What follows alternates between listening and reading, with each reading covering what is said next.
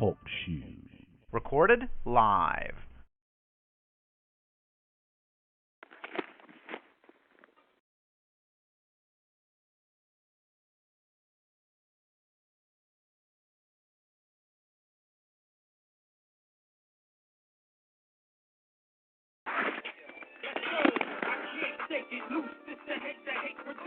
I'm here to break the noose and fight. Hell no. Let's go. United Front. I hear RBG.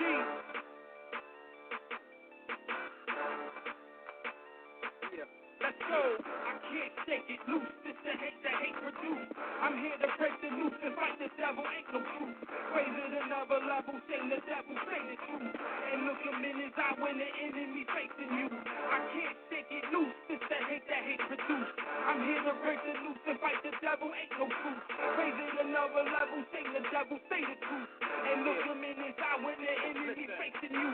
You peak, pale, thin, beast. I hate your red, white, and blue. And Ku Klux Klan sheep. I hate your president, your senate, and your campaign speech. I hate the British and the Romans and the goddamn Greek. It's no peace, yeah. Moral persuasion doesn't work with Caucasians. You speak this language through violence with guns blazing. So what I'm saying, negotiating with Satan, it's a waste of time. You out your African mind. Gonna make these devils pay for every single crime ever committed. Crackers, you did it, now it's time to die. I spray the ratchet, I bat it, no moving backwards. I'm sending bullets at crackers and all faggots. Forward is the motion. Killing devils on different levels, concocting potions to stop them from encroaching. On our way of life, I got a knife to split his throat with. Get my people hyped, cause what I write is always dopeness. I can't shake it loose, this the hate produce. I'm here to break the noose and fight the devil, ain't no truth. Raise it another level, sing the devil, say the truth. And look him in his eye when the enemy facing you. I can't shake it loose, this the hate produce. I'm here to break the noose and fight the devil, ain't no truth. Raise it another level, sing the devil, say the truth. And look him in his eye when the enemy facing you. Take a step in my lane, I'm projecting the pain. Visions and pictures in my veins of us tortured and slain. So many sons and daughters slaughtered, some known on the name. Bringing my eye to the situation is why I came. Every pet nation gon' exterminate. Marcus Garvey, Mugabe, politics, run them all away. KPI type methodology, how the gods play. Try life and I don't play. Kill these crackers in broad day. Enter the scene, got them clean and watch me swerve out it. Big juju in my pocket, I ain't worried about it. That go from grown-ups to babies. Salute my Baba, Khaled, Muhammad. We solid, I call for balance, is very valid. Yeah, murder these devils, it's divine order. We opposites, I reject them mixing like oil and water. Africa for Africans, representing them words strong. I say shut them borders down and let us get a purge on. I can't shake it loose, this the hate produce. I'm here to break the noose and fight the devil, ain't no truth. Raise it another level, sing the devil, say the truth. And look him in his eye when the enemy facing you. I can't shake it loose, this the hate produce. I'm here to break the noose and fight the devil, ain't no truth. Raise it another level, sing the devil, say the truth. And look him in his eye when the enemy facing you. This ain't no Kumbaya vibe, my yasa is a war time. That's my war cry, double H fam and it's war time. Devils want it all, with peaceful coexistence. Answer separation, he's violently resistant. Coupe tech, bullet high, hit the deck when bullets fly. The devil won't change and needs to be euthanized. The stupidness, foolish minds, you will get usually blind. Suicide, trusting this cracker is suicide. Fool me once, shame on you. Fool me twice, you know the play. That peace talk is juvenile, it really don't hold no weight. Fighting hate with love sounds great in theory, but never ever work in history. Name one place that this cracker went. Name one place that this cracker left alone. I bet that they was war prone. Keep a piece in your wardrobe and know the world's a war zone. I can't shake it loose, this the hate produce. I'm here to break the noose and fight the devil, ain't no truth. Raise it another level, sing the devil, say the truth. And look him in his eye when the enemy facing you. I can't shake it loose, this the hate produce. I'm here to break the noose and fight the devil, ain't no truth. Raise it another level, sing the devil, say the truth. And look him in his eye when the enemy facing you.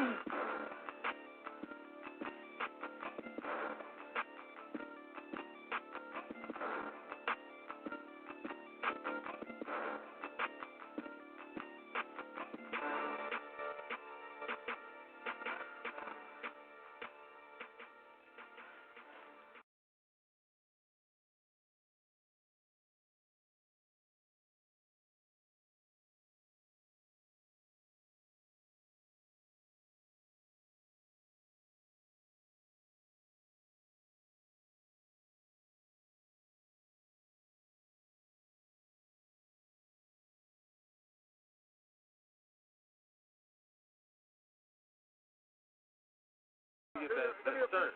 Yeah. Yeah, that's the man. Garvey had the answer 100 years ago. I'm a RBG.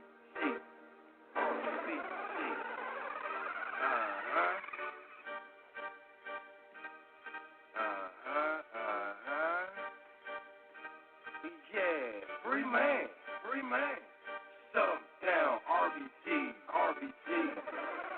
I'm in love with my people. Yeah, I'm in love with my people. I know we great or we ain't equal. Today the devil, they the evil. We the gods, we the heroes. I'm in love with my people. I know we great or we ain't equal. Today the devil, they the evil. We the gods, we the heroes. I'm in love with my people. Yeah, I don't fuck with Elvis or the Beatles. It's a proven fact that we ain't equal. The time they living in still medieval. We come from the gods and they evil. We come from the stars, we the heroes. I don't go to church or no cathedral. I think like a king cause I'm regal. Yeah, black with power, I am black with power. Yeah, black with power, now we back in power. Yeah, I gotta stay full of pride. Open third eye, black power never die. Yeah, I'm in love with my people. I know we great or we ain't equal. Today the devil, they the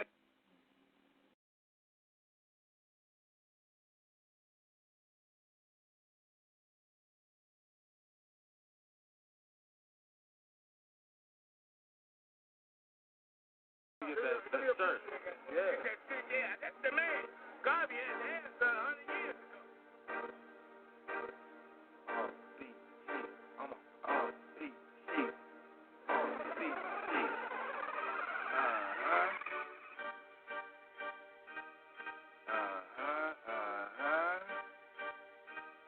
Yeah, free man. Some down, RBG. I'm in love with my people. Yeah, I'm in love with my people.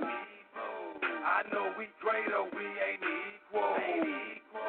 Today the devil, they the evil. We the gods, we the heroes. I'm in love with my people.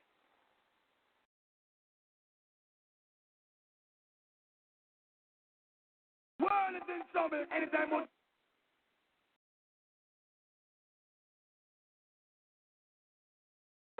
It's a war for control. The control of your mind.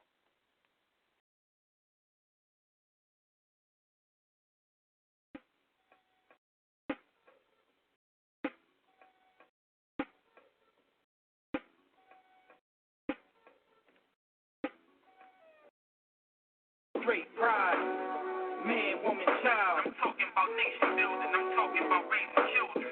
Straight pride, man, woman, child. I'm talking about nation building, I'm talking about raising children. Straight pride, man, woman, child, yeah, straight pride. Man, woman, child, yeah, straight pride. Man, woman, child. I'm talking about nation building, I'm talking about raising children. Family, the backbone of the nation, along with spirituality, culture, and education. The Negro president supporting abomination. Get it? Abomination, this is an abrasion. The black family needs saving. Mental enslavement got you sexing like cavemen. Sisters that they gay friends, closer to playpen. Now you wonder why Jason is messing with gay men to make our population double. Gotta build some healthy couples, black man and woman, far strongest healthy muscles. Brothers find a hustle, love your woman, let her trust you. Some of y'all on the down low, and feminine like Russell Simmons. Whether you pitching or you catching, you's a faggot. I ain't talking ERAs, homers of batting average.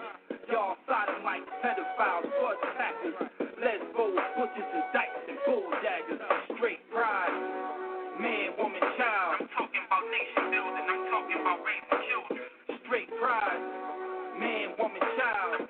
nation building, I'm talking about raising children. Straight pride, man, woman, child, yeah, straight pride. Man, woman, child, yeah, straight pride. Man, woman, child. I'm talking about nation building, I'm talking about raising children. They want to kill our Y chromosomes, triple our X. Have a sword fighting for the fire, homosexuality. 2 moms, 2 dads, I don't care what heifer has. Kids, skip that paragraph, do some extra credit math. Not the lampoon, but in the bathroom, Senator Larry Craig posted up, by the potty, wearing pumps, giving jumps. Brother Bo, look how they got me. They slyly at me when they slide by me. I sense the presence on the gator, homo fact radar. Could never go the Roman path. Prince Hakeem, royal bath, queen with the royal rag and massage oil, yeah. The perfect synergy blends with me splendidly. We can start a trinity. Man, woman, child, black POTUS got the voters, tender 40s, homophiles. Let's send them out of style. Rap, all black shroud, black pride, black life, black family and power. Straight pride. Man, woman, child.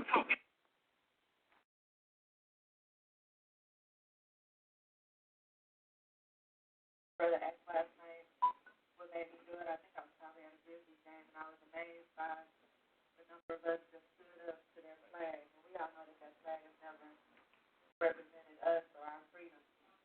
So at this time, just like the cracker would ask you to do, ask you all to stand. Put your black power fists in the air. If any of you want the lyrics to this song or want the song, you have a CD back there, but you want the song in particular, I will give it to you. Because as the brother said, this is something that we should have at our event, to open up each event. Black Power event? Black Power! Oh, say, and you precious, oh, precious, I thank you for their life, and when my people see who's right and bright stars represent all the stars.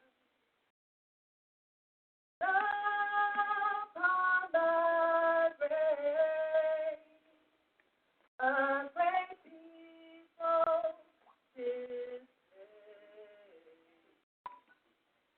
Now the time has come for the revolution, as we breathe through the night and take over their lives. Oh, say does that red flag bring every clan flag wave? Black Power! Down their land of the free, forever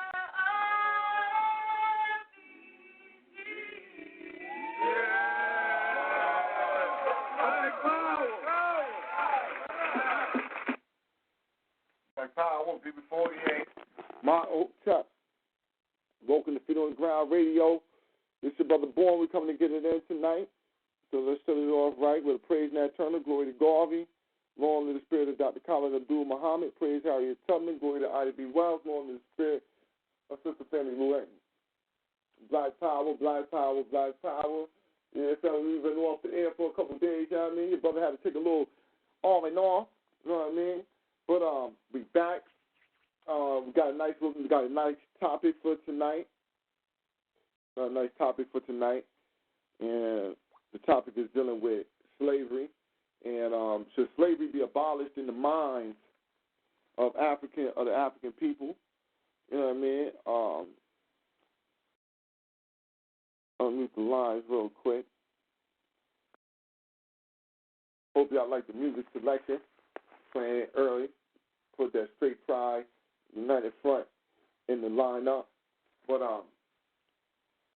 again, though, the topic tonight on Think Tank Thursday is slavery. And should it be abolished in the minds of African people? And this is a topic spent off of just piggybacking off of the last, I would say, 5 to 10 years. Definitely the last 5 years, but the 5 to 10 years we've had a steady flow of slave movies revamped, and it seems to be put slavery in in a light where whites don't seem as culpable for a lot of the deeds. A lot of just different shenanigans being done with the whole retelling of the story of slavery, and there's the context that they're giving to the family out there.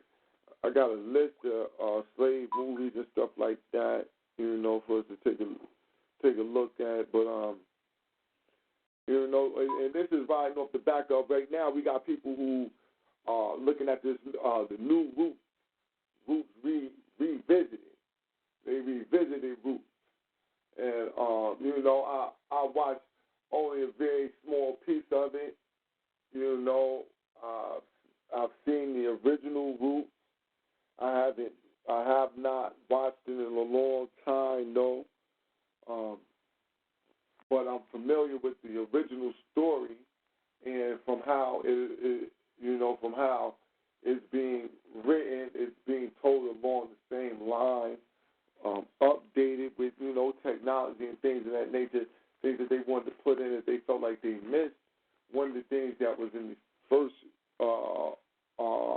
segment, though, was the retelling of the story on how the Africans, we as Africans in America, how we were actually, the beginnings of how we were actually put into this situation where we could be led aboard ship. It was more led out for where it seemed as though, through the storytelling of the I guess it's a mini-series.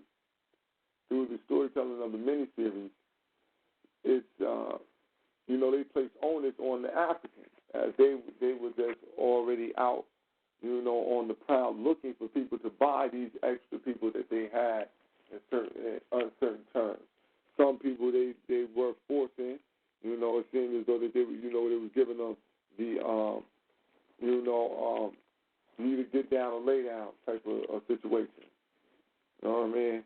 But it's being told more of as though you're not really seeing the hand of the Arab and the Caucasian and how they actually, coerce over time in brutality, violence and brutality, coerce certain tribes to go along with some of their, some of their fucking shenanigans. But with that being said, family, what's going on out there tonight? Black Power B48. What to do out there? How you doing, Sister McKee? With the family coming on in. What's going on out there, Sister McKee? How you? Black Power. Good tonight. I was, just tuning in, trying to get a feel for the subject. I've been seeing that a couple of posts on Facebook about that, and I really didn't watch the Snoop deal because I know he put out a video about it, but I didn't, even take time to watch it. Did you watch that? So I've heard of it, and by you saying that, I wonder what he has to say, and I think that, it'd be good to play that. I think in a little bit, we can pull that up because you spoke, and we can play that to see where the minds of the people at with just dealing with another slave series right now, and see where Snoop coming from with this. Snoop though Snoop got it. Snoop ain't yet apologized for bringing them girls on the red carpet with them leashes around their neck. No. You supposed to be, I seen him apologize to that white girl. So I wonder what Snoop got to say. Because he apologized to the white girl, Crispy Alzaia, Igloo, Australia. So I wonder. I ain't know nothing about that. I ain't even heard about, Yeah, he called her a bitch and apologized. Yeah. Wow. Yeah, called her a bitch and apologized. T.I. called that nigga, told that nigga, you better apologize.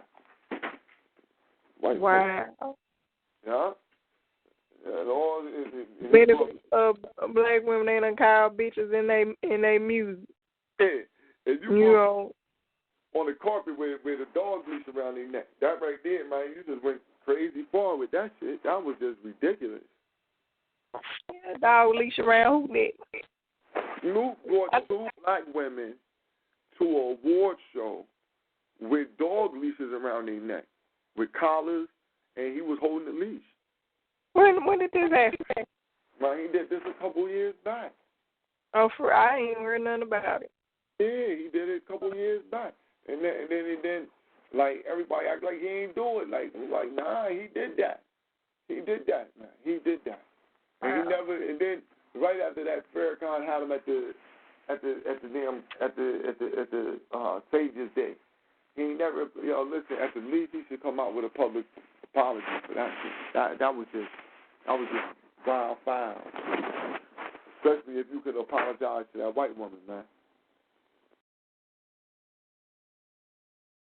But I'm gonna see what he got. I'm gonna see what Snoop got to say. I don't know if Snoop a Muslim now or he's still a Rasta. I don't know which one. You know how some of the Rastas are about them cracker wings and letting crackers in. Mhm. It's a perfect little place. Like they like to hire. I be having to watch it when I be adding people with their Rasta shit on. I have to go in and go to their page and look. A lot of them, accidentally added crackers, looking at, picture of Bob Marley. They're thinking it's a black person. Mhm. Yeah. And then I even seen somebody who had posted a picture of Grip with the damn cracker rock. Yeah. With the white boy, they say was some type of pedophile.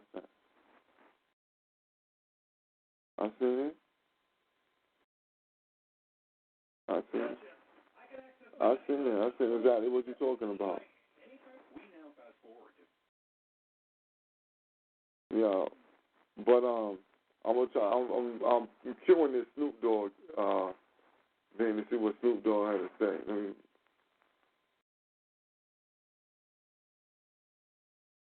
get this right. See exactly what he's chiming in about.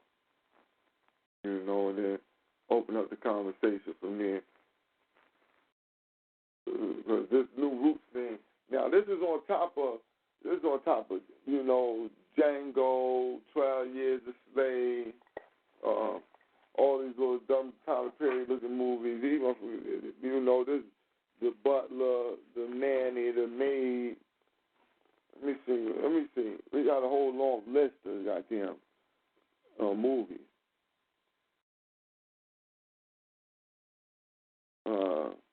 Let me see. All right. Crackers on a movie called Savannah that came out with, and this is 2013. This is 2013. This is what the Cracker put out. This 1 year. The Cracker put out a movie called Savannah, starring James Caviezel and the brother Ojefor, who played in 12 Years a Slave. Right? He was a white hunter who developed a friendship with a freed slave. They got Something Whispered that had Cuba Gooding Jr. in it. And he starred as a man who attempts to free his family from slavery on a tobacco plantation 1850.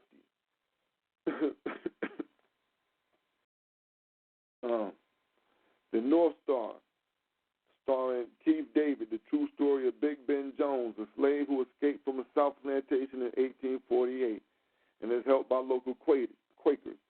You got The Keeping Room, a Civil War drama about 3 Southern women forced to protect their home against a group of Union Army soldiers. You got Belle, which was set in 1700, story of a mixed-race girl who falls in love with an advocate for slave emancipation. And you had Tula with Danny Glover focusing on the slave uprising on the Dutch colony of Curaçao in 1795.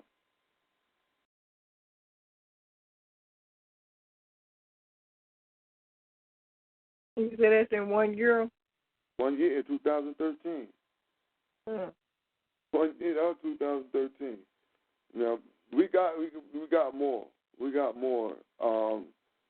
This was just one drink that I pulled up that had a list of a whole 1 year real quick. You know. So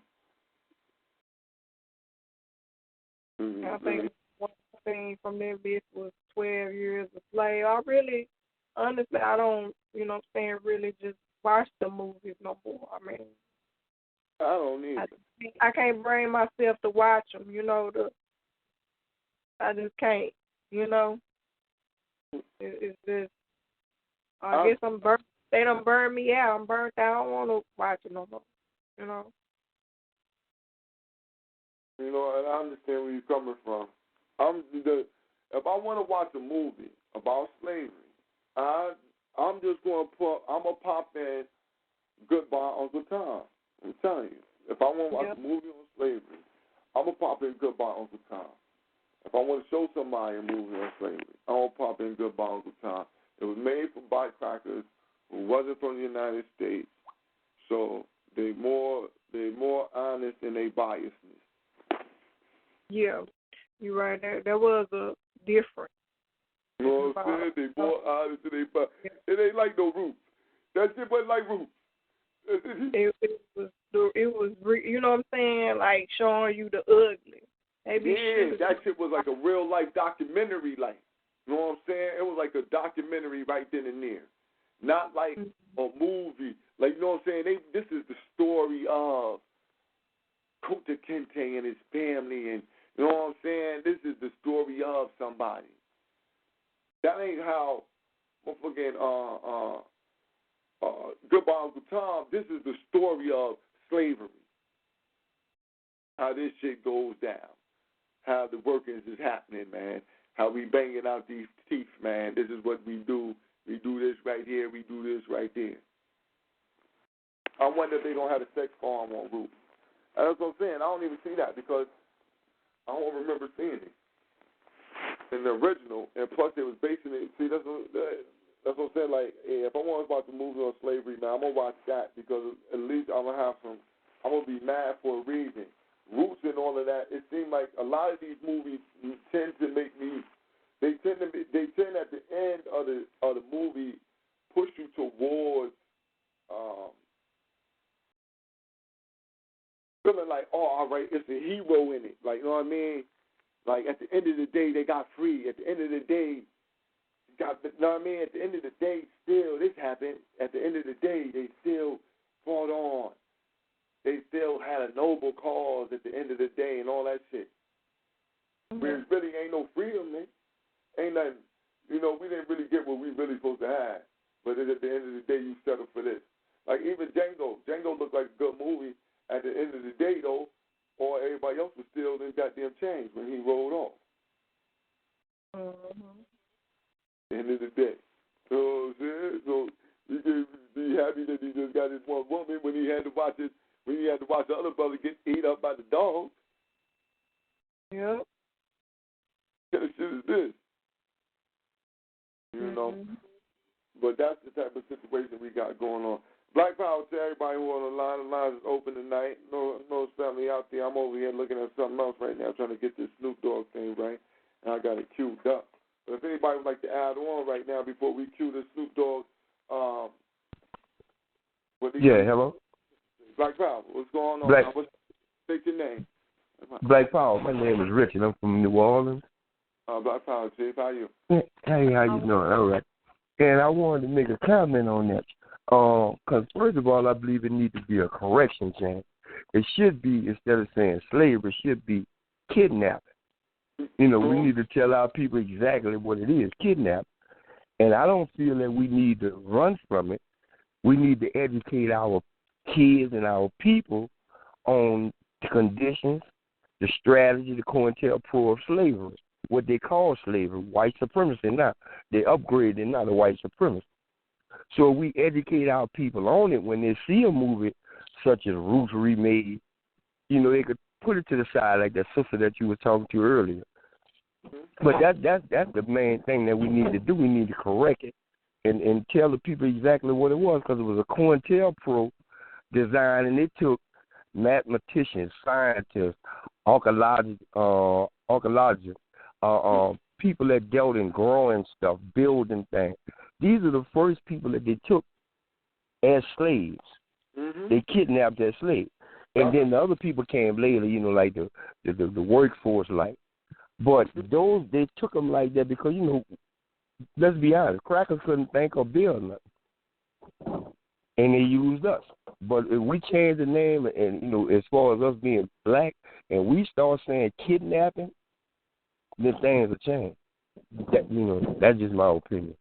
Black Power, you know, family, I was using the term slavery because normally I just say prisoner of war. But for the conversation, and knowing how people understand it, you know, we're using the term slavery. Because I understand exactly where you're coming from. We was kidnapped. You know, prisoners of an unjust war. Totally agree. But yes, I think that, you know, one thing that you're saying, though, it does give you a chance to educate people when they do pop up a movie like this. Right. Even though a lot of the masses are going to get dumbed over, but we still got to realize you got your own community to deal in where you can do a showing, you might can do a viewing of the same movie, then have a conversation on it and really break down the intricacies of what's going on and how they mistelling the tale, where they telling the truth at and where they lying at, what's fabricated and what's not, and where we can back up information on. Right. Yeah. Right. But I feel if they break it, you know, they putting out slave movies, you know, just say that idiot Spike Lee. We could get him to put out, look at the rebellious, all the rebellions that we had, that's silence, that's really in the history books that's told by John Henry Clark, Dr. Bennett. We could put out movies like that. I guarantee you, white supremacists will try to block that. Yeah, you know, like the Haitian Revolution, if we do a movie with Toussaint Overture and Boukman Dada, and you know their phrase was Kupate Boudikai, cut their head off and burn their house down. So if we put out a movie like that and blacks support it, then whites will realize that, you know, we waking up. Mm-hmm. Right. You're right about that. I've seen somewhere, man, I don't know if it was a myth or not. I'm gonna have to look it up though, but I've seen there's supposed to be a Nat Turner movie in the mix, but I don't know exactly who's supposed to be producing it. I'm gonna have to look that up. But let me for a moment. I've seen it too. Oh, you seen it too? But somebody said something to me that, you know, that might be kind of twisting the story on that or something. As far as how they gonna tell the story. And I think it's a cracker that might be putting that movie out, if I'm not mistaken. I think from somebody else. You know, I didn't actually look it up myself. True, sister. So we have to do the we're gonna have to go ahead and do some due diligence to find out exactly what's what. But listen, family, real quick, I'm gonna play this Snoop Dogg commentary real fast. This ain't but a minute. If you could you just quiet your mic and maybe mute them? But we're gonna hit this right now.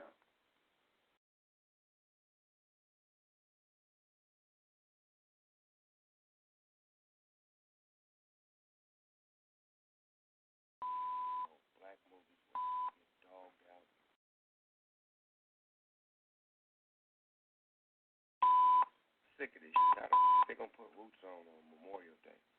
They gonna just keep beating that in our heads or how they did us, huh?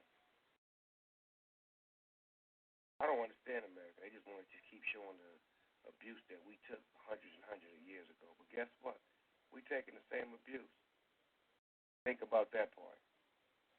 Y'all gonna make a series about the success that black folks is having. Only success we have is roots and 12 years of slavery like that, huh? No, I ain't watching that. I advise you that's real like myself, them television shows. Create our own based on the day. How we live and how we inspire people today.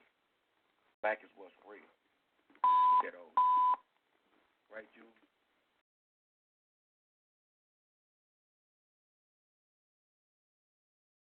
Black Power. Black Power. Black Power. All right. Now. It blanks in there. Yeah, they beeping him out, man. I got to try to find it without the bleep, you know.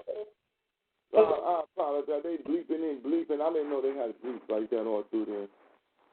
But I don't know, man. Snoop just. Let me see if I can find it without the bleep, because that was just horrible.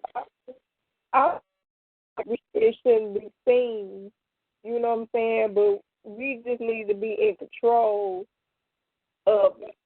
You know, we need to be more in control of our story and how it's told, and what, you know what I'm saying, with how the story is told.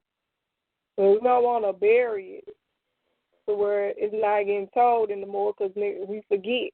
We have a tendency to forgive and forget. So it needs to be seen, but whitewash. Now listen, all right. I found it. I found it. I apologize, but here we go. We're gonna listen to Snoop, and we're gonna listen to it the right way. Here we go.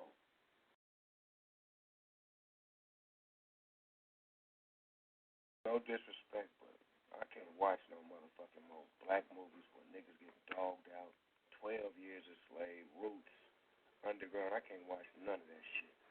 Sick of this shit. How the fuck they gonna put roots on Memorial Day? They gonna just keep beating that shit in our heads or how they did us, huh? I don't understand America. They just want to just keep showing the abuse that we took hundreds and hundreds of years ago. But guess what? We taking the same abuse. Think about that part. When y'all gonna make a motherfucking series about the success that black folks is having. The only success we have is roots and 12 years of slave and shit like that, huh? Fuck y'all, I ain't watching that shit. I advise you motherfuckers that's real niggas like myself, fuck them television shows. Create our own shit based on the day. How we live and how we inspire people today. Black is what's real. Fuck that old shit. Right, Jules?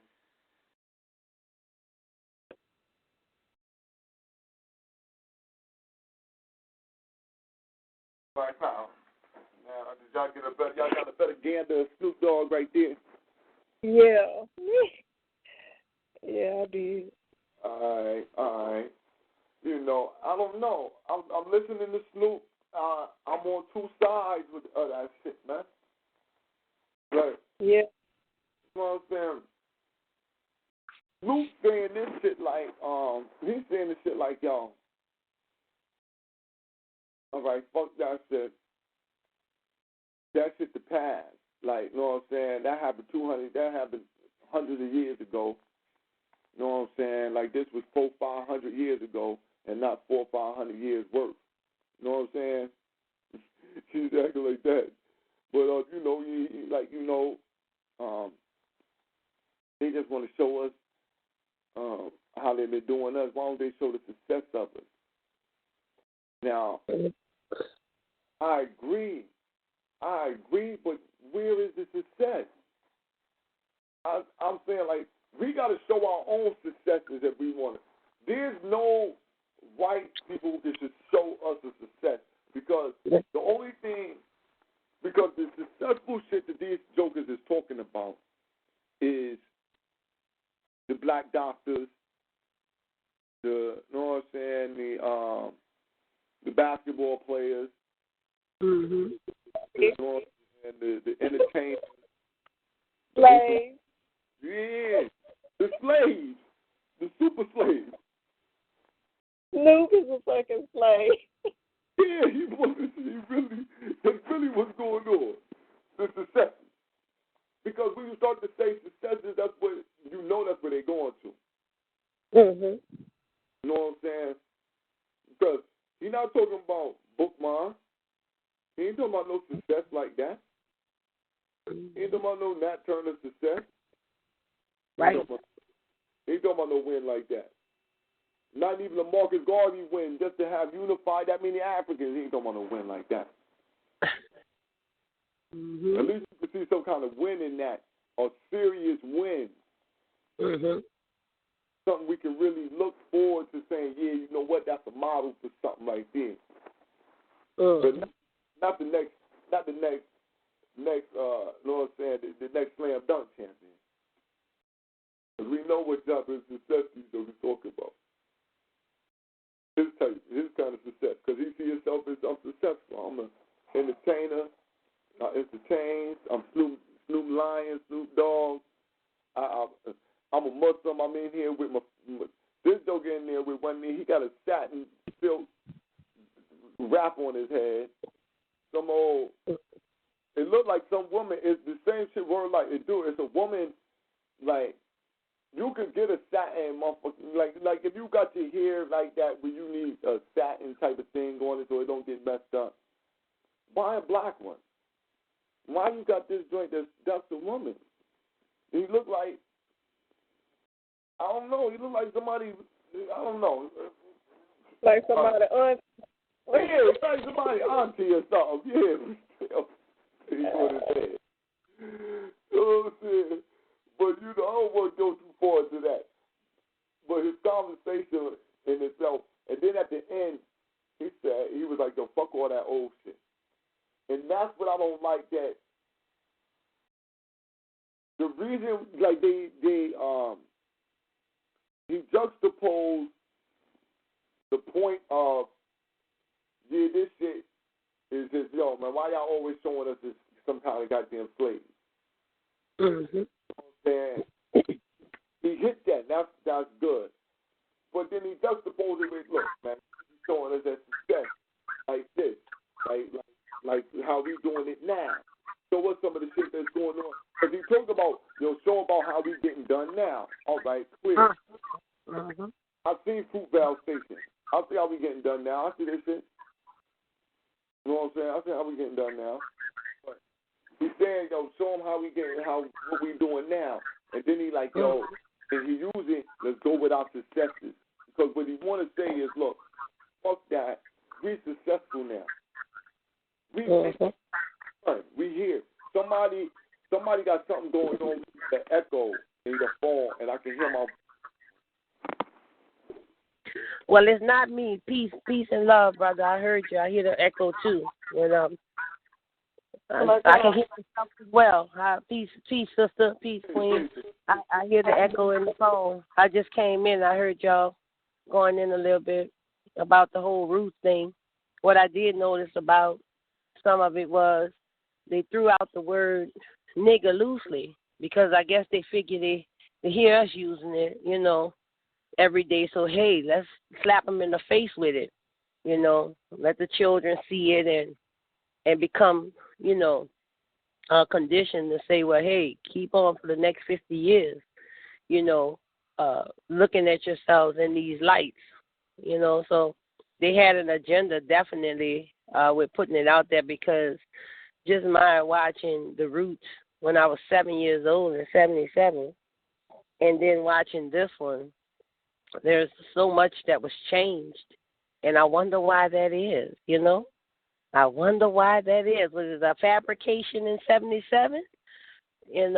I think some of the horrors of what we saw in the old Root was 100% accurate, They dumbed this one down, definitely, to make it seem as if, the slaves or the, as one of my brothers would say, the prisoners of war was happy with these conditions. When we know that was the furthest from the truth, But yeah, they put these images out there so that that we could to frame the perception of our children and those coming up today, our younger adults in their 20s, early 30s or whatever, this is the perception they want us to go by, like, hey, it wasn't that bad, y'all. See, y'all heard this and y'all heard that, but it really wasn't that bad.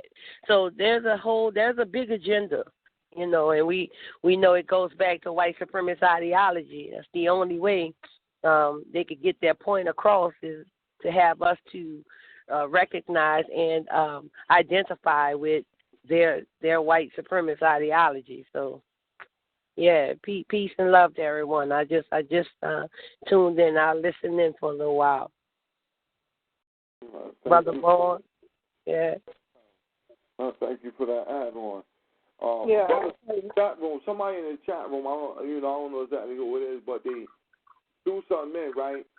That was interesting. That History Channel bought the rights to the movie Roots from this hat. Mm-hmm. Mark Walper. Yeah, so they bought that from this hat right here. I'm trying to pull him up, but I can't. Oh, there he is. There he is. Oh man. So that give them the right to do what they want to do with it, huh, brother? Mm-hmm. Yeah. So, all right. And that is one of my biggest problems with it right there is white people are making more money off of it than we are. They still making money off our ancestors. Oh, off our ancestors. They're making, yeah. I mean, they're robbing the land of all the natural resources, minerals, oils, everything. They're rich every day, because they're in there. They're doing what they deem necessary, while the inhabitants are living below poverty levels, They're robbing the lands of the riches and all of the resources there. I mean, they have our artifacts and things in museums across the world, and they're reaping big benefits, from our artifacts that they took from the motherland. Yeah, they're robbing us blind, Yep, left and right, in front of us. I don't know, man. Listen, man. Guess 12, man. I don't know. Guess 12, man. Guess 12, I don't know, man. Guess 12. You put that out there. You gonna have to send me a link that show that History Channel bought the rights to Roots from Mark Walker. Because right here it's showing that Mark was still, he was still on the call on this. He's still on the call. And his father, the one who helped create the first one from 1977. So, and the books is never like the movie got the book title, but the books and movies always different.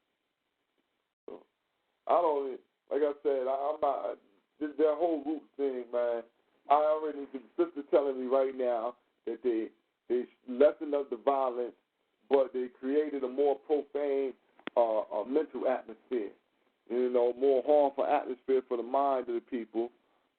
And I'm just,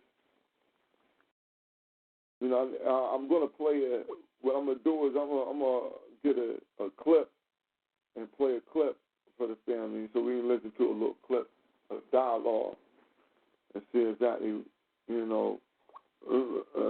put it to, just break down the dialogue, and we'll find a little 3-4 minute clip.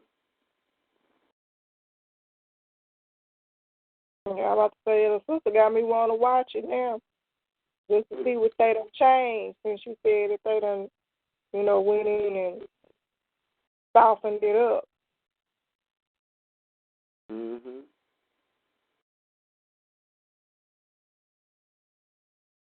I don't even know which channel it come on, so I just have to see if I can catch it on one of those free.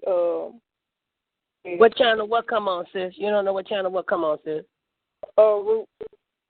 Oh, if I'm not mistaken, if I'm not mistaken, they showed it on the Lifetime Movie Network or the Lifetime Network, as well as the History Channel. And a friend of mine told me it was on another channel as well, but I know those two for certain. Yeah, that's hey, I'm a mute. Hey, Brother Bourne, I'm a mute because there's a little sound in the background. I'm a mute for a little while, but I'll chime in. All right. Okay. But they come on, man. Come on, Snoop, get off of here, man. They trying to make me hear Snoop again. I ain't trying to listen to him again.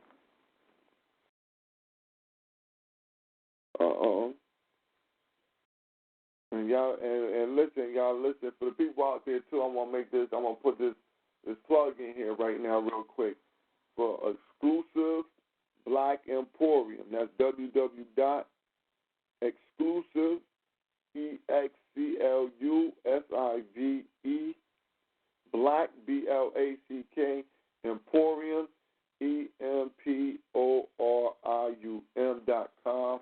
Go there, pick up your, your African wares, your earrings, necklaces, and all different types of pieces, keychains and magnets, just to bring the spirit of the family into your house, and before you get it from the rest, buy it from the best. So go to Exclusive Black Emporium, you know what I mean, and, it's family doing it, so. Like power. Like power. And if you go there, it's Juneteenth sale. It's a Juneteenth sale. If you spend $25 or more, you get free shipping. Use the discount code Ancestors. That's ANCESTORS. Ancestors. So this is the Juneteenth sale. So y'all go get it right now. Like I said, you know what I mean? Y'all got 2 weeks, easy, 3 weeks, really. But you know what I'm saying? To go ahead and get that in. Check it out, ladies. They got the earrings, you know what I mean, for the men.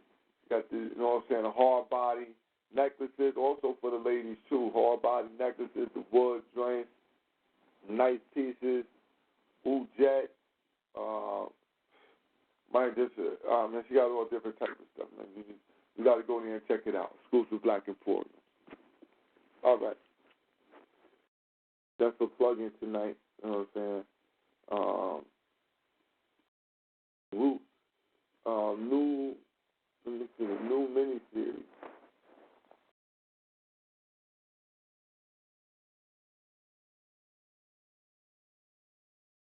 Trying to find a clip from him. So, all right.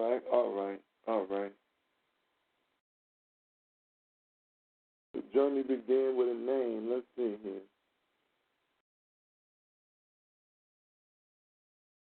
And so they got 2 different official trailers.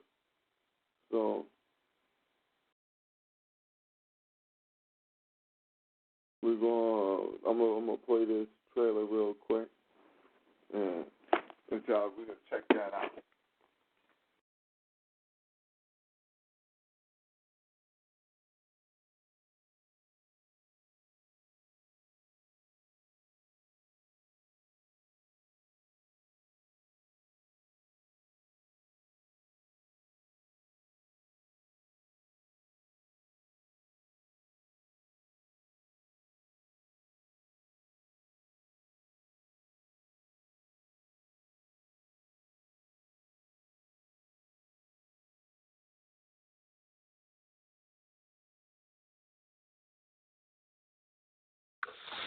Peace and love, family. You still there?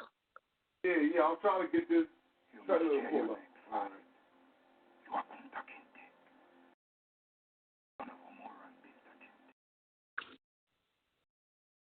Always honor your ancestors, the ones who love you and what. We're gonna start that over. We're gonna start that from the beginning.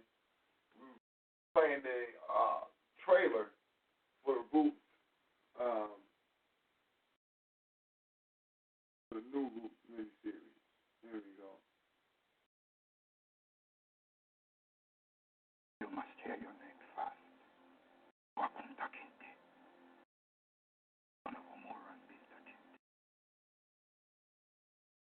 Always honor your ancestors.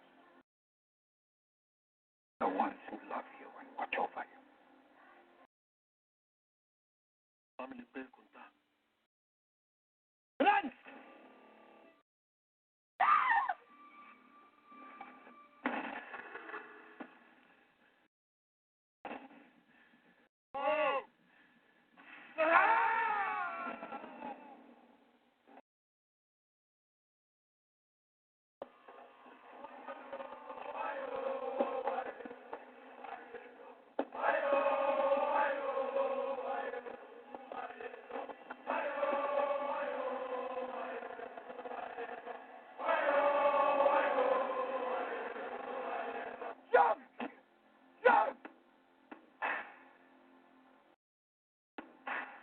Our home is powerful, boy. And everything on it. There is no house without slavery. God is my witness. I say you, even if he part you tomorrow, your love will never die. A name is who you is. My daddy took weapons night and day to protect his name.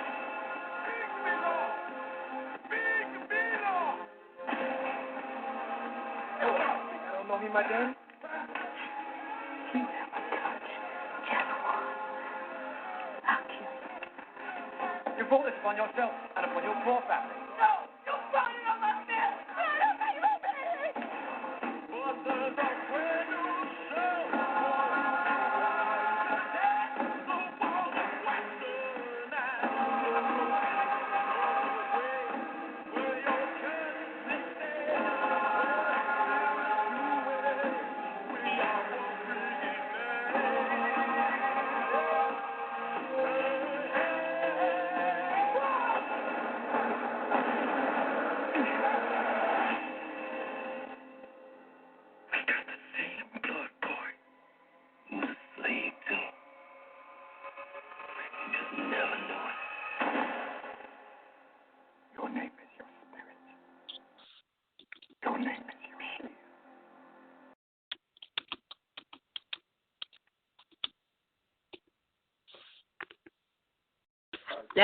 That was the trailer, right, Brother Bond?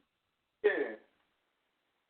That was one of them mind-boggling trailers that just put you in just have you captivated to the point where you just feel like, oh, I'm beneath them. Just take your boot and stomp on my head. You know, my daddy took whoopings day and night, and just, they put those, they knew what they were doing. They systematically set this up this way, because this Roots right here had nothing on the other one in regard to how vile their behaviors were towards our people, how wicked. I mean, I hardly saw these wicked mistresses that we saw in the last Roots slapping and hitting up on the kids and mistreating the so-called slaves that worked in the house. At the big house, we saw a lot of that. We saw a lot of. I even noticed on this one where they had the men working in the field. They had one shot where we had about 3 people in the field. I was like, 3 people ain't working that field. They had hundreds out there. They can stop that, So the illusion is real. Yeah, I'm looking at it and just just the cinematography, as you said, if some of the violence is taken away, they're going deep into the psyche, though, for everybody who's watching this. Everybody who watches this, their mind is being, they're definitely doing some disturbances to the psyche with this. Because the thing about the name, as you stated, the young lady, black woman saying, my father took weapons for his name or whatever have you. You know what I'm saying? Then at the end, the white man coming back with, your name is your shield. And the context for how they got us right now named after Caucasians, man. We so far removed from being African and having an African name that whatever we got now is that's what we riding with. Mhm.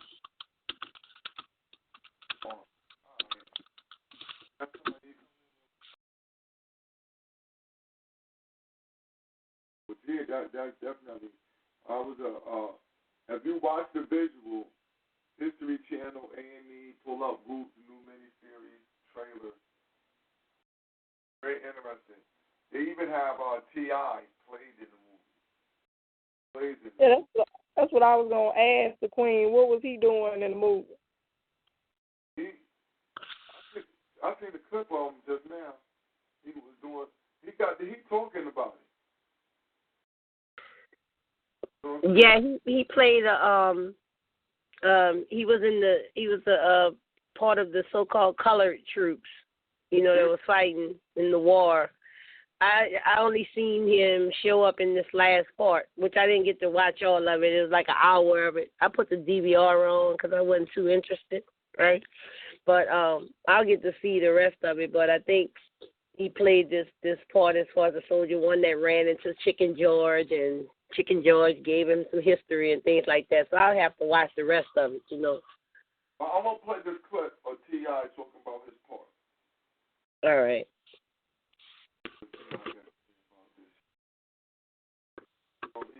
He's a snitch, federal snitch. As a war starting, old man, you know it ain't gonna be no safe place once these crackers start shooting. If you had to be a slave in the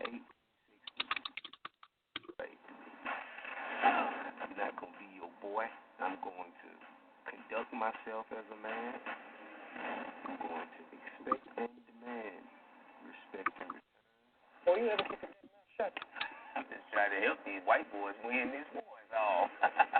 Roots opens up the floor for much needed discussion, open dialogue about how we got here, how we improve, how we evolve. It's just time to take it a step further so the story can live on and continue to be told, and people will see the importance of our heritage, of our history. Hey, YouTube fans, this is Lawrence Fishburne from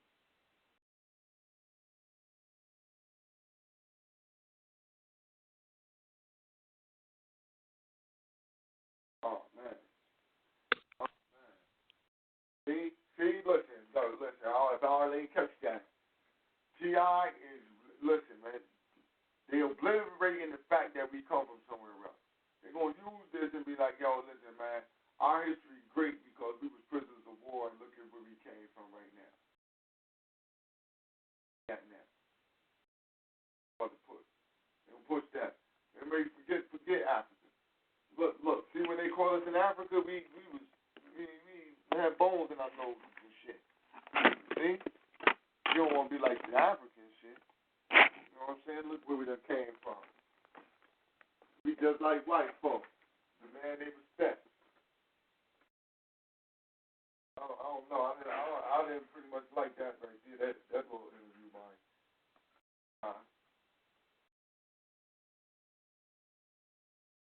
Maybe I'm too critical.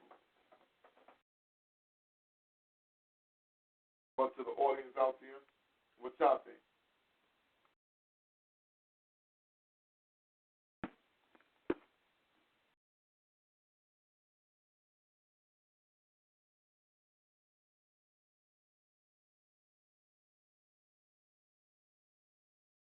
I'm sorry, I didn't get that last part that you said.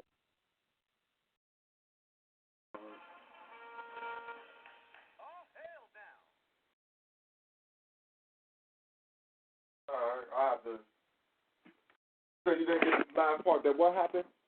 I'm sorry. No, I didn't hear the last part you had said. No, I was just saying. I just didn't. The way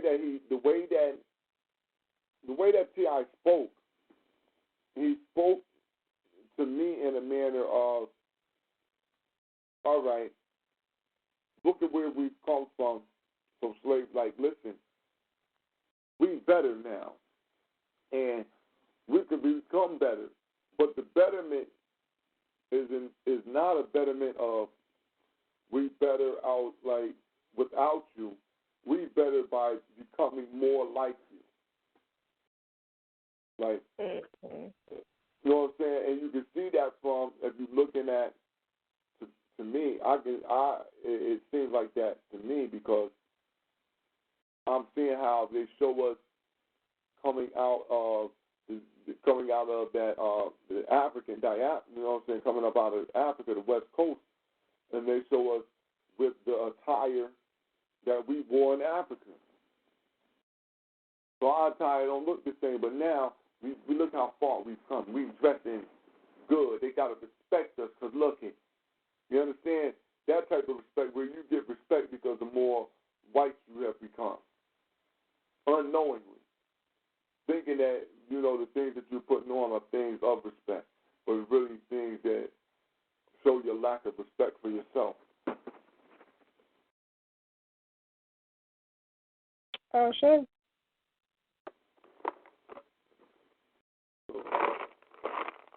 So that's what I said. If you want anything, you know, you heard it.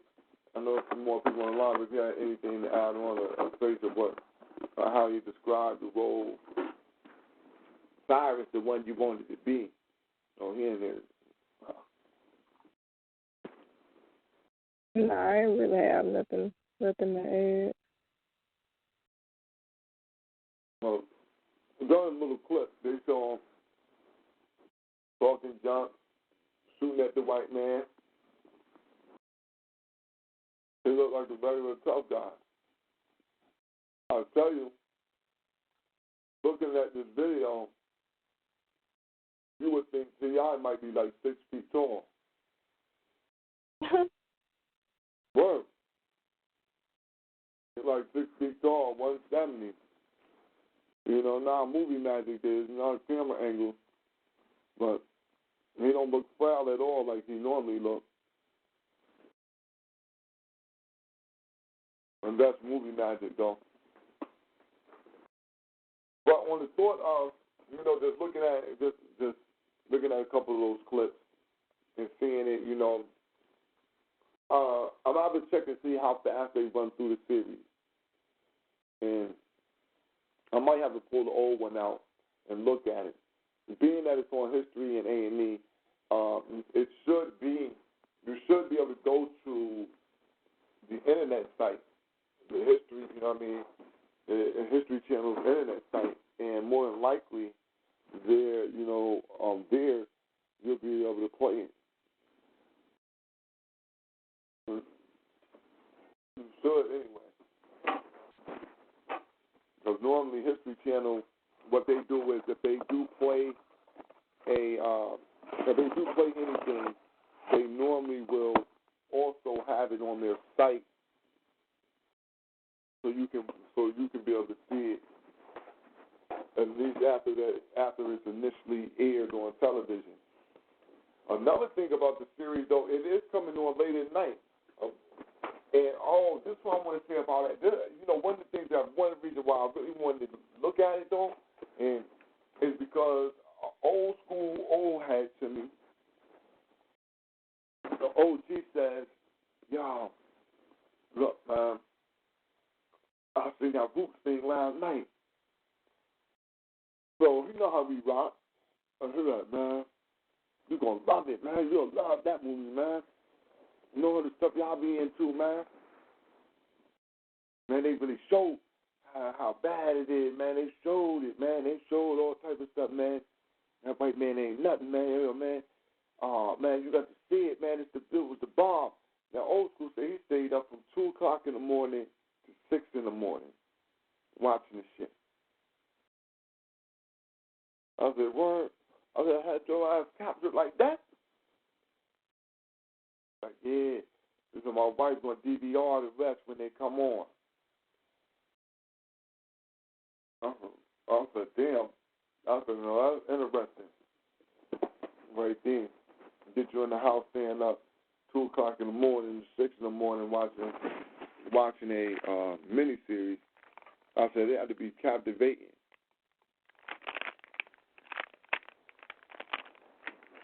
I'm definitely looking. I'm gonna look forward to at least checking out half of the series. So I'm gonna get on my internet, look for it, find it, and look at least half of the series. In order to make a good critique of the series. But in regards to slavery on our minds, and I think that slavery should be abolished from our minds, and it should be replaced with the understanding of being a prisoner of war. And being a prisoner of war, there's only one or two ways for you to get out. Either your allies rescue you, three ways. Either the allies rescue you, you form some type of truce or treaty with the parties that's holding you, or you do the African way and you free yourself. You do the right way, which is free yourself. So you got to do that. Free yourself. If not, you'll be going down for the count. Now, this is what you got to do. That's the only thing that's going to work. Free yourself. So, I just wanted to make that statement with dealing with this situation. So I don't see,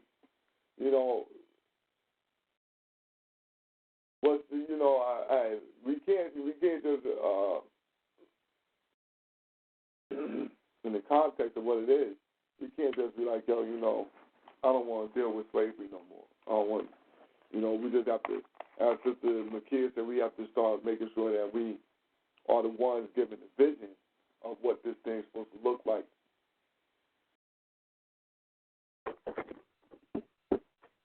That's the number one problem. Who's telling the story? Not that the story, and I think that that's what a lot of us is having a problem with. Mm-hmm. Yep. The story is being told, but it's who's telling the story. You know what I'm saying? And how they giving it to us. That's the main problem. It ain't that the story being told. And that's we should always be leery about who's telling our story, because it's our story. Right. When they do it, it's his story. You know what I'm saying? We don't need his story any longer. We need our story. And that's one of the reasons why, people are like, I could understand someone coming with, let's boycott. All right, if you come with that type of logic, listen, man, he's always giving us his story, man. We can watch the old one, man. We need our story now. All right. That's plausible. Or that's a good foundation to rock with. But just up and I just don't like it. I just don't, I don't think we should know about, I think they just beating us up with that. Nah, man, we need to know what fucking time it is. A lot of us forgot how we got here. A lot of us forgot. We think that we was all I don't know. A lot of people think we popped up in the cotton patch. Mm-hmm. We cotton patch kids. You know what I'm saying? Them the Cabbage Patch Kids, we the Cotton Patch Kids. And we popped up in the cotton patch, brought by the stork or some shit over here to America. It wasn't no people did it. It was the stork. Dropped us all off.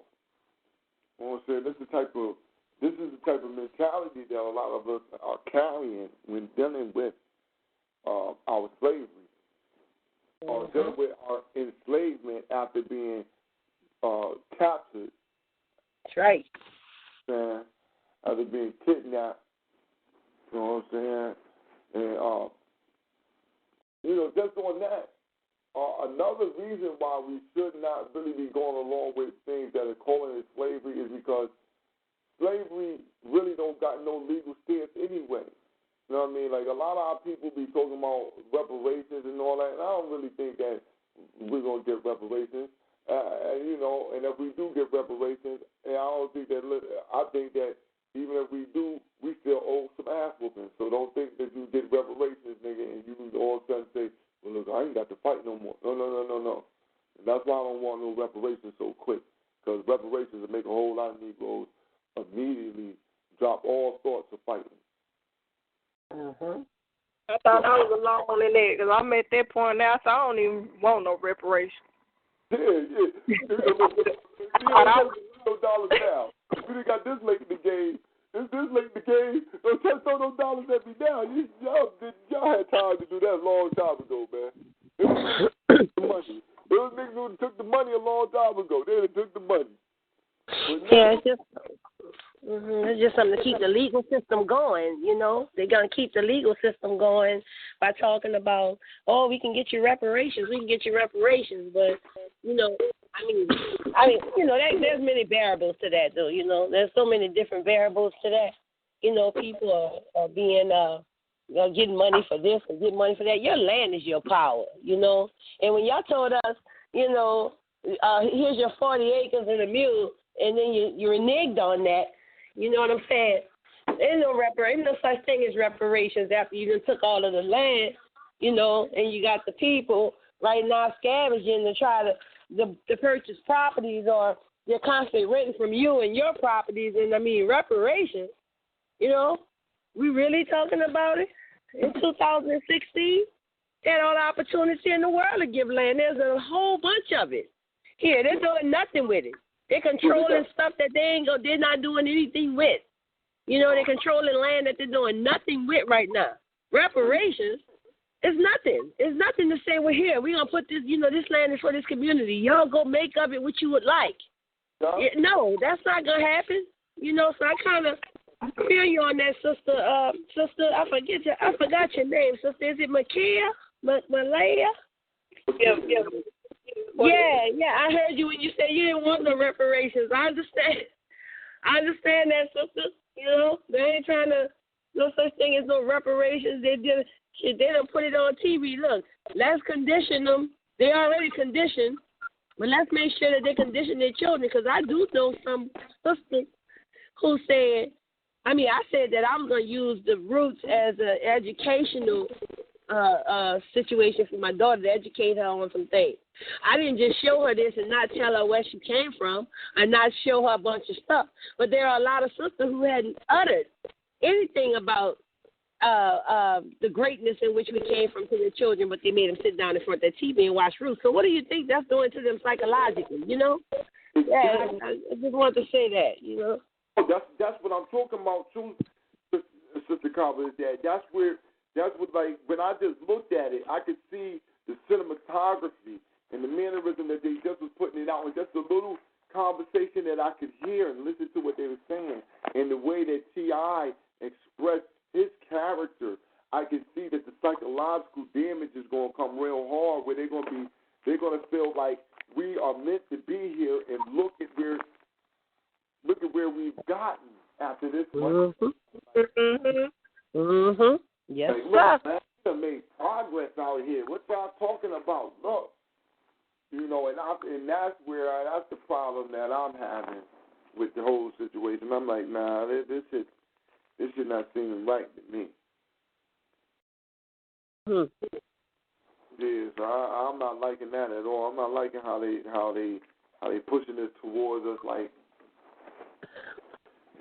you said, people are going to watch this and they'll watch this, but they've never heard of shit. You know, the regular people that we talk about, the normal, the 5, you know what I mean? The John G. Jackson, John Henry Clark, the Ben. She can't never in their life have heard of them, let alone play a video by Ashraf Kwesi where you can catch them on YouTube. Let alone, you know, do that. But we'll play this right here, and which is definitely going to be detrimental, because it puts... Definitely. You know, the school system is going to eat this up.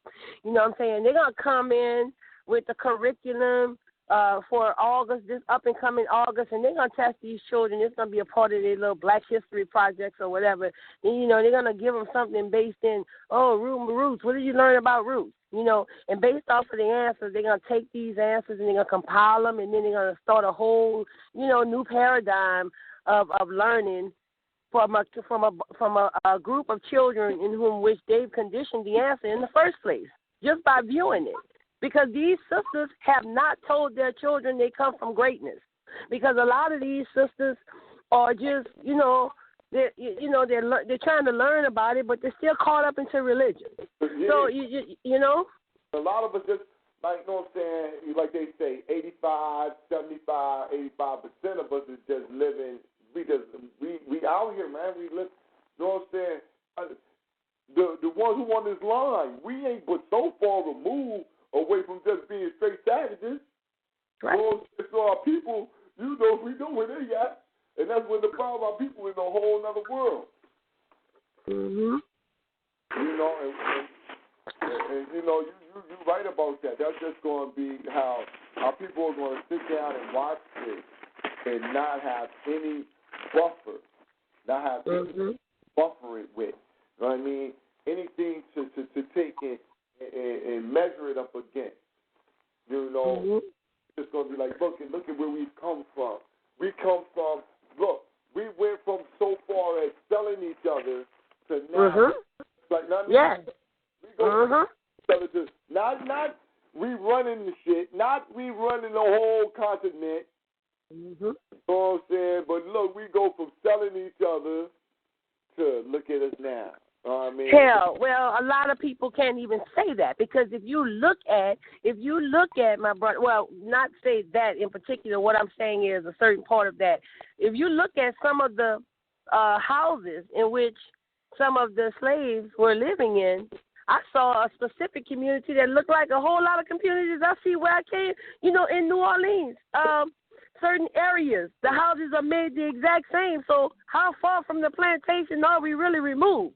It's difficult, brother. Not far at all. So listen, you saying that? Look, they got the video out, man. I watched the documentary where the black woman was on there saying in 1965 she had just ran away. Her aunt and them had just helped save them from slavery. Yes. Actually enslaved on the plantation. Hey, Brother Bourne, my father, who was born in 1943 in the Delta region of Mississippi, told me when he was born, they were living on a plantation somewhere off up in Shaw, Mississippi. So, they hid their tracks real good by knocking stuff down, and, they did a lot of damage, So, so the awakening for our people is detrimental right now. And what they're doing to our children right now is not good. Because just as we have some of our people coming into a specific awareness and trying to enlighten our children, here they come with a bomb, and throw this on TV, 4 days of it. I know a lady who specifically said, oh, no, I got to hurry up because I got those children lined up because they finna watch Roots. I told them they're going to see. See what? What are they going to see? What is they going to see, man? What are you talking? Oh man, I'm sorry, I added some people.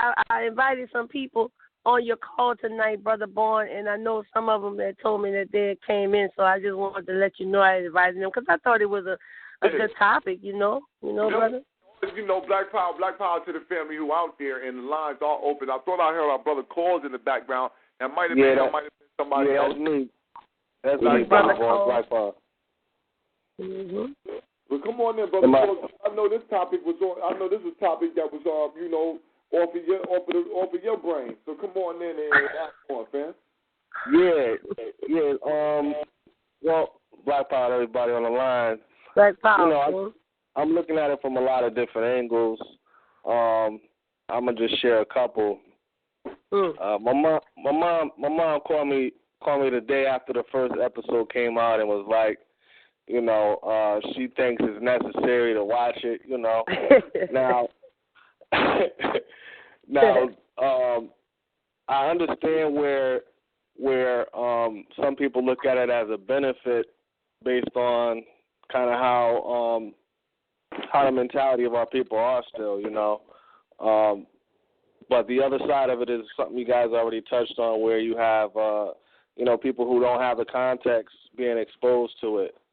Now, my thing about the greatness versus the slavery part is that until we deal with the slavery part, it's just like it's just like trying to have Black Power awards and we at war. You know what I'm saying? Yeah, it's true. We need to deal with the raw truth of the whole situation, and that is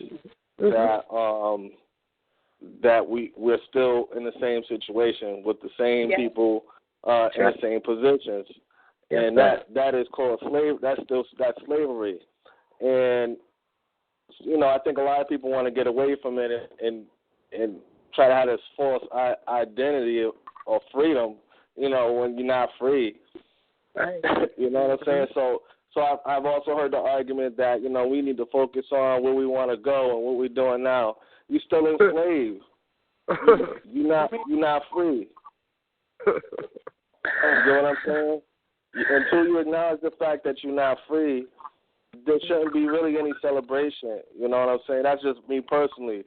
And so when I'm looking at the rules, because I watched episode 1 and 2, again, it's just like the older one. It's a romanticized version of what happened. I still think Goodbye Uncle Tom had the best description of what really happened, and even provided the context as far as showing like the Black Power movement and things like that when you're dealing with what happened after the plantation and the struggle that our people engaged in order to try to get a little bit more free while still in bondage. Because the reality of it is, it's just been a constant enslavement, but with some things added and taken away. That doesn't make it not what it is. And so you got the again, we got awards and stuff like that. People want to engage in, and no one is fighting. You know what I'm saying? You can't you can't get in the war if I ain't see you fighting. You know what I'm saying? You ain't draw one sword, but you get acknowledgments and accolades. And we got to be careful with that within our own community, just as much as we should be careful with taking roots at face value as a historical, accurate documentary. Yeah, I agree. 100%. I agree with you, King. You said something, right? You know, and just to hit the award thing, right? In America is one of these award system type of countries where they celebrate, they make everything celebratory. You know what I'm saying? So any little thing seems like a victory to keep you off of what major should be happening. You know what I'm saying? You graduated from pre-K. You graduated from starting. You graduated from elementary school. You just graduated from senior high. You graduated from middle school. You graduated from, you just graduated from high school now. Or everybody win a trophy.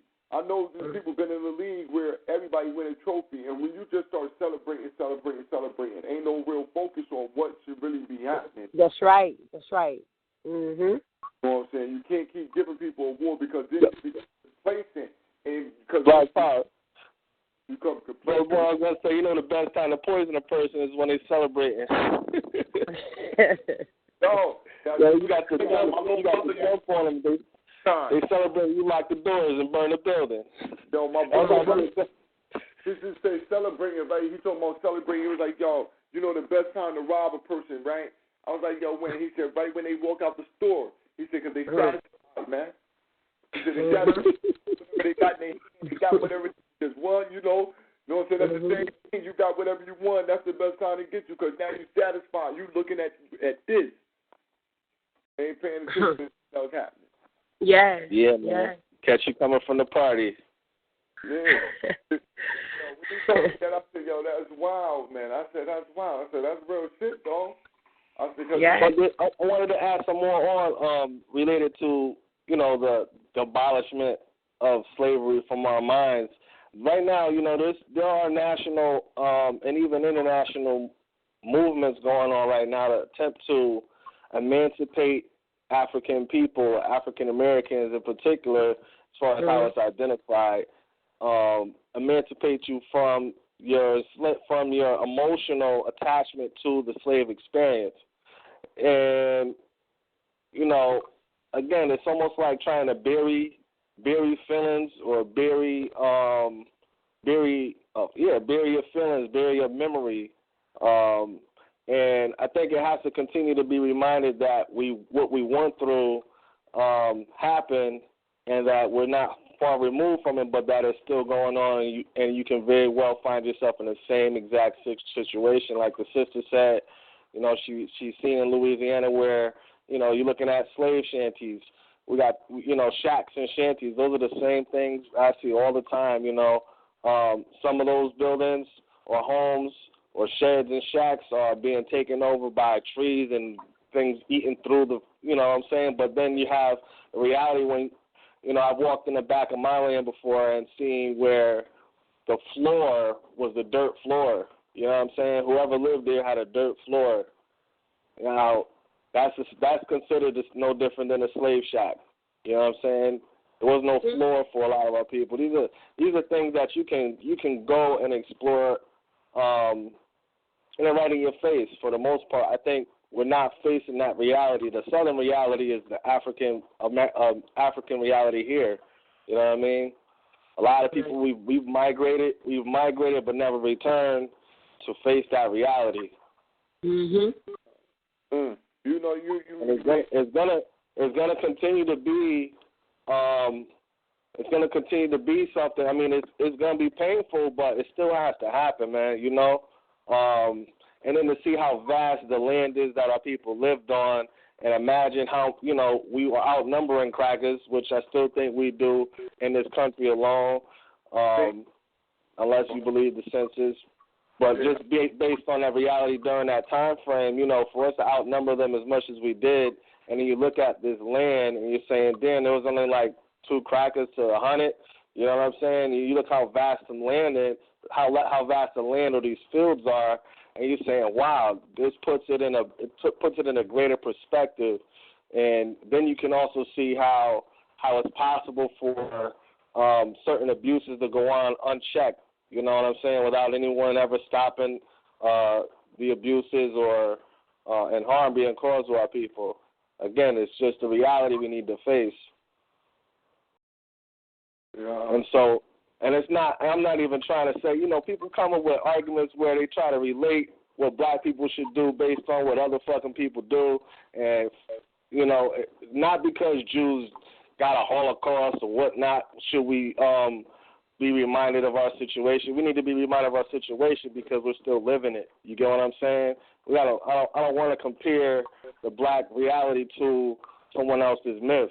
You feel what I'm saying? So that's also something we gotta get out of the habit of doing, is comparing what we should be doing to what other people might or might not have done or experienced. Yeah, we can't no longer be into the Bible mode.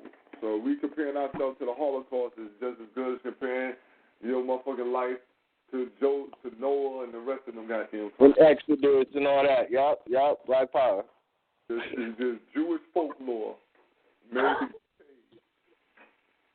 You know what I'm saying? But, you know, one thing that you said that was important, right, is this thought of emancipating ourselves from the thought of slavery.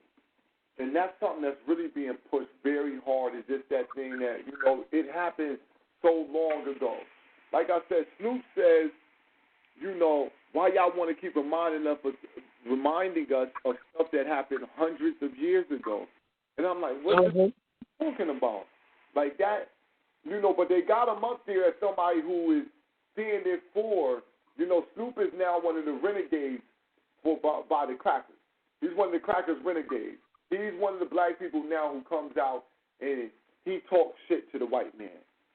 He talks shit to the, you know what I mean?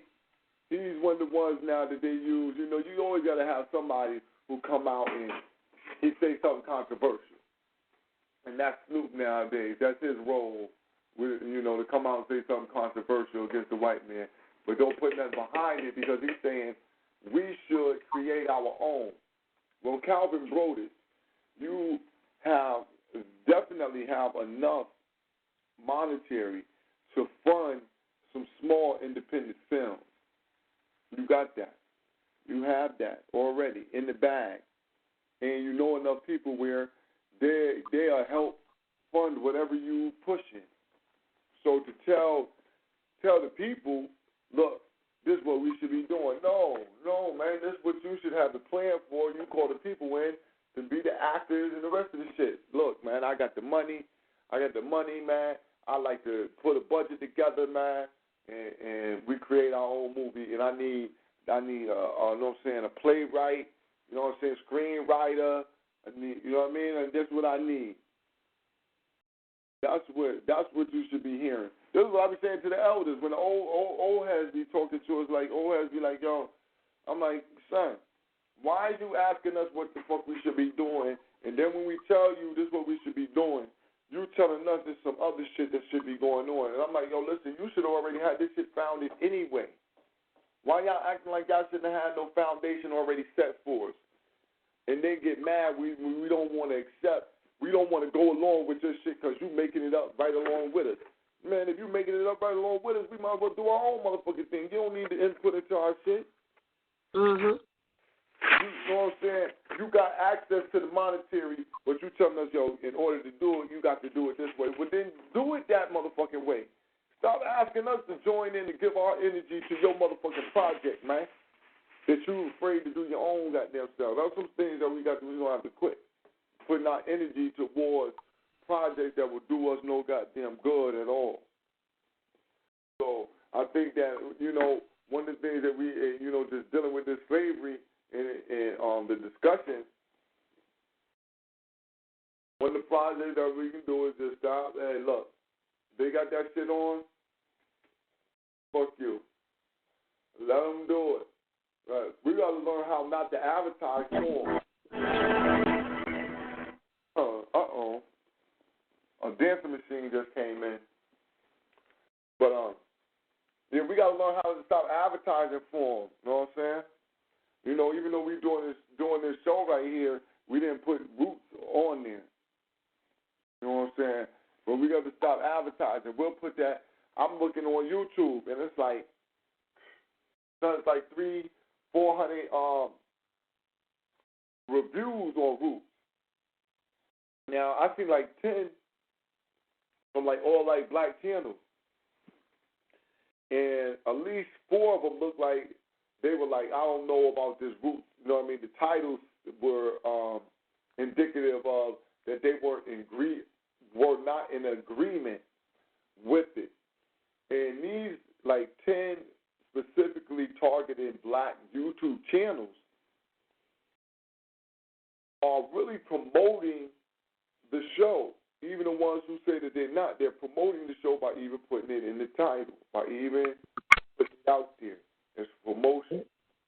And we got to stop promoting. We got to learn how to start running negative campaigns when shit like this come out. You know what I'm saying? Just to make sure that people don't watch. You know what I'm saying? We got to start making sure, I think that we're going to have a think tank on that, on how to just put together negative propaganda. Because I think that's one of the problems. We ain't got enough negative propaganda against shit like this. Telling us that, man, fuck that, man. We wasn't no goddamn, we didn't come here as no slaves. We should have propaganda that always come out. Rappers should always be talking about that. You know what I mean? Somehow we should always have that going. So, Brother Boiler, you saying that the Mayapa never happened, our Mayapa didn't happen? No, I ain't saying that the Mayapa didn't happen. No. That ain't what I said. Go ahead, tell him, Brother Bones, elaborate. I say that we ain't come here as slaves. Come here now. We ain't come here as slaves. We are prisoners of war. Is this something that you know what I'm saying, being taught to everybody now or what? But Brother Jim, I think the phone breaking up some, but the statement that my bad family. I'm on the road. Let me get settled and I'm gonna chop back up. I'm gonna link back in when I get settled. All right, no doubt. Black Power. Black Power. Well, I'll wait the answer to that brother right there when he gets back. What he was saying, I think he was what he was saying What did he say? Because his phone was breaking up a little bit. Did he say something in regard to did you believe in the Ma'afa? Did he say that? Yeah, that's what he asked. He was asking, did I think that our Ma'afa did not happen? Oh, all right, gotcha. Yeah, and I think that when he came in a little bit later than when we were talking about right slavery and prisoners of war, and I think the context of what I was saying might have got lost. That's all. Yeah, it did. Because that's not what you were saying. Yeah.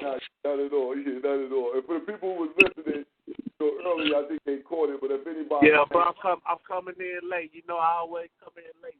You know, I love this family, but that's real. You know, you're supposed to come in and you hear some shit that sound out of line. You got to check that. Hold on, brother. What's this?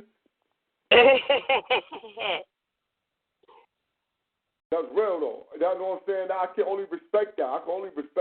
You know what I'm saying? Coming in, making sure that I ain't telling the people no nonsense and shit like that. Like, hold up. Brother, you've been off for a couple of days, brother. I don't know what the hell happened to you when the fuck you was off. You come back fucking like that. You know. For real, man, you know.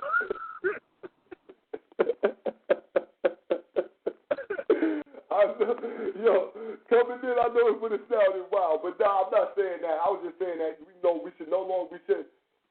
should really let them have an understanding that we were prisoners of war, that this was a kidnapping, that it wasn't just we were already slaves over there in Africa, and this was our life, that our life was about toil for somebody else. You know what I'm saying? Our life was interrupted. You know what I'm saying? Our history, our story was stopped due to this motherfucking incursion on our land. You know what I'm saying? That's how I look at this shit. That's where our story was. You know, they held us up. They held us up for the last couple hundreds of years on things that we could have been doing. We'd be way past where the fuck we at right now. This simple-minded shit they doing, these simple-minded motherfucking crackers, they create motherfucking atomic goddamn waste and all type of shit when you can create nuclear energy through water. You can use nuclear, you know what I mean? You use water and have nuclear fission and the only motherfucking byproduct be water. But not the goddamn white man. The white man say, I don't need no shit safe like that. You telling me all this ain't gonna do nothing but water? Oh, fuck that.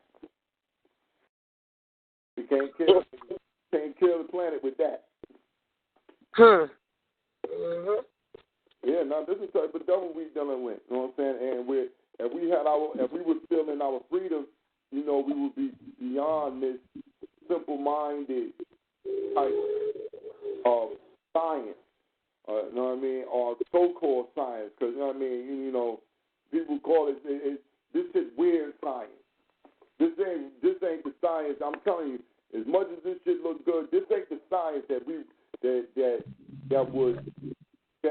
best for Africans. The science that we're using now is not the science that's best for Africans. It's not holistic. It's not a holistic science that we use. You know, they don't use everything that's out there. It's a codified science. So we use it as best as it can be used. There's certain principles, mathematical principles, and that's the one thing. There's certain mathematical principles within science that cannot be broken. But a lot of the underlying sciences are made up madness. You can slide all types of shit inside of a lot of these other things. Math is the only constant.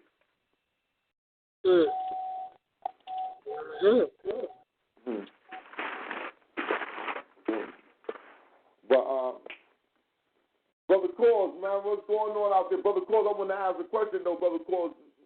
The Queen, was she dropping the baby?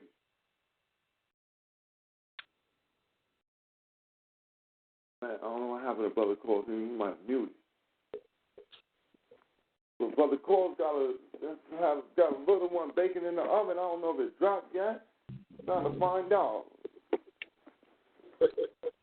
We give some congratulations to the new members to the fam, man.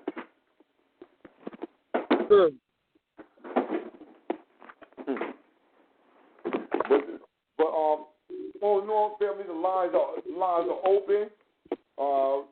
Again, the thought is, should slavery be taken out of the minds of the African today? Should we no longer have that in our minds as something that happened to us, something that we went through?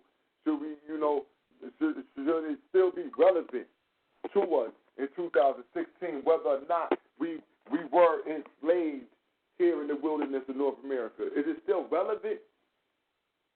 Yeah, it's still relevant. Yeah, I would love someone to build on that. Is it still relevant? Because I believe it's definitely relevant. I mean, I run into too many people that say, hey, that's in the past, and it just, it does something, I mean, it doesn't do anything to me to the point where I'm gonna turn savage, you know what I'm saying, or vile. My deeds, my principles won't allow that, but it does a whole lot to me. It tears me apart when I think about how they tore our families apart and took children out of their mother's hands and, took them when they got older and sold them off. I mean, that, you damn right is relevant. It's going to always be relevant. We got, anytime we got family probably marrying family or, ending up meeting someone who they actually related to and, and then they find out after they have different blood tests that, hey, y'all, y'all might be kidding. Yeah, because of all of this stuff. What they took Kizzy from her mom and her dad and brought her, to Carolina, took her hundreds and hundreds of miles away, so she didn't know how to walk back, Hell yeah, it is relevant. It's going to always be relevant. Now, I don't think that it should be it shouldn't be something that weighs heavy on the mind. I mean, at 7 years old, when I saw the first Roots, I hated white people at 7 years old because I saw something that affected me as a little 7-year-old child. It's been here the whole time. Yeah, it's relevant, Absolutely, it's going to be relevant. But what they're doing today is they're trying to make the relevance less prominent because what they did with this Roots was to show us that, to show our children that, it wasn't that bad. See, they said slavery was so bad. You see there, they were killing more white people. That was straight bullshit. All of that stuff they were still showing, that was bullshit. I didn't fall for that when I saw all of that. I was telling my daughter this is completely different. I say. I see the Civil War going on. I said, where the hell did the Civil War come from? What the fuck? I said, that's the show. That's the show. Look, more white people died there. And as you said, with them showing, look how many whites died. And they was dying to set y'all free. Yes. They dying to set y'all free. That's freedom. That bullshit, man. You're going for as well, it's definitely relevant. Definitely relevant. I just asked the question, because it seems as though the thought is out there that it's no longer relevant to know about that because look at where we're at now. And that's where I think that it's detrimental is because it's like, from how I seen it, it was like, showing that we were already low down. We was at the bottom of the barrel. Right. West Africa. You know what I'm saying? This is the bottom of the barrel. We coming out of West Africa to the point that now, look at we talking like white folk. We got good clothes like white folk. Look at this, young dandy for real. We need to be in the army with them. And like I said, I'm just trying to win the war for the white folk. You know what I mean? Now I'm trying to win the war. Now this Civil War. Now I'm trying to win the war for myself so we get free. I get freedom. I'm trying to win this war for Bob.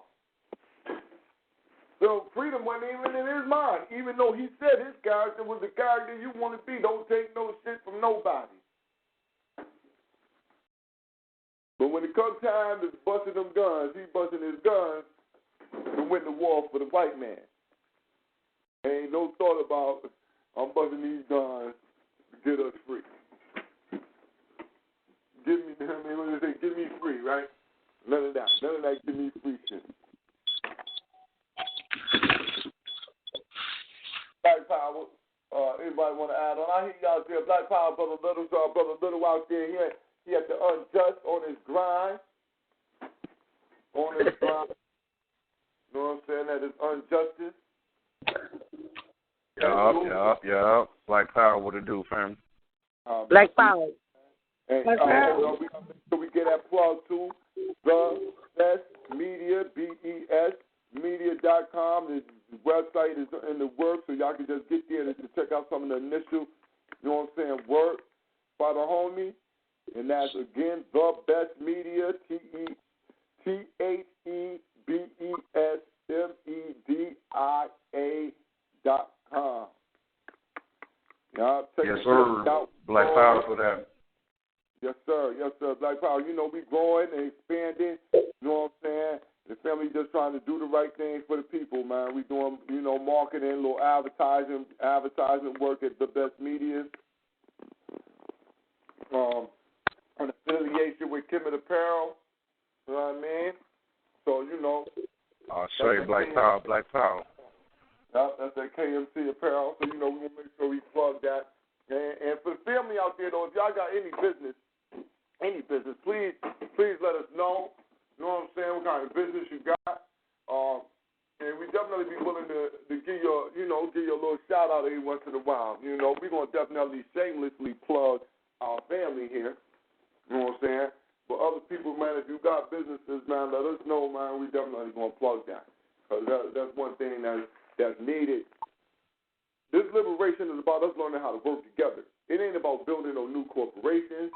It ain't about none of that other shit. It's about just learning how to be family, man. I found that out, man, and that's what it's about. You know what I'm saying? Because we already know that once we come together, we should be conducting business. We should be building our nation. You know what I'm saying? But we just got family creates nations, brother B. Families create nations, brother. Exactly. We just got to learn not the other way around. Mm-hmm. Yo, I don't even want to talk about this, but one day we're going to have a conversation on that too, man, about some shit that happened here, dealing with trying to build a business before the nation. You're supposed to build a family first, man. We got to be Africans. And so that's what the first thing is to do. See, you know, you can solve that right now. You can't get shit right now if you don't know nobody. It ain't about what you can know or how much you know. It's about who you know. Mm-hmm. Right? You ain't getting shit unless you got that connect. Mm-hmm. Without the connect, you work lower than the middleman. You ain't shit. I say. So that's just real life. You know what I mean? But look, back to this root shit, though, man. That's why I be talking about integrity so much, bro. I just ask one question. Did a gun go to any of them actors' heads? Or did they read that script and say, oh, hell yeah, for sure? For sure.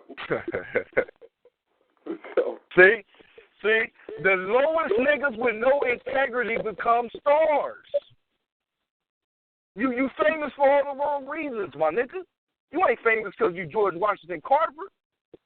You famous because your shit is selfishness. I can't benefit from none of your acting, my nigga. The nation can't. The family can't either. We don't need that shit. Now, George Washington Carver shit, the family can eat off that. The family need that. The family benefit off that. You don't benefit off gestures, man. This gesture shit must stop, bro. Straight up, bro. And that's, you know what I'm saying? Actors and athletes, all them niggas got to be, if they ain't doing what Marshawn Lynch is doing, you should be in their ass. Marshawn Lynch just retired. He building schools in motherfucking Haiti. You know what I'm saying? He's building shit up in Africa and shit. You know what I'm saying? Didn't spend none of the cracker money. Then the cracker money he got, he spent it on his people. If that ain't black power, ain't no fucking such thing, man. Hey, which brother that is? Which brother we talking to right now? Peace, King. Oh, this is Brother Little, all day, every day. Black Power. Queen. Brother Little. All right, yeah. Black Power, brother. Oh, shit, Black Power, Queen. Well, yeah, see, that's why I be on that shit so much, man. The family is fucked up. The family has no integrity. And ain't shit gonna change until the family gain integrity, bruh. Yeah. Ain't no way a motherfucker should be able to get hired to take them roles, bruh. Mm-hmm. But I'm working at Warner Brothers. When I come to this motherfucker, there's a mile-long line of black folks trying to get into the goddamn cracking camera, bro. No guns to their head. They want this shit. All right? All right? You got to sacrifice something. Kanye West sacrificed his mama for this shit. Y'all understand the type of motherfuckers you dealing with? Mm-hmm. All right. All right. You got to understand this ain't no game. These motherfuckers are the rottenest of the rottenest. Why else would you take that role, my nigga? No integrity. No integrity. You can't build with no nigga. How you gonna build a house with no integrity? No foundation. Huh? And you want that shit to last forever? No pyramids can last that long if it had no integrity, bro. Thanks. Yeah. It's all with integrity, family. The reason why you ever gonna be in shit or the reason why you get out of shit is perspective and perception equals intelligence. P plus P equals I. If you can't perceive, your perception won't change. And if your perception don't change, your perspective ain't gonna change, and your intelligence is gonna remain the same. So that's why our IQ level into this shit, we retarded, family. Fucking retards. Alright? Now, until a motherfucking retard understand he retarded, they need to get a motherfucking smart. Side-eye tank, man, what the fuck, you know, insanity is, the same shit over and over, expect different results, family. You know what I'm saying? Being intelligent is figuring something out quicker than everybody else. That's what intelligence means. You solve the problem quick. You never solved the same old issue for 500 fucking years. How the fuck you intelligent? Color black to me. Okay. Color black to me. See, it's too much self-patting on the back. It's too much trophy shit.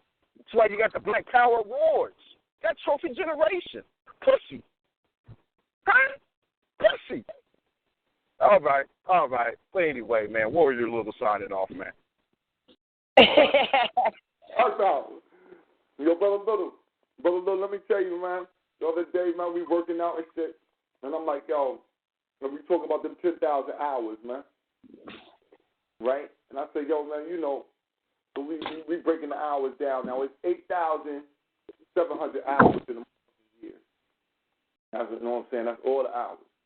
Yo, in order for you to be ready, in order for you to be halfway near ready to do what needs to be done, man, listen, man, you need look, man, it's going to take you 40 hours a fucking week. Now, your job is one thing, but you're going to have to put in 3.5 hours during the day, 4 hours during the morning, 4 hours at night, just to get 2,000 hours in of training. You understand? This is why we got to start early, long, and keep it going, man. It's no fucking day off. There's no time off on this. Because you imagine 10,000 hours, man. That's 5 years. Yo, we dealing with motherfuckers who... That's what I mean. That's a college degree. Yeah, we talking about a consciousness, right? We dealing with a consciousness that we coming into right now on, listen, we at war. All right? You 30, 25, even though you said as early as 25, 21, you learn this. You now you realizing that, damn, I got to start training for the war that's already going on. That's I'm already in. And now you're dealing with a fucking enemy that been training for the last 16 years before you even thought about what the fuck was happening. 500 years since 1776. That's why they got the gas station called 76. You feel me? Now you 30, 40 years old. Then you 30, 40 years old. That's what I'm trying to talk about. Like, nigga, that's like this cracker, Quantum McGregor. Think he could just roll off the bed, train for 3 months, and be the greatest fighter on earth. Come on, man. That's in essence what we think we could do. That's what I keep talking about, bro. You know what I mean? You're dealing with the mass murderer of the murderer, man. This ain't no goddamn theory that this motherfucker doing. He's killing your ass right now in broad daylight, nigga. Huh? This motherfucker with no impunity. He sleep good at night after killing the nigga. He showed them. All right. So this is the type of motherfucker you dealing with. He gonna poison your water, poison your air, kill your mama, your grandbaby, everything.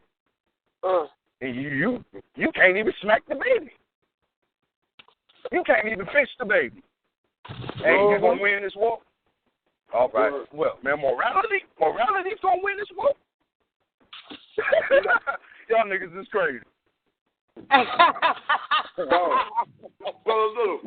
Now imagine this, Brother Little. We still trying to figure out what the fuck their granddaddies and great grandpappies done did, and these motherfuckers is worried about killing our great grandkids. Hey, that's what I'm saying. And they keep your dumb ass looking left and right while they go moving your ass up and down. Now, yo, Brother Little, man, I done thought about that shit, but just the way you said it and then just coming back, yo, man. That's Perception and perspective is intelligence, family. Now, man. Damn, son, that made me, man, that just made me feel fucked up, son. No, I can't do that. That's why I work out. I'm telling you, that's why I work out. People don't understand. That's why, I'm always on it. People be like, why I'm always serious, and it's not because I'm just trying to be serious all the time. It's just that, what the fuck, man? I can't help it. It's called tenacity, brother B. Being tenacious is how you. That's how the hunter got successful and fed the motherfucking people. He was tenacious. While the Wolverine is one of the toughest animals. He's fucking tenacious, bro. That's why I tell you I take a tenacious motherfucker over an intelligent motherfucker every day. Yeah. Got a motherfucker who got some go get it. Royal Life, man. That's why I say, I'll fuck with 10 wild Africans before 100 conscious niggas, man. Well, I ain't fucking with no smarty-arty niggas, man. The smarty-arty nigga, I'm going to use what Professor Amos Wilson, motherfucking master teacher, done said. All right? The problem with the world ain't never been the poor. It's with the rich and the educated. Black power. Black power. Black power, King.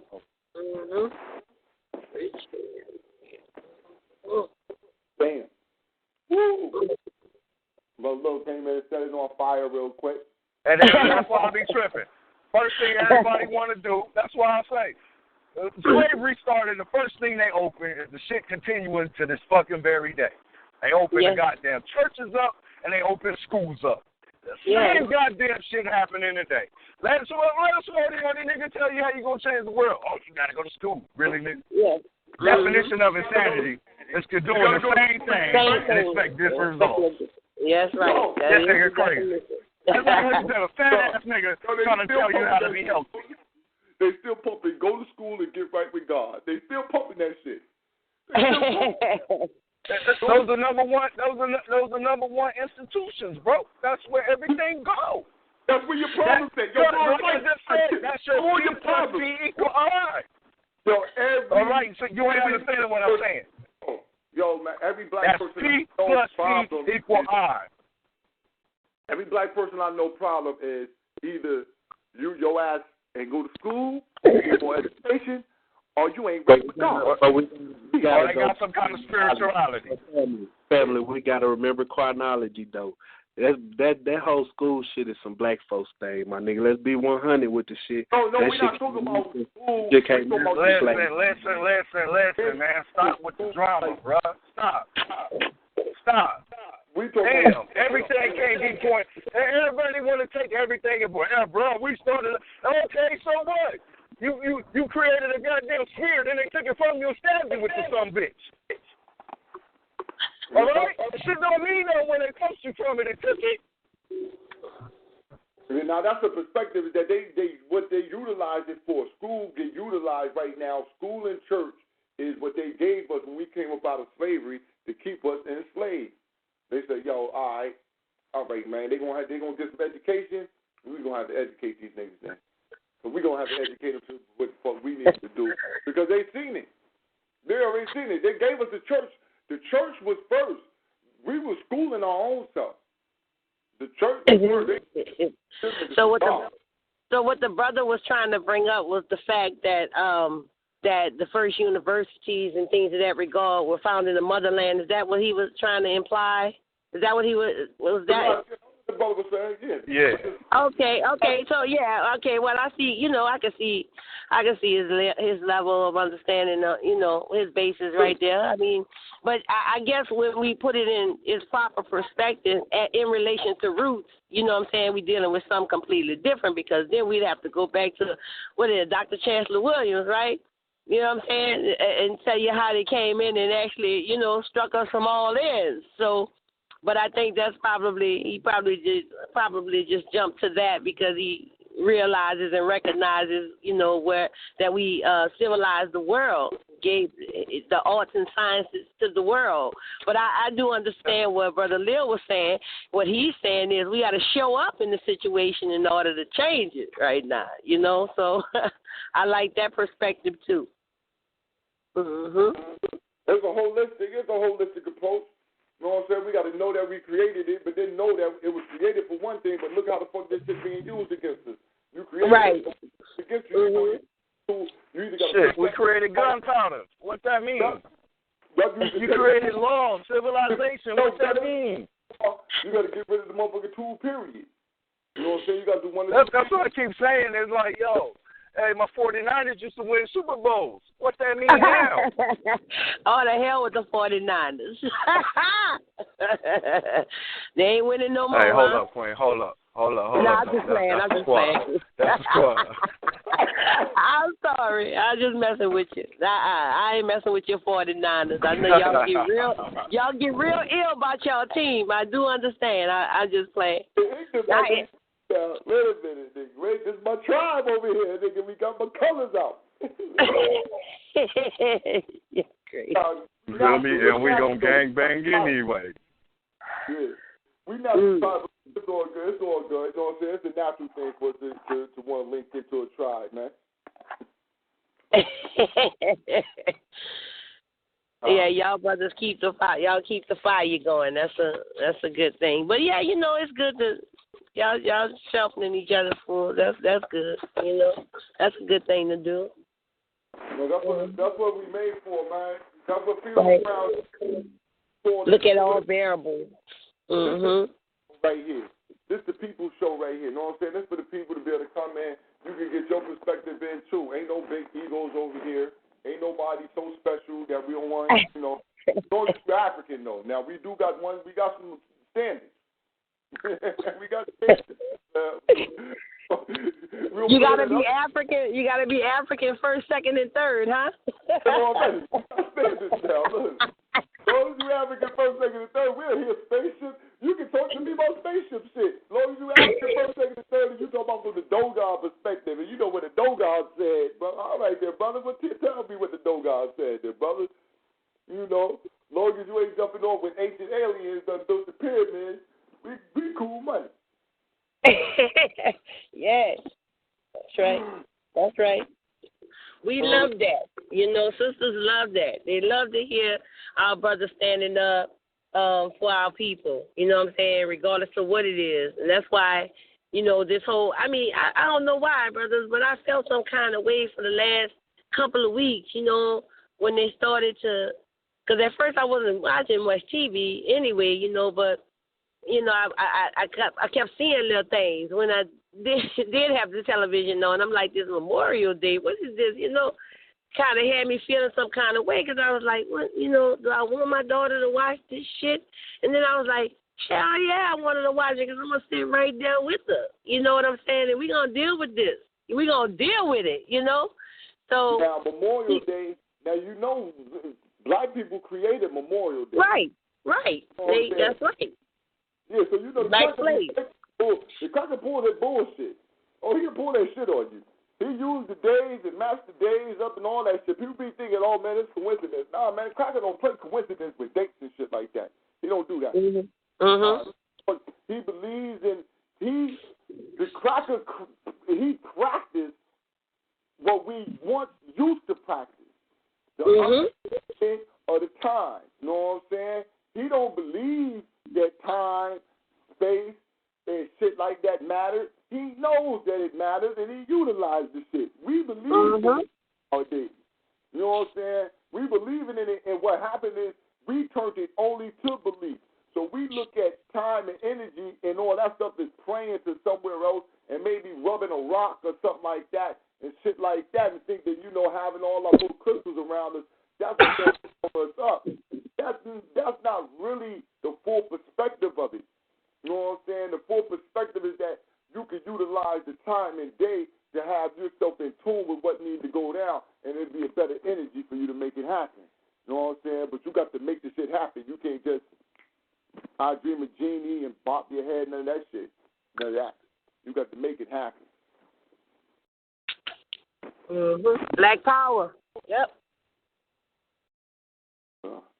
So y'all get on your thing, and know what I'm saying. Hopefully we'll come up with something good for this year.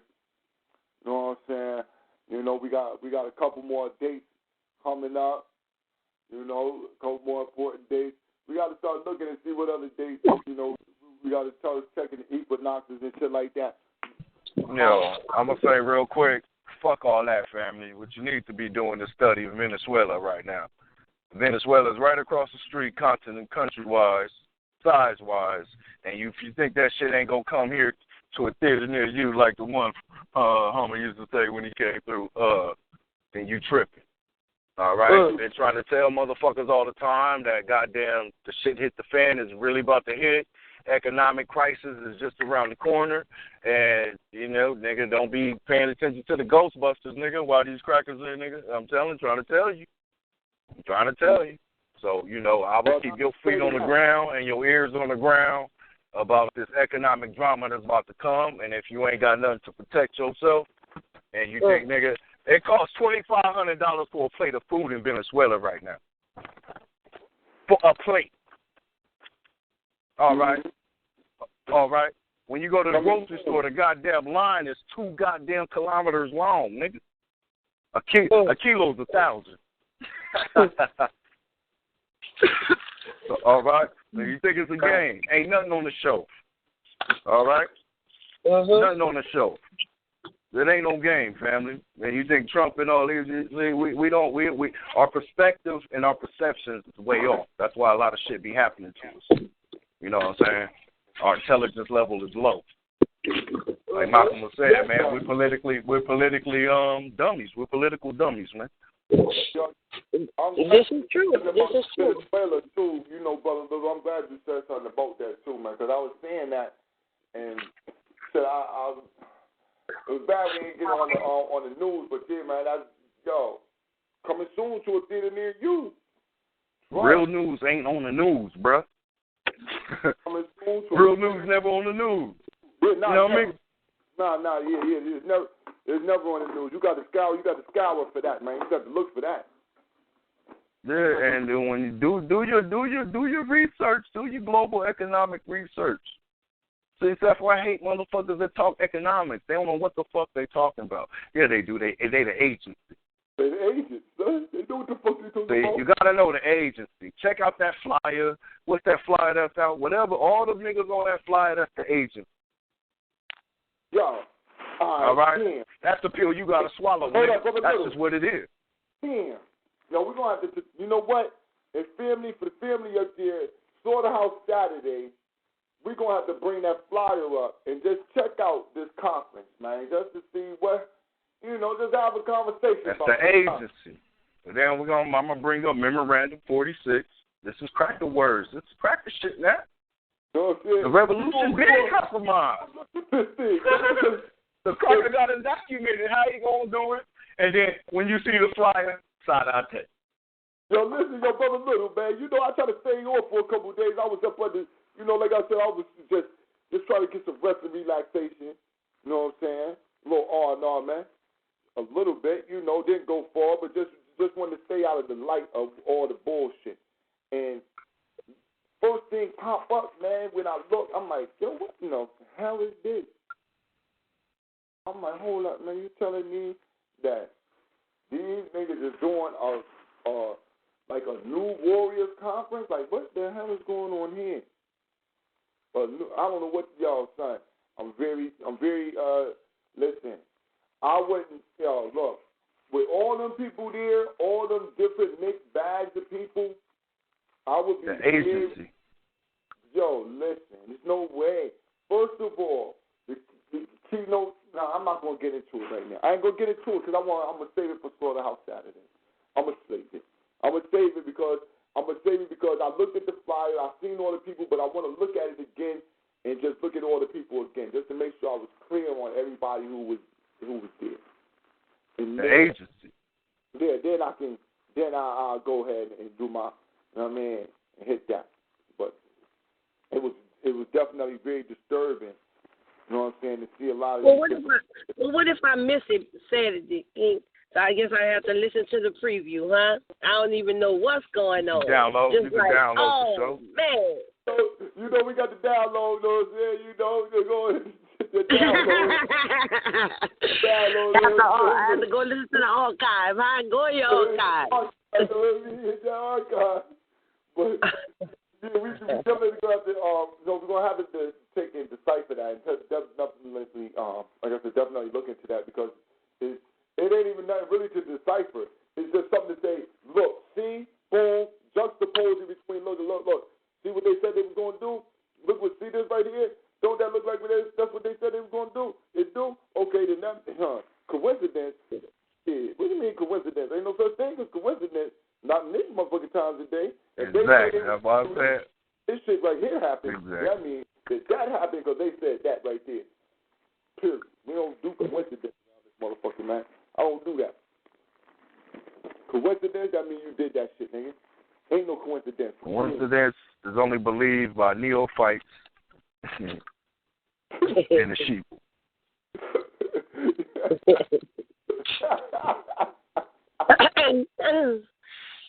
Wow. Brother, you told me with that one, right? They said it's like the NBA rigging the games through the referees and shit. Goddamn referee went to jail over the shit. But it ain't a motherfucking theory. It's already fact. So nobody believe you if you say that the game rigged. Like, huh? Yeah, you be like, yo, son, you know this is the game rigged. No, it ain't. The referee went to fucking jail. Totally. He already went to jail, right? Like, damn, man. You know, that's why I just say, hey, man, this shit is like WWE to a nigga, man. Can I watch my soap opera, please? Yeah, man, that's all it is. Watch the soap opera, man. That's it. Damn, this is my Young and the Restless, motherfucker. All right, leave me the fuck alone. Really? Like, nigga, you home watching Empire? You home watching Empire, nigga? I can't get nothing. You feel me? I don't fuck with none of that shit. This is what I fuck with, my nigga. No, that's what I watch boxing, the MMA. You know, I always do boxing. I don't give a fuck. I do boxing forever, nigga. What you talking about? Hey, but I was happy. That I never did. I heard the brother just mention the Young and the Restless. I was happy I never got caught up into the whole story thing. I know some women that really, that's a part of their everyday life. Watching those stories every single day. They record it, and if they miss Days it, of our lives, it's like they go crazy. Like, oh my God. It's like I ain't never heard nothing about like, girl, go ahead, because I gotta really, I'm gonna have to talk to you later, girl. I gotta see this, and I'm like, what are we building on some other stuff, some real stuff that's really important? But I see the conditioning, and I know you can see the conditioning, so let me let you go. But yeah, it's horrible. Yeah, to look at these lives. I remember when I used to work overnight. Right? And so when I get home in the morning, I just be woke. So I used to watch that shit all the time. I can't remember which ones it was, but I think it was Young and the Restless. It was the one where like some gangster ass white boys was I don't know. I used to watch this shit. Yeah, I used to watch this shit every morning. I would come home and watch motherfucking the soaps. They made for certain they put themselves in front of us all day, every day. They made for certain they did that, didn't they? And I work on them shits, nigga. I gotta watch them shit, so I know the whole shit. Wow. I'll be like, oh, shit, that's fucked up. Why they do the homies like that? They do them like that. The only thing about the stories, man, is you can almost have anything and come back if you're in the stories, man. You could die. You could die. You could die. So what? Look, if you take the stories and apply that shit to Ritz crackers, that shit is real as hell. I mean, but isn't that like the same form of us having this? You know, we can't abolish it from our reality because it's there. It's ever so present. They make sure that we're viewing them. They're making sure that we're viewing them in the highest of esteem. We're paying homage to every single thing that happens in their lives all day, and we see them with the finest, and we sit back and say, "Oh, I want to emulate." You see? You want that too? And, yep. Yeah, we want to emulate that because it's important that we have that. I know I can't. It's just like the one they had. That's why Tyler Perry. You should see the new shows Oprah got. What's this motherfucker called? I got the shit right here. It's called Greenleaf. It's called Greenleaf. I haven't watched it. And because it ain't out yet. It's coming out right now. You know what I mean? I'm giving you all the new releases and shit. I got all the new release articles right here. Here it is. Greenleaf and Queen Sugar with Oprah's new little shows coming out. You know what I mean? And them shits is like Tyler. See what happened? Oprah and Tyler Perry had a falling out over their little shit, right? So what Oprah did, she tried to help Tyler Perry out, like fix a couple of the shows and shit, because I heard it was slipping, it was slacking. And so what she did now is crazy. She just said, fuck trying to help the nigga. I'm going to come with my own little show to just cancel this nigga out. This shit is cutthroat. This shit is crazy. Because this show, Greenleaf, is going to be pretty much just like Tyler Perry's fucking show. What that shit called? Love and Hate? No. What the fuck that nigga shit called? God damn, I forgot what it's called. What is it called? My mama watch that shit all the time, too. Dumbass Tyler Perry show. God damn. I don't watch any of Tyler Perry's show. He's from the same place where I'm from.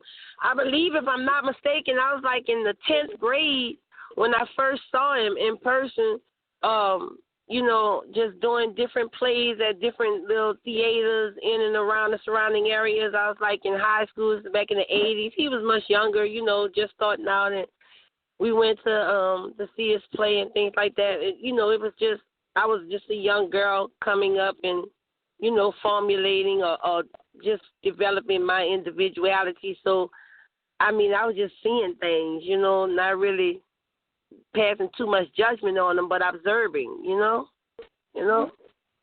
Yeah, observing it, you know? So now I see it for what it is, though. It's you know, it's flaming. You know, it's just it's a lot of perversion that's going on with that whole situation with Tyler Perry. And if you think that that's the image that we want to give to our children, I have an opinion just like everybody else. I ain't worried about throwing it around, but, I mean, my daughter doesn't watch it. I don't allow her to, you know, to watch specific things. You know who his main audience was? I know sister did not go against Minister Farrakhan just now.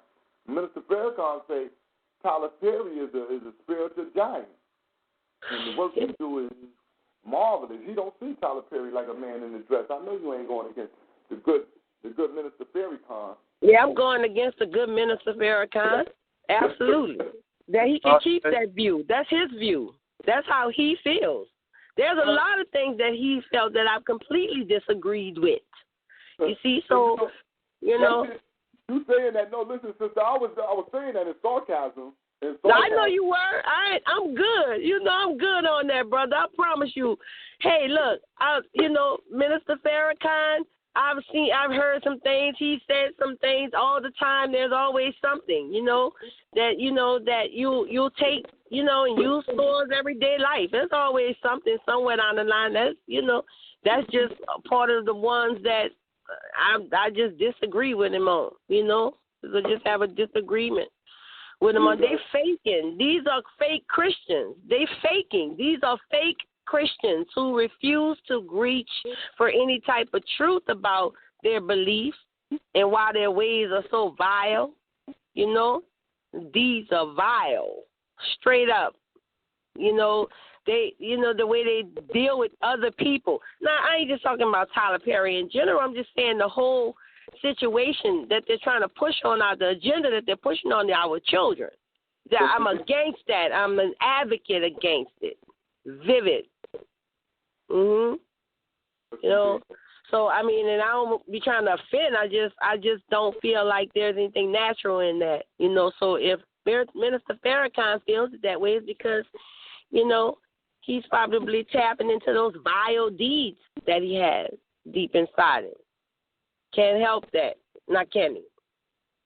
Nah, you know. Call birds of a feather. Yeah. You know, that's the genetics. I foster no fans. You understand? I have a right to an opinion. It's all right, you know. Yeah. Black power to the family. And one of the guests threw inside the thing is that about Venezuela. When you spoke on Venezuela, is that Venezuela is the same people. Hold on, brother. You done put some stuff up here. I think I hold up. All right. Venezuela's economic situation is going to help cripple the energy market to subsidize Caribbean nations and a domino effect like Haiti. Not that. You got to know what's up. Venezuela had its own oil reserves. Yeah. How they in the economic crisis. That's why they killed the president. They said this nigga crazy, man. He over here calling the white man the devil and all this shit. Kill his ass. We need that. We can't have them over there because they have oil prices. Look, man, Venezuela was giving out gasoline, goddamn 25 cents a gallon. Ever since the homie Chavez died, his nation plundered. Yeah. Chavez had the goddamn. The homie Chavez always said he proud of his African roots and don't deny it. You feel me? Listen, look, they had 25 cents a gallon. When Katrina had the fucking thing, he offered to, you know what I mean? He offered help. Come on. Hey. The government told him not to. No, real shit. Chavez was sending oil over here. We was in Connecticut. Listen, man, in Connecticut, you could fill out a form, man, in Chavez to make sure you had the heating oil in your motherfucking house. He was really heating niggas' houses in America, really. So it wasn't like he was on no bullshit. That's some whole other shit. A motherfucking president from another country, a whole other country, is helping Africans out because mostly poor black areas. That's where he was helping out. He was helping his people out. Like you said, I'm proud of my African heritage. You know what it is? I mean, that's why they feel the need to make sure that plunders because you can't go around claiming that's it. They know the truth about the this particular human. They know what we are. So at the end of the day, they understand they really don't have a place when it comes down to us genetically. They understand that. So, that gives them a threat, but they got our people not understanding or knowing any of that, So somebody's claiming, his roots and being proud of them, he's a problem. He's trying to put the wrong information out there. Yeah. But Black Power, he passed young. He's assassinated. Then the interim president come in, and now they're able to squander all the damn resources from the man. Yes, sir.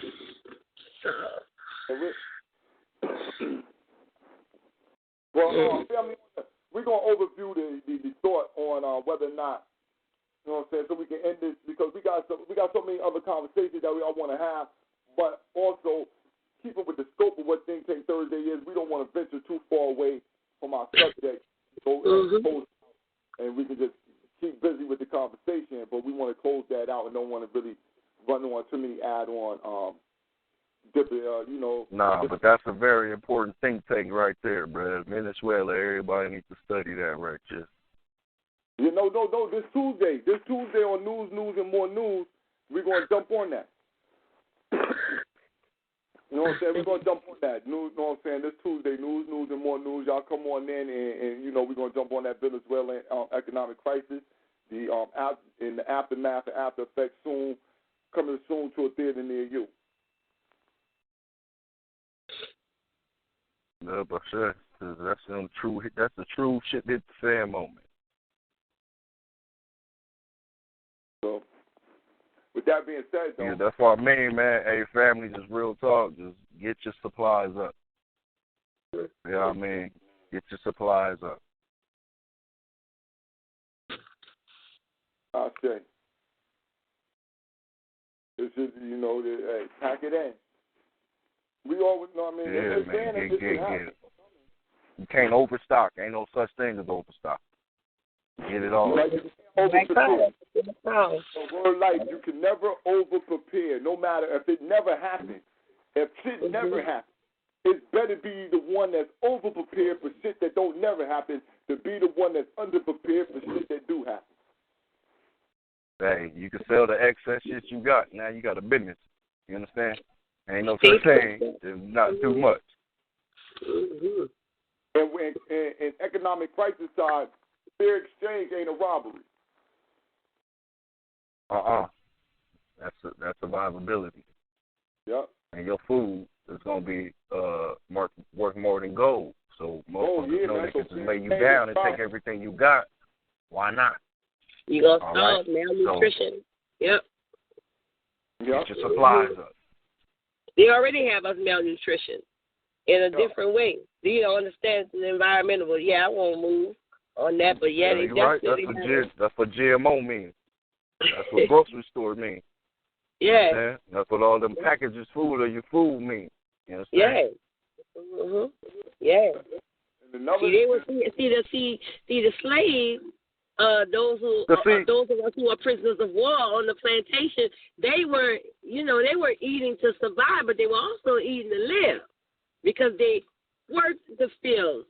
You see, they grew the food, they ate, they prepared it. You see, here's the whole thing, family.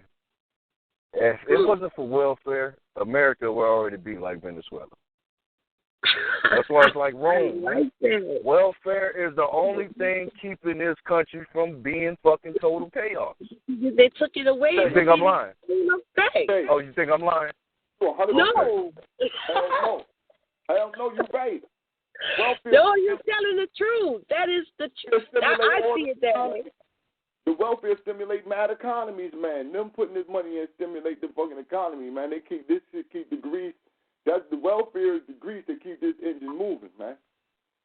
Trust that. That's the grease that keep it moving. If the people stop having that, without welfare, ain't no America. Without welfare, wasn't no Rome. All right, Rome ain't go nowhere. It's just packed up and moved to the Vatican in America. That's right. It's the Vatican. Yeah, this is a welfare state. It's so real. Yes. Mhm.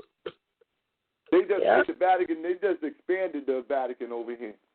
But from a collective standpoint, what is his point in regard to if they didn't have that particular system structured here, you would be looking at the same effects. You see, it wouldn't be no different. Yeah, I mean, of course, they're gonna have a lot of differences, but I'm just saying, the economic, the social. No, you're right. It wouldn't be no different. It would be like a cash system. They already been bringing it to us in increments. Yes. Like, listen, right? I'm disabled, right? I'm disabled. Right. You said that. I don't even depend. Listen, they supposed to send me a check every month. I don't even look to see if the check even comes, man. If that shit get in my account, it do. Because I don't depend on the fact that they going to feed me, give me no money, clothe me, none of that shit. I don't depend on that. Because I know that that's the last thing, that's what they want me to do. They want me to believe that they're going to take care of me for all my life. They want me to fall into the lullaby that I don't got to do nothing. So when they shut it down, I'll be one of the motherfucking unfortunate, who goes the fuck down. But I don't believe that. But that's what the welfare system is made to do. For you to just depend upon it and never look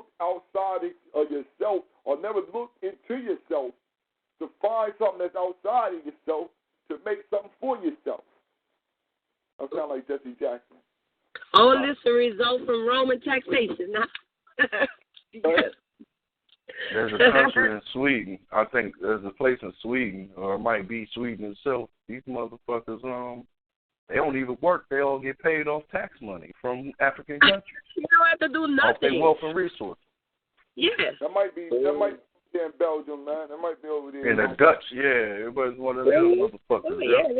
Mm-hmm. And that's why they also have the less waste. They looking for waste in those areas. You know what I'm saying? Looking for waste. Looking for waste. Isn't that something?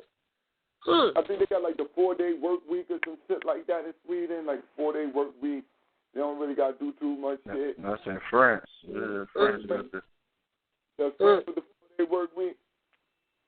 Yeah. Matter of fact, in France, they getting busy in France right now. I was just looking at them. I'm just looking at the goddamn news. That shit going worldwide. That's why I said they getting busy. Anti-Semitic sentiment going on worldwide. All these European countries been getting on the Jew again. They're gonna be fighting for power after a while. Some of them, maybe the French, and maybe it's a family affair, like always. They always beat on their cousins. Yep. They can keep what they got. Start running shit too much. You know what I mean? And they beat them up and shit. You supposed to and share then with us. Run to the queen them for their input. Should we cease fire? You know. Yep. Look, the ceasefire though, like a lot of this shit ain't gonna work because now you to the point where the people just like, yo, man, all this shit's some fuckery. Y'all ain't gonna kill us. Y'all gonna kill us anyway. Look at what the fuck y'all doing. Y'all gonna kill us anyway. So the people in all these countries, man, you gotta see the people is out in the street just doing whatever. I'm saying, I seen them just beat the shit out of a couple police. They just ran up on the police car and just start kicking the fucking windows out, snatched the cop out, beat the brakes off of him, caught another one who was acting tough. He was acting tough, chasing some, and some other ones ran behind him. They waited for him to run by with the stick, chasing some other ones. They ran behind him, drop-kicked his motherfucking ass in the back. Then all the rest of the boop, boop, boop, boop, boop. Next thing you know, he on the ground. They beat the shit out of him too. I said, look at this here. I said, people out there. They out there. No, they out there and on it. They come prepared every time. They not coming not to fight. They coming to fight. You know what I'm saying? They not coming not to fight. They coming to fight. See, to fight like that and to know everything there is to know about yourself and you know, not being stuck in the slave mentality, you know, the mentality of the slave, because the slave had a specific mentality, and that mentality was, you know, we got to do what we got to do to survive. We got to listen to that good master, you know. See, I'm glad you said that. Now, that's what Roots is here for. This whole program is for mentality. It's to re-trigger that master mentality back in your ass. If you ain't understand the program, the chip that's in you. See? You ain't understand. Because it's his story you operating on. Yep, his story. See? Yeah, you're right. You can't confirm or deny it. You just got to abide by it. That's a child listening to mom and daddy tell stories. I don't know if mom and daddy right or not. I just got to go with what daddy say. And that's the overseer telling you what you got to do. That's your master, your Lord. You know, those are definitions. Yeah, that's called a producer, a director. The authority over which, you know. And so, you know, we can't get away from the fact that, you know, the slave, you know, on the plantation, the prisoner of war, I like to say that. I like that better than anything else, because I believe our people were prisoners of war, you know, because we were at war over there. They were fucking doing what they was fucking doing what they wanted to do to us over there is what I want my family members, you know, that's waking up and stuff to know. They were doing what they wanted to do to us. In history, when the people became slaves, it's because they lost the war. Because they lost the war. A shame. See? Yep. See? Yep. But they won't tell you went to war. They just gonna say you were slave. But they just say you were slave. That's what I'm saying. They just gonna show you getting captured by somebody or some shit. You just was a slave. Y'all ain't shit. I told you like you popped up in the contact. Only any way free people gonna get dominated by another people is because they got their ass whooped. Period. And they ain't get the get back yet. That's why the nigga always worried about the get back. He ain't stupid. Always try to concoct a new way to hold you back. That's why you always. This is what the programming of the television is. This is why all these programs come out. This is why you Django Unchained and you the butler and you the motherfucking 12 years a slave. You got. That's why they put the fluoride in your water. That's why they trying to turn you to manginas. That's why they don't want nothing manly about your punk ass. Don't worship nothing manly. What you mean, nigga?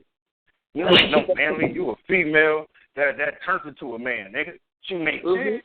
No such thing as a man, nigga. What the fuck you mean?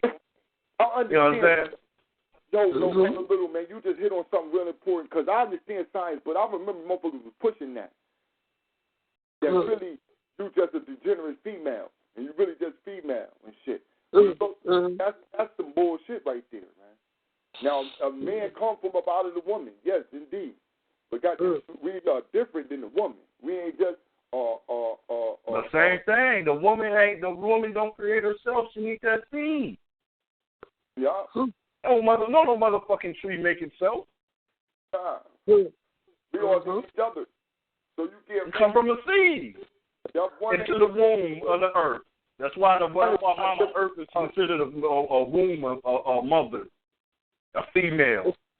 You see, ain't no way Earth could be male. They gave our people this on the plantation. That Christianity. They gave it to them. Go ahead, brother. Yeah. Rain is the sperm of the heavens. Rain is the sperm of the heavens, which creates life.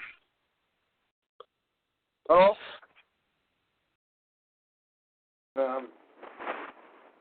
What's that? Who said what? Can I be heard? Black Power. Who is this? Black Power. Who is this? I go by Bino. Black Power, what's going on, B.O.? Oh, Black Power, brother. One of the brothers out there. Chilling. Hey, y'all got an excellent show going on. Thank you, family. You want to add on? Right, Power. Yes, I'm going to talk about the movie Roots right quick. Oh, y'all off that. What he said? You were talking about what, brother? I was going to talk about Roots right quick. Roots? Oh, yeah, we all on that because we talking about tell them, Brother Bone, we dealing with the slavery. Should our people, is it relative? Should it remain relative? Huh, Brother Bone? That's what it is, right? Yes, indeed. So, yeah, brother, come on then and give us your thoughts on this new Roots miniseries. Yes, sir. Yes is relevant. Can y'all hear me? Yeah, we can hear you. Go ahead, brother. Go in. Of course, slavery relevant. And this is my first time calling in, so I don't want to be rude. I ain't gonna give y'all Facebook, But yes, it's relevant, man. Cause for one, I like how they left out the pork eating scene in the new one, and they put the emphasis more on Islam. That's to say as if it wasn't a difference in Africa, as everybody was the same. But I like how they did slick it, which I know everybody's going to look over, is the part where he said family will come before anything. Hello? We hear you. Yeah, we hear. We listening. They said family come. He said that family come before anything. And I just like to say the two parts that I watched, it told several different stories to me. One, I hate to say this about the brother because I do like the brother. I share a lot of his videos that the Queen may know. But you take Sarnetta, right? Right. Sarnetta played the Fiddler dude in the show, right? Because now my thing is, ain't no way in hell. Can I curse? You can roll with it. Ain't no way in hell a slave gonna find God. You know, that's the first thing I say. And if a man understand that we are the people is at war, yeah. You know, how is you gonna dilute the truth with falsehood? Yeah. You understand what I'm saying? And that's the part that Philip played in the movie because he knew who he was. Deep down inside, he knew who he was. Mm-hmm. Right? Mhm. Yeah, he knew. That's why he was crying. Yeah. He knew it, but he was so weak. You understand me? He was so weak. He had the attitude, and he had the attitude of the country community because the country community will have you think that we so weak that we need a Hebrew, something that's been around 500 years. You see what I mean? You see what I mean? Black power on that. Black power on that. Hey, you talking about the filler, real quick. You talking about the filler, who that? Chicken George, right? I'm talking about Fiddler. He talking about the part that Idi Forrest Whitaker played. Him. The Fiddler. Yeah. The one in the old movie Louis Gossett Jr. played. Yeah, that was Louis Gossett Jr. in the old movie. Exactly. But hey, I'm gonna tell you, I feel like he did have a hand in it because he did, you know, sacrifice himself for the baby, which is that should be the biggest part that any black man took from that movie. And what we may have to give up to move forward. You see what I'm saying? Yeah. Well, it's the law of alchemy. You can't get nothing from nothing. So if you want freedom, you got to give up something. What you willing to sacrifice? Yeah. Right then and there. Your life is the ultimate sacrifice. You know what I mean? Right then and there. That's what I'm talking about. That's why when I call us pussies and sissies, that's what I be talking about. We ain't willing to sacrifice ourselves for them. But see, right, we gonna switch that though. We ain't gonna be slaves no goddamn more. We gonna be kidnapped victims. Like my brother Aunt say. My brother's a kidnapped victim. Right? And as kidnapped victims, right, we may all can't build. Brother, but what I can do, right, if we build it, brother, I can help. I can defend it. You see what I'm saying? Mm-hmm. I can do that if I can't do nothing else. But for us, the principle, brother, you know, we got black men, brother, that can't even say goddamn homosexuality is wrong. Right? Yeah. Right. You know what I mean? Come on, man. Yeah, you right about that, man. You know what I mean? Come on, man. Okay. Thought I'd tell you. But you saying that, right? You saying that. Brother, go ahead, because I want to ask somebody in our chat room a question. Hold on, my king. His phone kind of breaking up on me, my man. Or is it my shit? I ain't really heard him clear. My bad, man. I ain't gonna take up your time, man. Y'all got an excellent show going, man. I'm just sitting back. No. Spit that fire. I just wasn't hearing you clear, my king. I want to hear you, my chief. That's all. That's right. Nah, you good, brother. That's peace. That's my brother. Bino Flowers. Bino be pushing that real information out there for the people, cause you know he understand what's happening. So you know I respect him. Peace and love to you, brother. Yeah. I'm trying to listen to the brother. That's all. I couldn't hear him last time. It was kind of breaking up on my end. Yeah, I got it. Listen, brother. Listen, over here, this Feet on the Ground Radio. Know what I'm saying? This Think Tank Thursday. This is an open call right here for the family. This is a family show. Know what I'm saying? As long as you come to African first, second, and third, then the floor is yours. Know what I'm saying? It's over here. You feel me? You got something good to say? You always welcome to add on. So with that, I say base is loaded and you up at bat, bro. You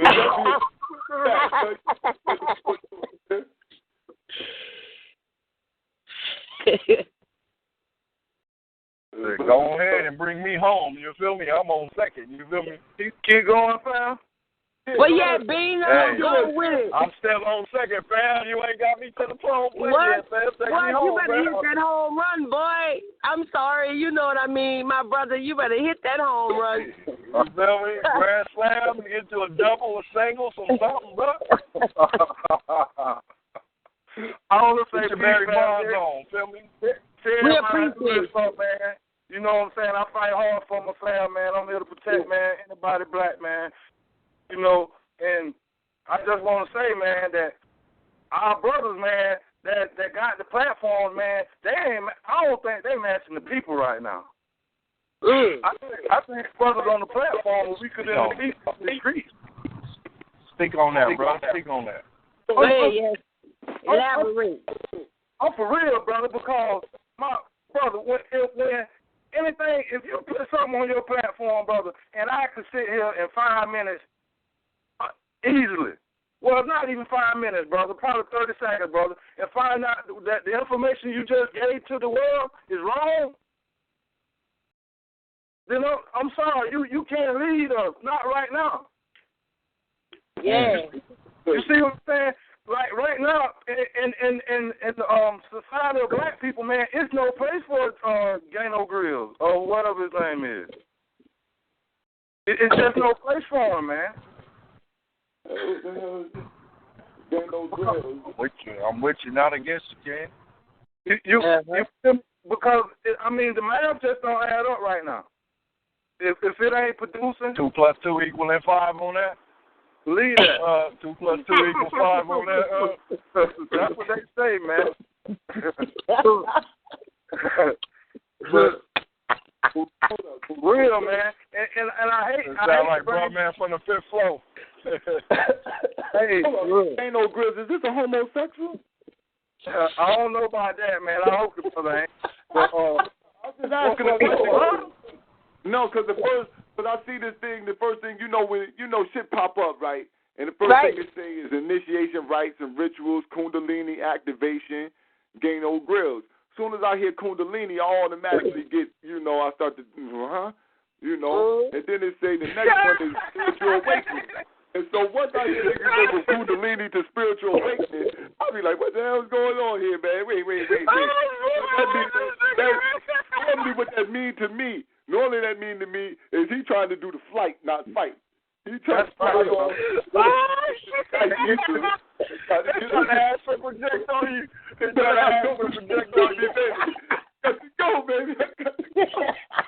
Oh, shit. I don't know.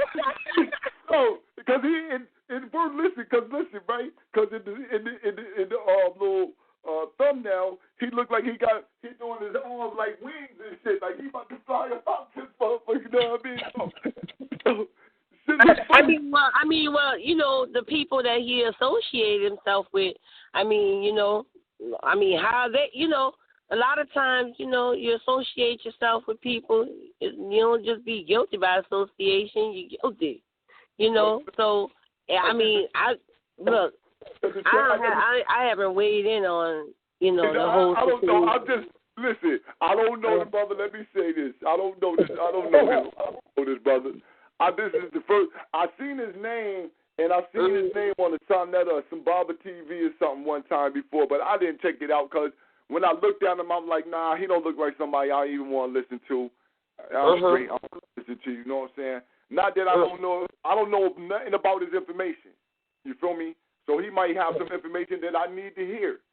But when I go up here and the first thing I see is something about Kundalini, and the next one is spiritual awakening, I ain't even get my Kundalini up. My spirit is wide awake right now. Wide awake on the station, and my Kundalini right where it need to be at. You know what I'm saying? Because if I get it too high, I might try to. If I get my Kundalini too high, I might all of a sudden get so high up that I feel like humanity. I might get to the point of being just a niggas to be trying to tickle your Kundalini. I don't want I get my Kundalini up to humanitarian yet. You know what I'm saying? That shit just don't work for me. I want to kill some shit like that. Shit needs to. Them niggas some Kundalini ticklers, my nigga. I'm trying to tell you. And watch out for them Hotep Kundalini niggas, man. The thing I say about it, fam, right, is that I can't see Shaka dealing with no fucking Kundalini right now. I can't do that. I can't see no Shaka and Kundalini shit. I can't see Shaka Zulu doing no damn Kundalini, man. Shaka Zulu? You said Shaka Zulu? Shaka Zulu, yeah. motherfuckers was sure no Kundalini. You feel me? You feel me? Dr. Khaled Muhammad talk about some Kundalini and shit, man. What do you mean, man? Hey, brother Bino, why you don't think we need any Gano grills right now? Why the world don't need it? Go ahead, let us know why the world don't need Gano grills. Well, for one, black people don't need no nigga that friendly anyway. I'm just keeping it real. Yeah. Yeah, we need to destroy all that energy. All that energy right there, all that those cell energy. Anything on the porch need to go. I hear that. Yo, I'm about to play a clip of Gato, man. I'm about to play a clip. I listen to Gato down here for 10 minutes with So you think I've never seen him before, so I just want to play a clip so then I can get a Go ahead, brother, go ahead. A double master gateway. Should we go to the double master gateway? No, I don't want to do that. That sounds too deep. That's too deep right there. Deep right there. That's too deep, double master gateway. I don't even like that title, man. That shit make me feel uncomfortable. And then brother jumped from Jesus to Saul to man. So listen, but family, listen, y'all, check this out. I'm gonna mute y'all lines. I'm gonna mute everybody lying though. Don't worry, it ain't personal. You know, they take it personal. You mute their line. This nigga mute my line. He don't like me no more. I mute your line, or you know. All right, go ahead, brother. Everybody like it so we can check Gano out real quick. Play this clip. Hold on.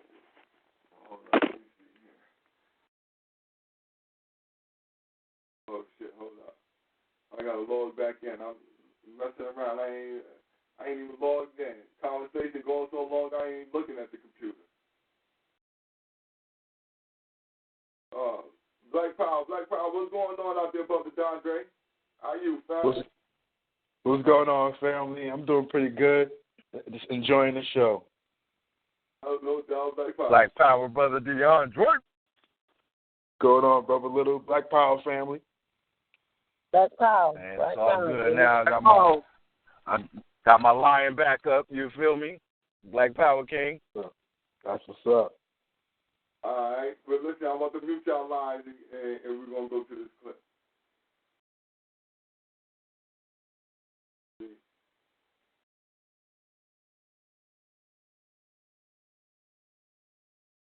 I hope they ain't monetizing this video, so we can just Your heart loves omega-3s. The omega-3s in fish oil differ from mega red krill oil. Unlike fish oil, mega... Look at that.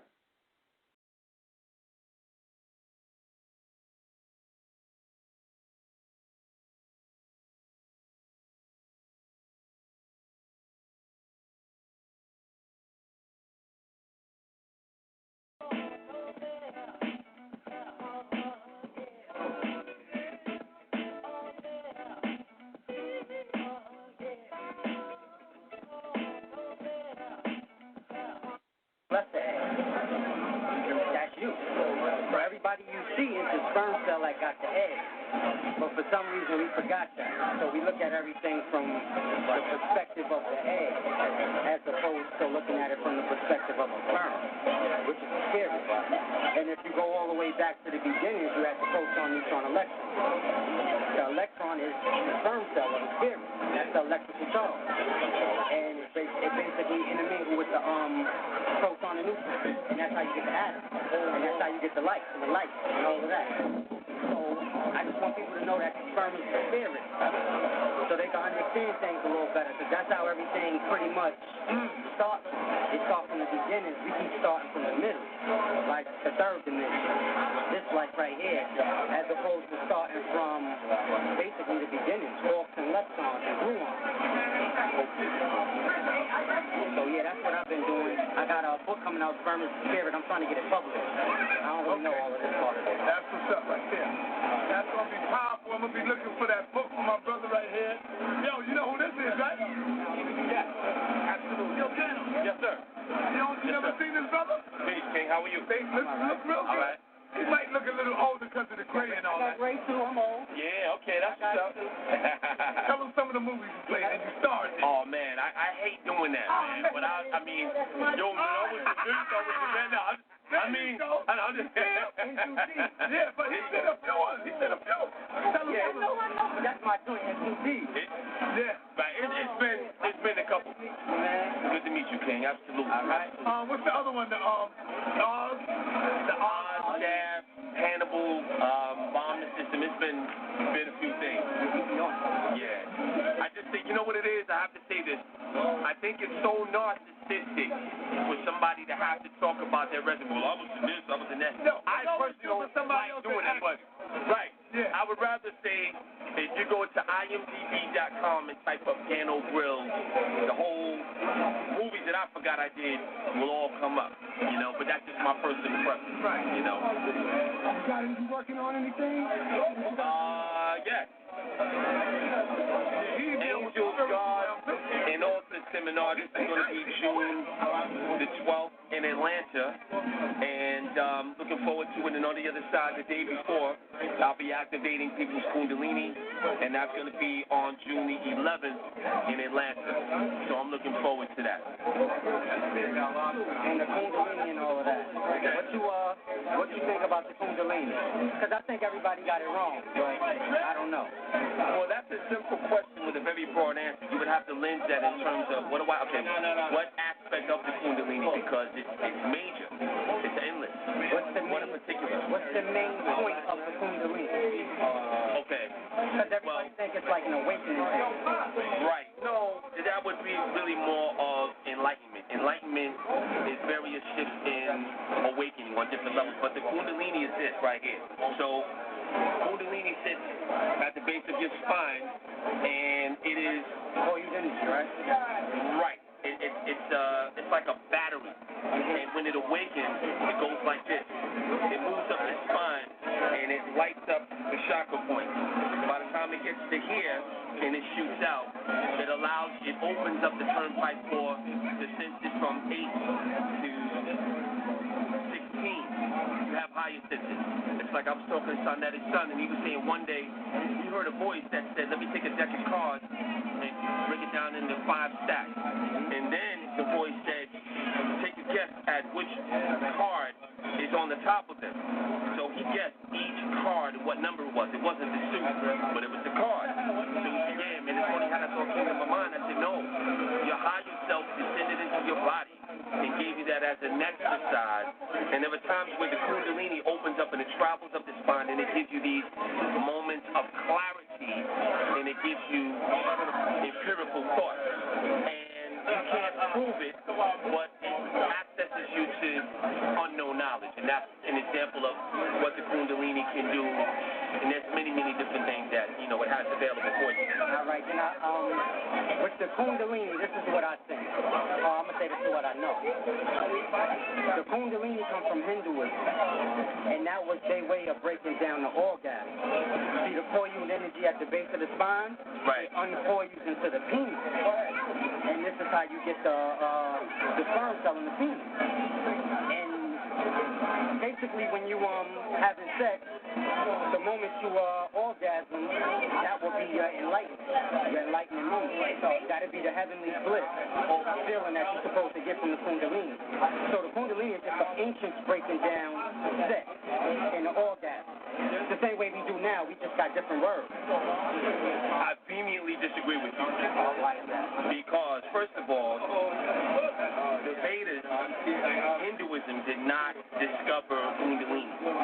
They weren't the first ones that that talk about it. And when you ejaculate or you have an orgasm, that is not enlightenment. It is an expression of the act of sex that coalesces with a mechanical ejaculation as well as an orgasm synergizing and releasing sperm, which is supposed to give life. But it's enlightenment, right. Enlightenment is not that. The life is the enlightenment. Enlightenment is when you're alive. No, that's not true. When you're alive, you're alive. When you're awakened, you're illuminated and you're somewhat conscious. But enlightenment is not an ejaculation. That's not what it is, brother. When you release the sperm, see, y'all take enlightenment as knowledge. You're using, not to cut you off, but I would say the way you're using it, you're using that as a euphemism to describe an orgasm, and the two are very, very different constructs. So that's why I say I respectfully disagree with that. I wouldn't call an orgasm enlightenment because I don't know that to be the case. That's the wrong terminology. But the term enlightenment doesn't necessarily mean knowledge. It can just mean life. Bringing light, like bringing forth light. Like atom, like proton, neutron, the electron brings the light. So when you speak in enlightenment, that's a scientific aperture that you're describing, and you're also conjecturing that enlightenment does not mean exactly that. That's not what it means either. You're taking a scientific term and saying that enlightenment possibly means that, but that's not the case. But actually, I'm not even here to debate you. Don't even try to get that. I don't do that. But I'm just saying that I would respectively disagree and say that enlightenment means that you are no longer subscribing to a lot of the programs that most people are in. You don't have third-dimensional consciousness of duality and polarity, disparity, spirit of lack. It means that you have knowledge of things that were wiped away in history and mythology. Enlightenment gives you the ability to do things that most people cannot do. Enlightenment, if you study Padre Pio, he was able to bilocate and be in more than one place at the same time. This is the derivative of enlightenment. Enlightenment means you don't have to take in corporeal food. You can just take the prana from the air and live for days and days and days. That's also another form of enlightenment. By the way, the Hindus and the Vedas illustrated that. How do you know that what was written is right?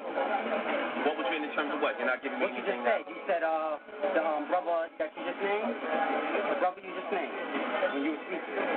Somebody you just named. You named someone's name. The Vedas, you mean? The No, that's it. I know the Vedas and all that. Okay. I'm talking about the person. You named the person. Oh, you're talking about Padre Pio, right? How do you know what was written on him was accurate? Okay, well, if you study history...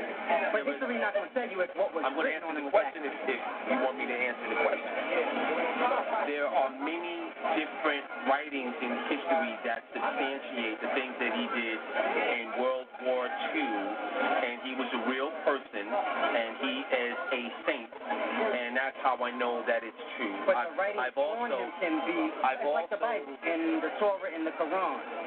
I'm not going to debate you, but I'm going to answer the question if you will allow me to. I've also gone into meditation and I've seen him for myself, so I know that he's a real being that was able. I'm not relying on that. So yeah, the Kundalini, brother, you definitely have a viewpoint on it, and it's really bad. So it's not. I don't have the totality of what the Kundalini is about. No one does. So you have something very interesting to bring to the table in terms of, what you understand the Kundalini to be. I'm still learning. I'm always a perpetual student. I'm humble enough to say that the Kundalini is it's an infinite topic, really. But the things that I do know about it... It's dealing with the spirit, though, right? Absolutely. Well, it's dealing with something physical as well, because it's something that we all have, and it's a beautiful thing to explore. So that would be, that answer to that question. Peace.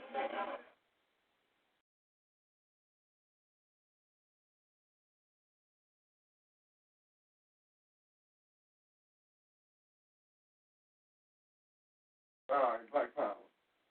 Listen.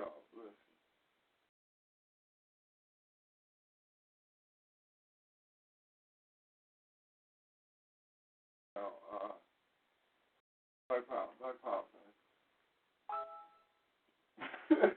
Presbyterian. All right, Black Power family, Black Power, Gano Grills. Now I know who. Yo, listen. Now I know who Gano Grills is. Now I know who Gano Grills is. Yo, Brother Little.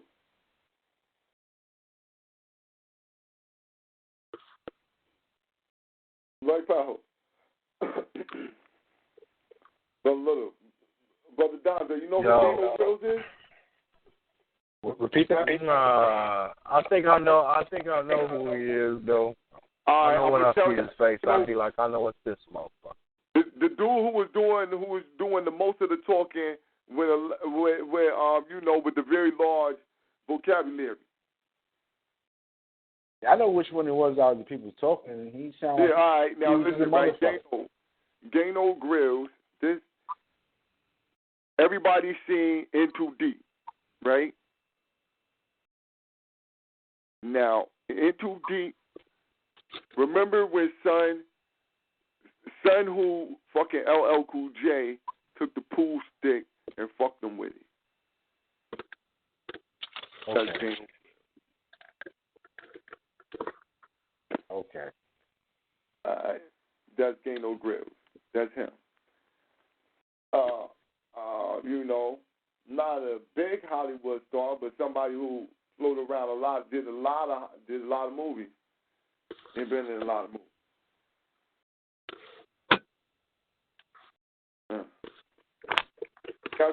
The type of person that Sarnetta would bring to his platform, the same reason why he would bring a Chris Bouchard on his platform, because he's trying to get somewhere. He's not in it for the community. He's trying to get somewhere. He's trying to be Hollywood. He wants to do it polite, but he can't do polite because he's know how to do it. Yeah. Mm-hmm. Polite got a different strategy of hustle. Exactly. Different type of charlatan. You know what I'm saying? And he was a charlatan early. See, polite was a charlatan early. You know what I'm saying? And Sarnetta, I'm gonna get a benefit of the doubt. Say that he just over time just got lost. Different teachers. I mean, Sarnetta originally was up under Khaled. Khaled was real. Polite was under Dr. York, who was shysting the people. You know what I'm saying? So it took a little bit of time for Sarnetta to acquiesce to the bullshit. Perfect word. Perfect word. But yeah, Gano Grills. All right, Gano Grills. Okay. So now, all right. Now, point well taken, Brother Bino. No more Gano Grills. There's more, he ain't alone. But yeah, no more Gano Grills. I was never interested in anything he had to say anyway, So, you're right. Well, no more Gano Grills.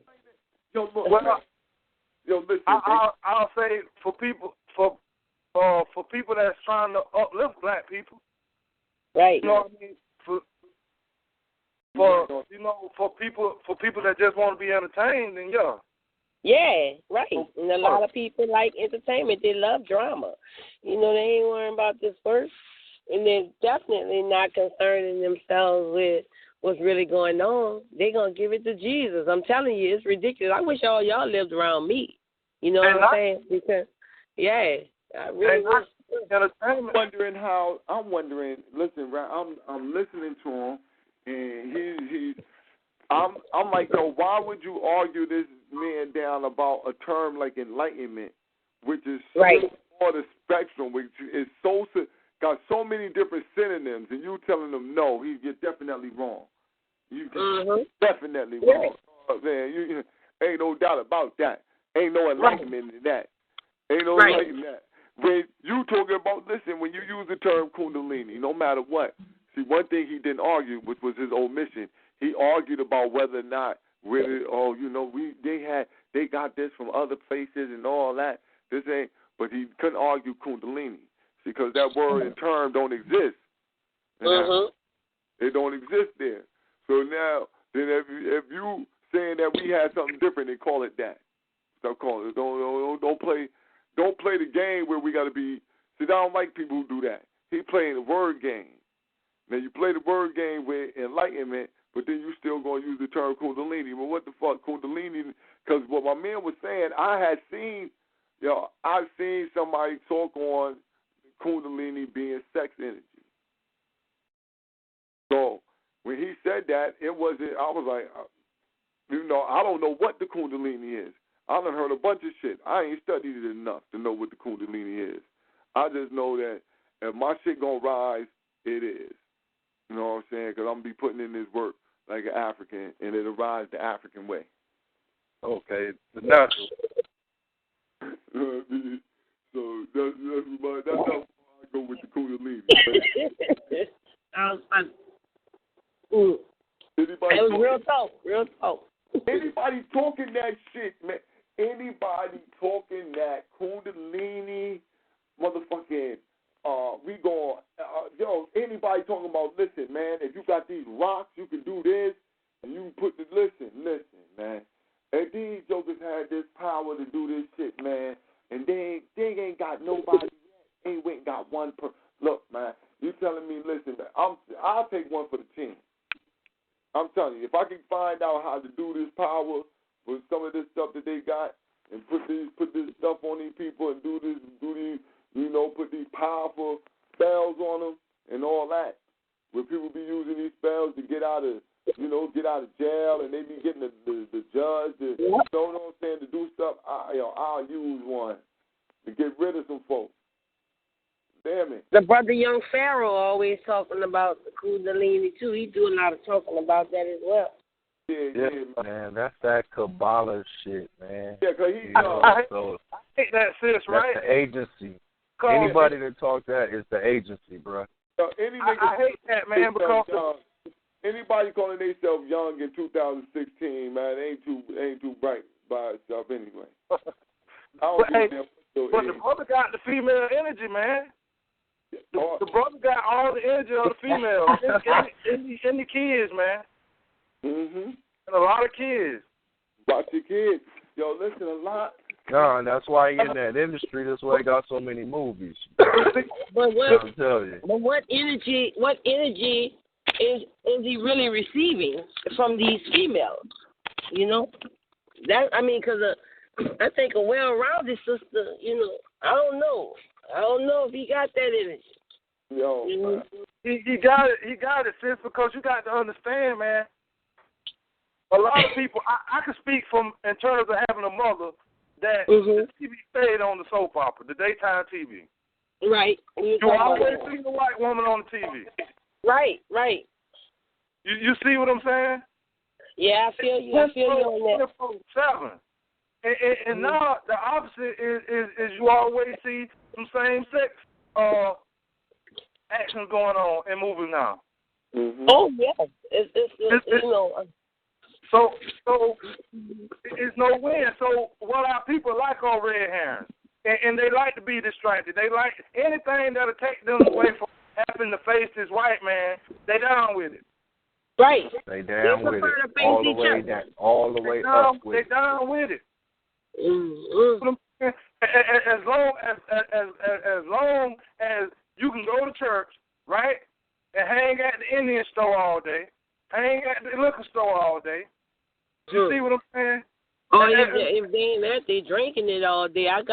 I'm dealing with that. I'm dealing with that. Not me personally, but I'm dealing with the effects of people that are caught up into that type of life, that drinking. I'm telling you. We all are. That's why we stuck in this mire right here. Well, I deal personally with almost every bad aspect of our culture. I done dealt with it. It's sad. See what I'm saying? Mm-hmm. From close relatives or whatever. Right. Yeah, relatives affecting everybody else with that bullshit. You see what I'm saying? So when I hear a queen, speak before the world and compare anything to homosexuality, it kills me, right? Because when you're talking about homosexuality, right, you're dealing with the fucking reproduction line, man.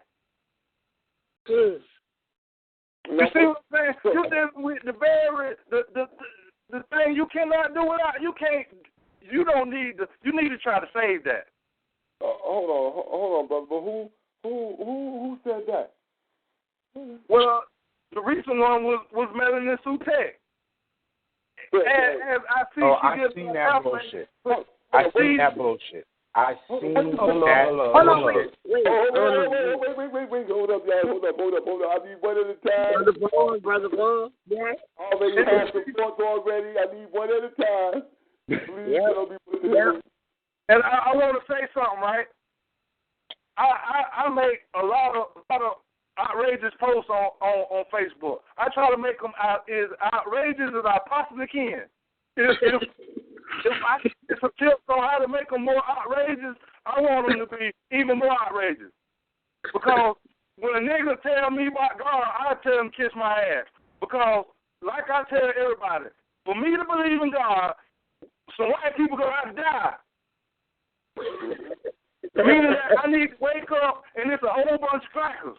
Damn. That's a revolution. Yeah, revolution. That's revolution. That's the only way I see it. And I don't hate white people, but goddamn it, if you gonna teach these fire, then some crackers got to die. Yeah.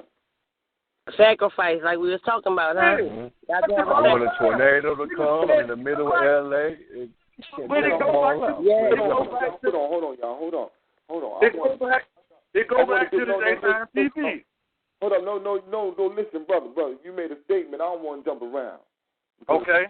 Because brother Dondre said he heard it too, and I didn't hear the statement. Now you say Melanie Sutek compared black people. What happened? Donetta was these things is in Brooklyn. I think it was in Brooklyn. It was at that BAM festival, and they were asking people if they people's opinions on homosexuality. And they asked Melanie Sutek what she thought about homosexuality, and she was like, "Oh, she feels it's just his choice." So one of the pills get on there, and he started trying to drill her on, like, don't you think it's a mental disorder like it was labeled back in the 70s? She was like, nah, it's just a choice. People just choose to do that. Basically, she was saying it's nothing wrong. It's just a natural choice that you choose to do. So then they asked about the reproductive aspect of it. They're like, well, don't you think, the whole purpose of it is to reproduce, and homosexuality is anti-life? She goes and says, don't you think niggas out here ain't leaving their women, just having babies and leaving them, and niggas out here out killing the streets? Isn't that anti-life? After that, I turned the shit off. Once I heard that shit, I cut it off. Oh. Really? So, hold on. So, Brother Bino, that's the video that you had, that's the one you was talking about? Yeah, sister. I gotta see it. I gotta hear it. Man. Hey, it was almost worse than the opening scene of Roots, where the cracker had a nerve to goddamn say the African sold Africa for gold. She has the audacity to compare homosexuality, niggas leaving their chicks, niggas not being with their families and shit like that. He said that's anti-life. So that means that's the child. Yeah, that's the essence of feminism. Yeah, that's bad, man. Yeah, because self-reflection is a hard thing to do. See, it's easy for me to point the finger at everybody else and say, well, you're this or you're doing that. But see, it's not easy for me to reflect on myself or what I went from the observant standpoint. I mean, I hadn't observed this, but from what I'm understanding, once I, take a look at this, just what she's saying, because he's quoting, the brother's quoting her, right? The brother, quoting her, but it's a trick, because prior to that, he puts a little 10-minute video out with her arguing with some dudes, because some dude was walking through with a white chick, and they start getting on the dude and the white chick, and she goes off on the brothers like, how you defending this white bitch? You supposed to be defending your sister. You supposed to be defending the queens. We need you out here defending us, which is true.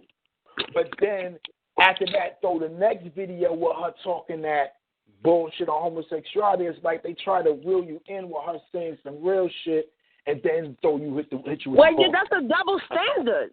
Is what that is. No, that's a con. You can't have That's what those. a con has to.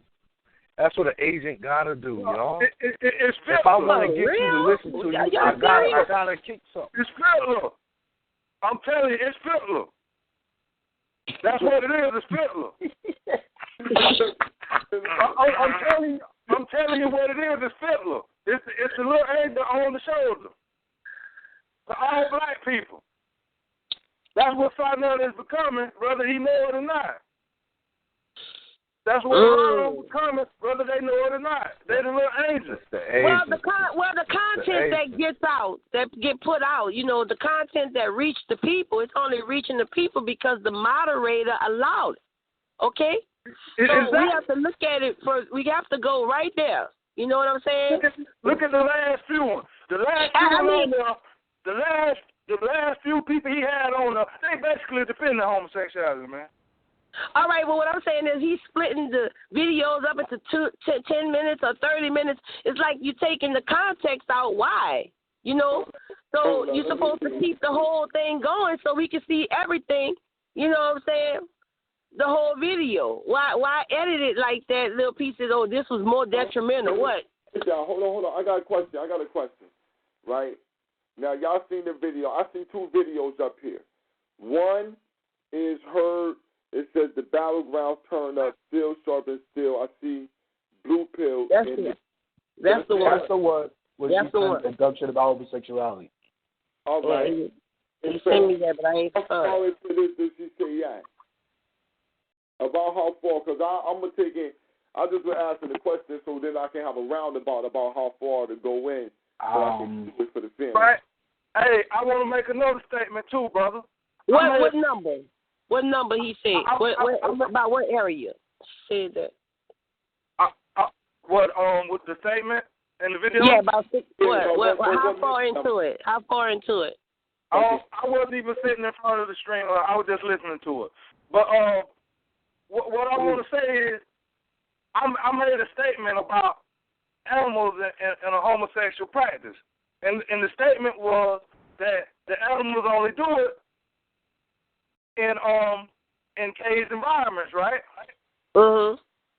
Now, after that, a video came out where about 3 minutes in. Goddamn monkeys trying to fuck each other, man. Do you see this sick shit? It's crazy. They'll find anything, man.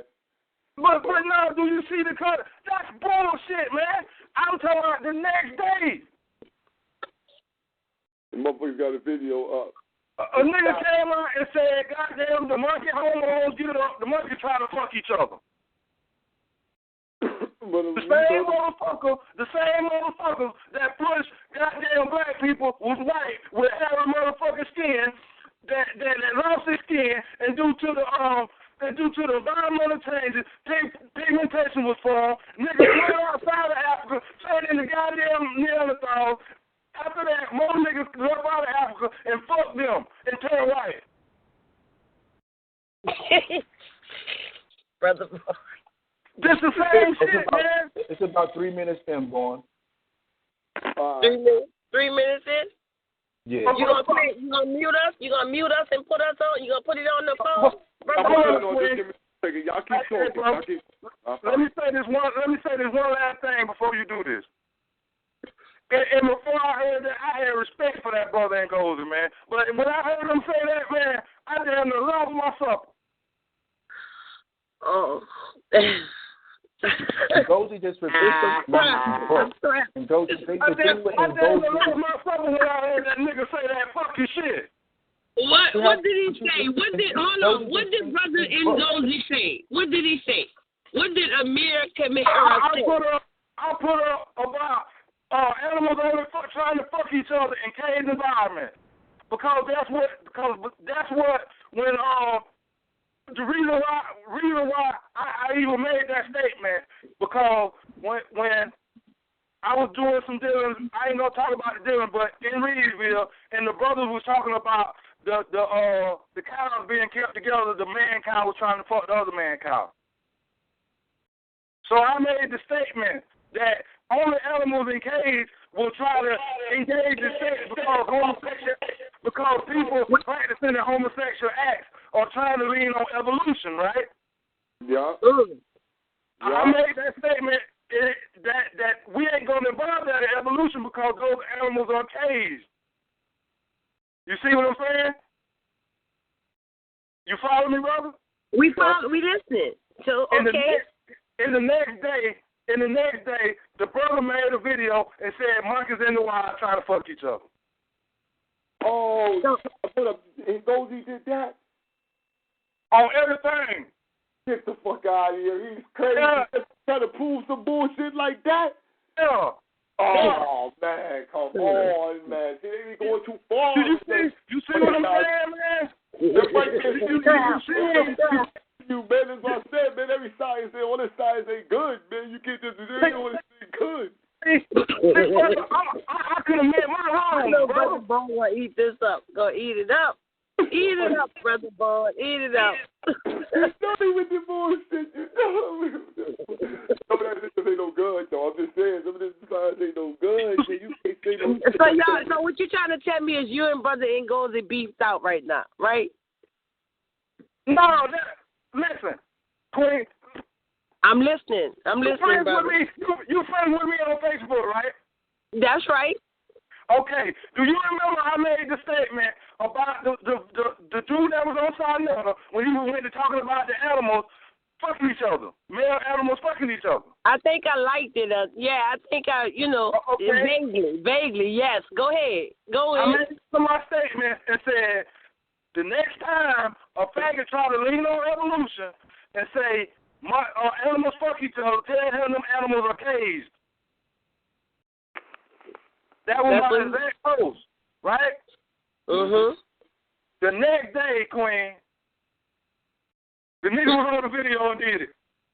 If I can find you the video, and I wish I had the post. I deleted the post because I cleaned my Facebook page. But I made the post about the cage animal, and the next day, the video was up. And I never had a discussion with this brother. And I actually liked the brother until that.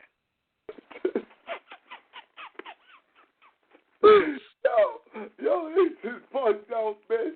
Why would you go try to look? What would possess you to go try to look for something like that, man? What's wrong with you to disprove? I said, wow, man. I said, this guy crazy. Because they follow evolution. So, listen, man, I'm saying, I love Africans, but, man, some of our people, man, they fall so hard on this white man's side that, look, man, you cannot challenge that. We done got all the way up. We done went all the way around the world. We might as well go ahead in. We might as well go in for the kill because we everywhere right about now. Y'all cutting up. We supposed to end this. You know they came in here and brought that cock. With potato grills. Look at how that happened, man. Contaminated the place, boy. That's all good, bro. You know you did right. You came to spark thought. That's what it's about. That's right. Yeah, spark thought. Induce the conversation, the discourse. It should not deteriorate. The discourse should never deteriorate. You know? If I ain't mistaken, the video will come, I hate to get this motherfucking nigga. Here's some shine. The Canadian dude. Oh, no, man, look, we try to like my boy Sarah soon said, I ain't getting him no shine.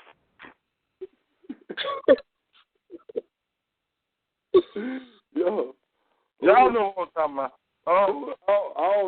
Listen, man, we don't be listen. Over here, man, we barely mess with these jokers, man. If you don't talk about their corporate name, we don't know them. Like, you know what I'm saying? Look at her, King, right? I like information, right? And I kind of somewhat understand a brother that like information. Brother, you be watching them videos, brother. I don't know what to do. Yeah, there's so much shit you can watch. Honestly, I have to be in the mood I gotta be in the mood where I want to see some ignorance. I don't really want to. I just want to hear some nonsense. I turn to that because that shit makes me. I find that shit hilarious. You know what I'm saying? All that shit that them niggas have on there is pure entertainment. I don't find it as an information source. I find it as I may get a little bit out of it, But I look at it as something that does less damage than watching regular TV. There's less damage I'm going to get from that shit than if I would watch regular TV. That's all it's for. I say, and I roll with Brother Dante because I try to, like, I used to watch it. I used to watch all the videos and watching them since drop. But I'm not there. I can't be. It's like, yo, I thought that it was moving somewhere else. And when I seen it wasn't moving in the direction that I felt like it should be moving in, instead of just always coming on doing shows where we talking about referencing whatever they doing or whatever, it's just like, yo, fuck that, because there's other things that we feel like is more important to the motherfucking people and more detrimental that we should be talking about. And we ain't got time to be mixed up with the Hebrews and what type of debate we're having, the medical conference. With the platform then. You feel like it's the platform, huh? Yeah. So I'm like, yo, y'all do y'all thing. That's what they do over there. Like, you know what I'm saying? I know that that's what goes on. I can go over there, I can listen to some jokes. I can, you know what I'm saying? Nigga might spit a couple different history facts, but most of the information, a lot of it, I ain't gonna say most, a lot of the information that's passed back and forth is information that, if you go look at some other things 3-4 years ago, that same information had been out. So, it's not really, it's only new for the people who it's new to. And the rest of the people feel entertainment. Yes. Mm-hmm. But you have to get all the books. You're going to acquire Sheik Anta. You're going to acquire the Dr. Ben. You're going to acquire these works by these people because you're seeking knowledge. People who look there, they're seeking information anyway. So you're going to start to acquire it. And once you acquire that, you on the same level as most of the people who up there talking. Everything they say, you're going to be like, yeah, all right, I know that. And then it's just going to become redundancy. Then you start to hear when they start to pervert the information, then you realize, oh, these niggas on some bullshit. That's not really what the nigga was trying to say. Exactly. And they start to twist it, bait shit. At some point, right, is whether it's right or wrong, man. The information must continue to be provided. That's for certain. I know that. We're going to have to continue to provide the information. You know what I'm saying? I don't knock them for providing. Like, whatever information they give, that's why I said I don't even, we used to be chopping it up on them and cutting them up on a regular. I know, y'all. There's been a bunch of shows. I was on one show. When Ngozi came on here, was all I want. I was like, damn, this shit went crazy. Then Ngozi on here, Brother Uncle's on here. All y'all be going in Mickey. Where Brother Mickey at? Because he cuts up. Somebody in the cut right now. Wait, I'm here. Black Power, I'm here. I'm listening to this. There you go. Look at it. That's the king. That brother cuts up. I love that brother. Don't say I miss Brother Mickey. Y'all do know that I miss Sister Camille. Her energy and everything, her spirit. Sure miss not having her around. And the other queen, I don't be knowing when she be the win at. I don't know if she still left. Maybe she be tuned in. Because sometimes I be tuned in stuff, She tuned in. She fell back. Good. That's good. Well, we put in that gangster salute out to our sister Camille always, you know what I'm saying? And, I miss that sister. She say Black Power. Yeah.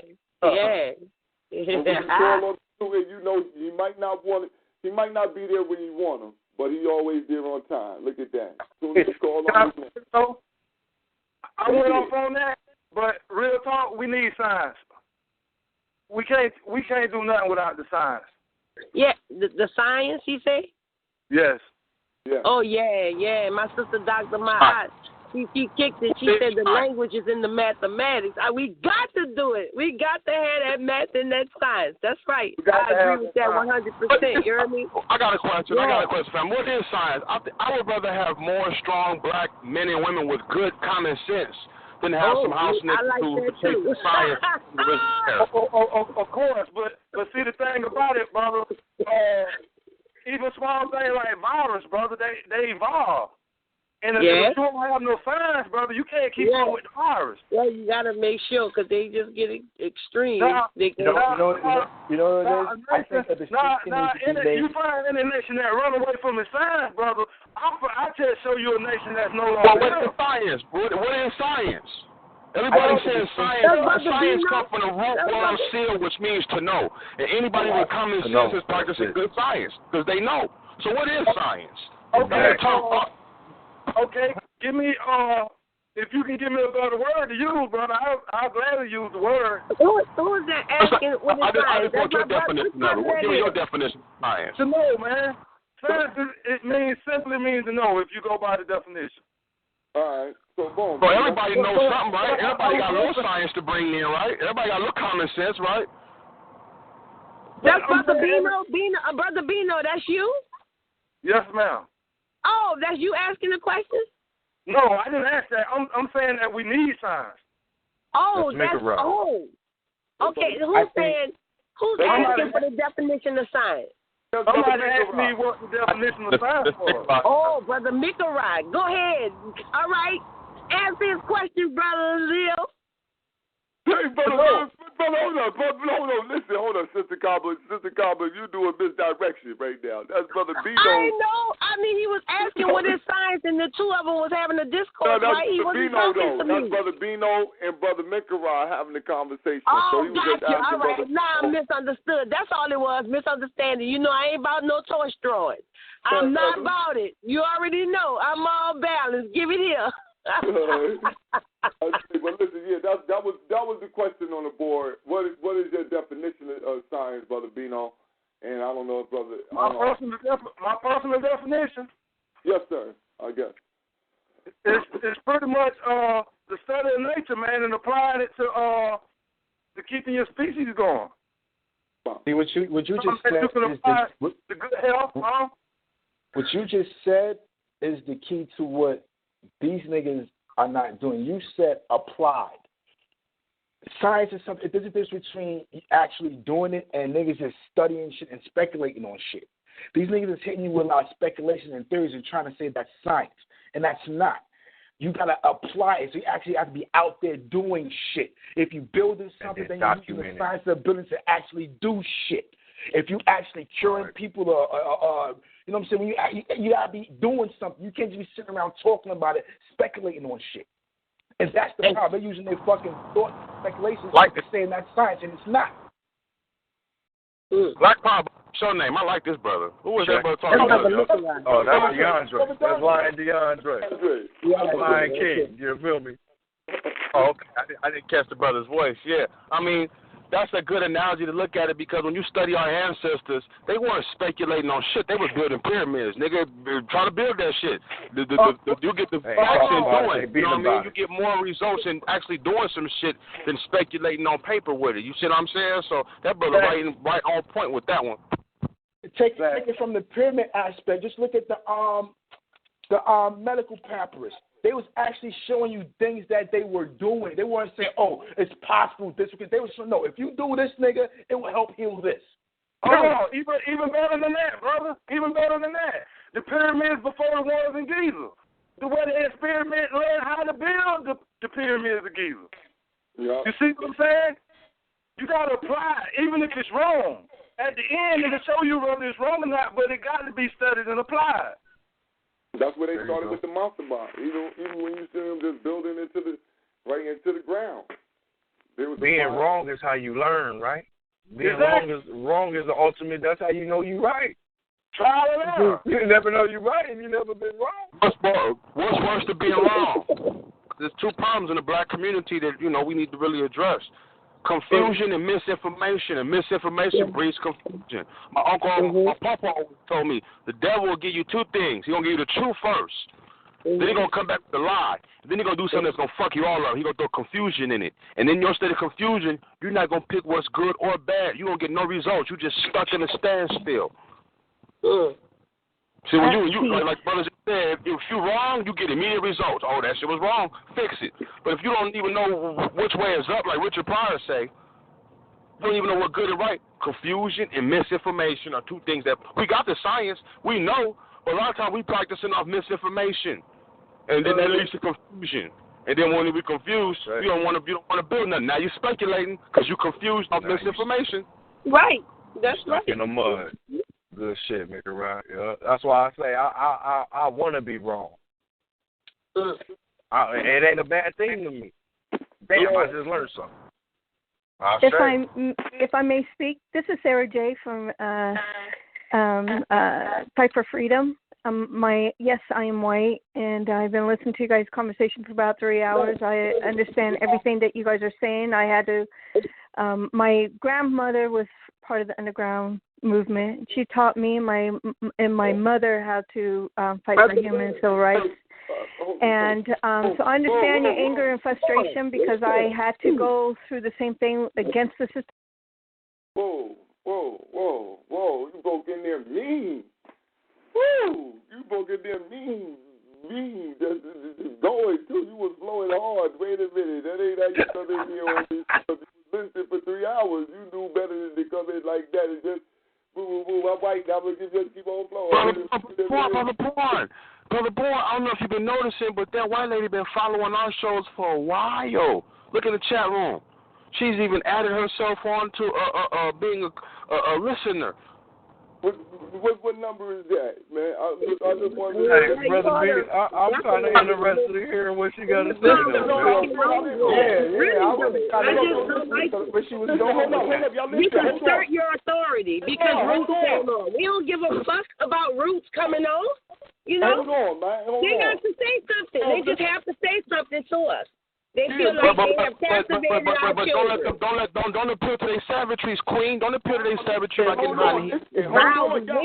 on 1 second. I just wanted to come in with, listen, man. Listen. With this African first, second, and third, so she been listening, so she know the protocol on the show. So she know what it is. You got to come in with some proper respect coming in here. You don't come in and just, yes, I'm white. Yeah, let her talk. I'm white. She said she can't say black power. She can't say that. Well, you have to say that. Listen, the proper protocol, listen, hold up. We're going to learn her something tonight then. The fucking people with freedom writers. Hold on, y'all. I had y'all talking over me at the same time because I'm trying to make a statement. I want this heard. You know what I mean? I just wanted to see that, listen, proper protocol, if you know this, you know what I'm saying? And you white. Proper protocol is that you say you white. Let it be known. And then you look to see if respectfully they want you to go along with your discourse. If you somebody who's been listening and tuned in and understand how we do. That's the respectful way. So if you will come in and have some respect, just like any other white person to come in here, I'm going to have to check them and look, man, wait a minute. That's why we want to let you on. But you're going to have to come in with some respect, real respect, because it's African first, second, and third. And I only really care to hear the African. So she know that also. So you know what I mean? Now, on the motion on the floor, I'll allow it. So my brother asked that he wants to hear what the discourse is about, and I'll allow her if she come in properly, man. You know, you just can't say that. Knowing it's the African first, second, and third show. Come in. I love it already. That's how it's supposed to be. You never keep the rifle off the enemy, nigga. Yeah, you know what I mean? Snipers on low. You already know. Coming into our house. You coming into our house at least as much as we can control right here, so we want some control. All right, now. Every time they come in, they slaughter. So now listen, we're gonna open it up. Let's see here. Let's see what's going on. All right, now, what was your name again? Sarah J. Sarah J. All right, yeah. Sarah J. Come on. And I apologize. I didn't mean any disrespect whatsoever. Everyone was talking, and I didn't know how else to squeeze in on what I've been wanting to say for the past couple of hours.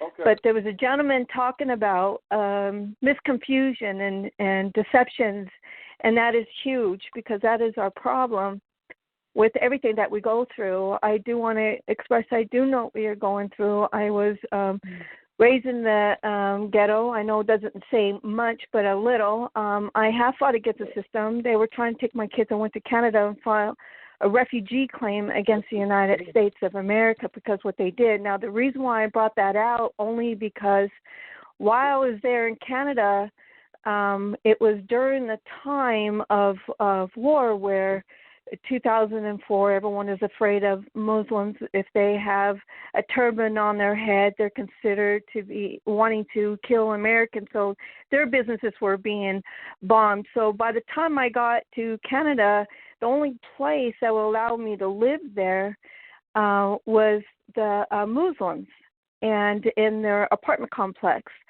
And when I found out, I'm sorry?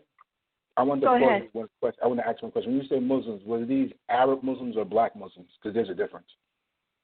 From India. Okay. Indian Muslims. All right. Correct. And the reason why I'm bringing this out is because in India, not only, well, let me back up. I was afraid of them when I first went there, and I got on my knees and I prayed really, really hard. And what I came to as an answer, and I had 3 little children with me, is to get to know them for who they are, and which I did. And they got to know me for who I was, instead of generalizing me being American and me not generalizing them as Muslims, that my head wasn't going to be chopped off, because everywhere in the media they were showing how Muslims were wearing black and cutting people's heads off, American heads off. So I was really deathly afraid, but after my prayer, I was not afraid anymore, and that's how we got to know each other very well. And I got to know them about who they were regarding their religion, how they came across in their daily lives. Also, the Sikh temple. The reason why I'm bringing this out is because there are a lot of mass confusion. The system has me so confused and it's a horrible, horrible situation when they're attacking you and attacking your kids, and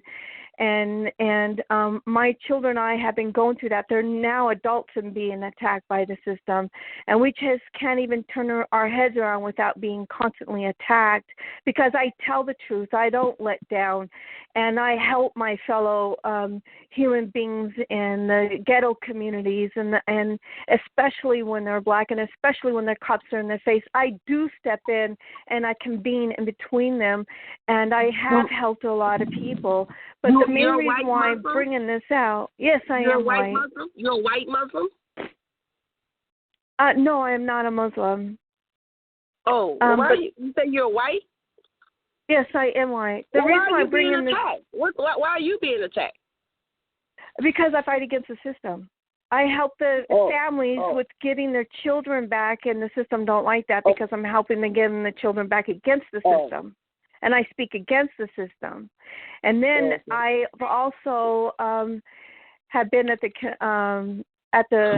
I'm in Phoenix, Arizona, and I was with the rallies talking against the cops attacking the black folks and the Native Americans and the Mexicans.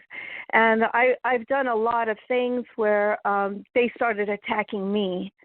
And I've also been assaulted by them, but nothing could compare to a black person or kids who have not been shot in the back. So I cannot say I understand that, because that's a huge heartache I know I will not be able to go through, because the way I feel right now, if I own a gun, some people, I don't want to say over the phone, but my anger is so huge that I know what I'm capable of doing against them and what they have done to us. So you feel with rage right now, right? I'm sorry? You feel with rage, huh? Oh, death, yes. Actually, when the 9/11 happened, my first thought was, now they know how I feel. That's how I respond to that. I did not mourn for what had happened to the people. I was more of, I did afterwards, but my first thought, my first feeling, because of the rage I was going through, is, now you know how I feel. Now you know what you put my family and other I through. Woman talking about killing nobody. I have a question, because hold on. But there was a point I was trying to get to. Listen, right? Oh, hey, go ahead and go do it. Listen, right? Listen. I just want you to know that. Listen, go on for about. I'm gonna give you about 45 more seconds to go ahead and finish up the point, and then have a couple questions. All right? Sure. The point I was trying to make, first I want to give you my history and where I came from this. But when I was in Canada, I got to know the Sikh people. And what they do is the reason why they're very, very wealthy, because all the people put their money into the Sikh temple. And what the Sikh temple does with this money is anytime someone needs a home or a business, the Sikh temple have the people and the money help this family. And once this family start building their home and have is stabled and have their businesses start making money, then they give the money back to the Sikh temple. So this money is being generated with their own religion, and they help one another. They don't depend on the system, where the system controls them and oppresses them to the point of anger and wanting to. And the schools are ridiculous here in the United States, of course, especially in Phoenix, Arizona, where all of them, especially in the ghetto area. But there is this biography called Boys of Baraka, where they took troubled teenagers who were selling drugs on the street, took them to Africa and helped them with their education. And these boys had hope again. They came back in the United States with A's and B's. So our education system must be changed. And I see all this problem. I see how it needs to happen. So what I have done, I bought 19.5 acres, and I'm now building on it so I could show. We have to be careful how we do this, because, whatever the people do to help the ghettos, especially the black community, they want to block it down. They want to kill everyone.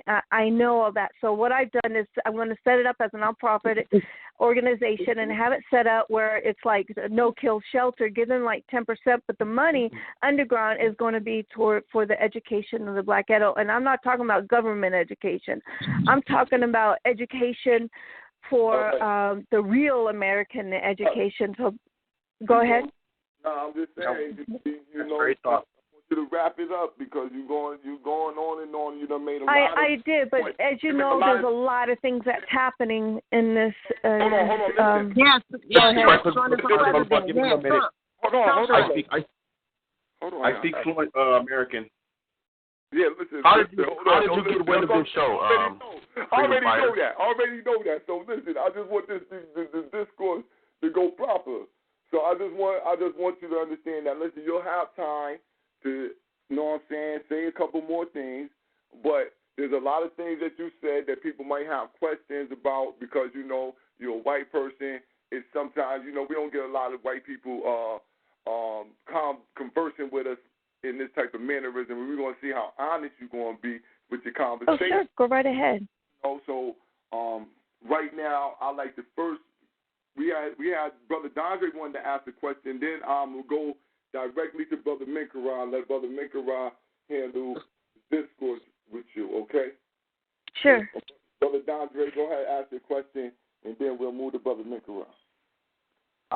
My question was kind of, you said that you grew up, your grandmother taught you and your mother some things and this and that, but what kind of fights were you doing with the system? Because I'm seeing there's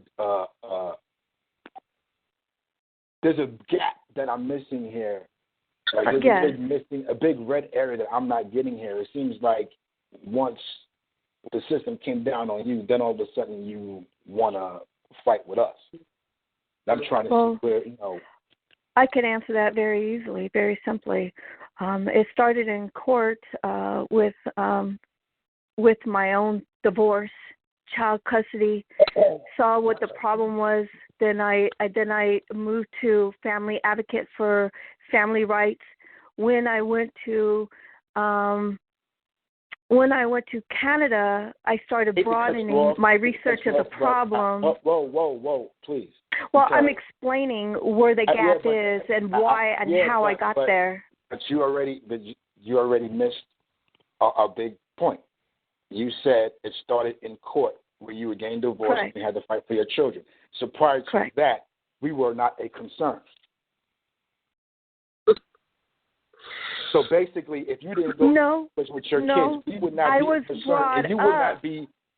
I was not brought up to know racism exists. It wasn't until I got married with my first husband, whom is black, that explained it to me, and I was so blinded by it. I had no idea because I wasn't raised that way. I was in Long Beach, California. Ma'am, you initially mentioned your grandmother teaching you and your mother some things.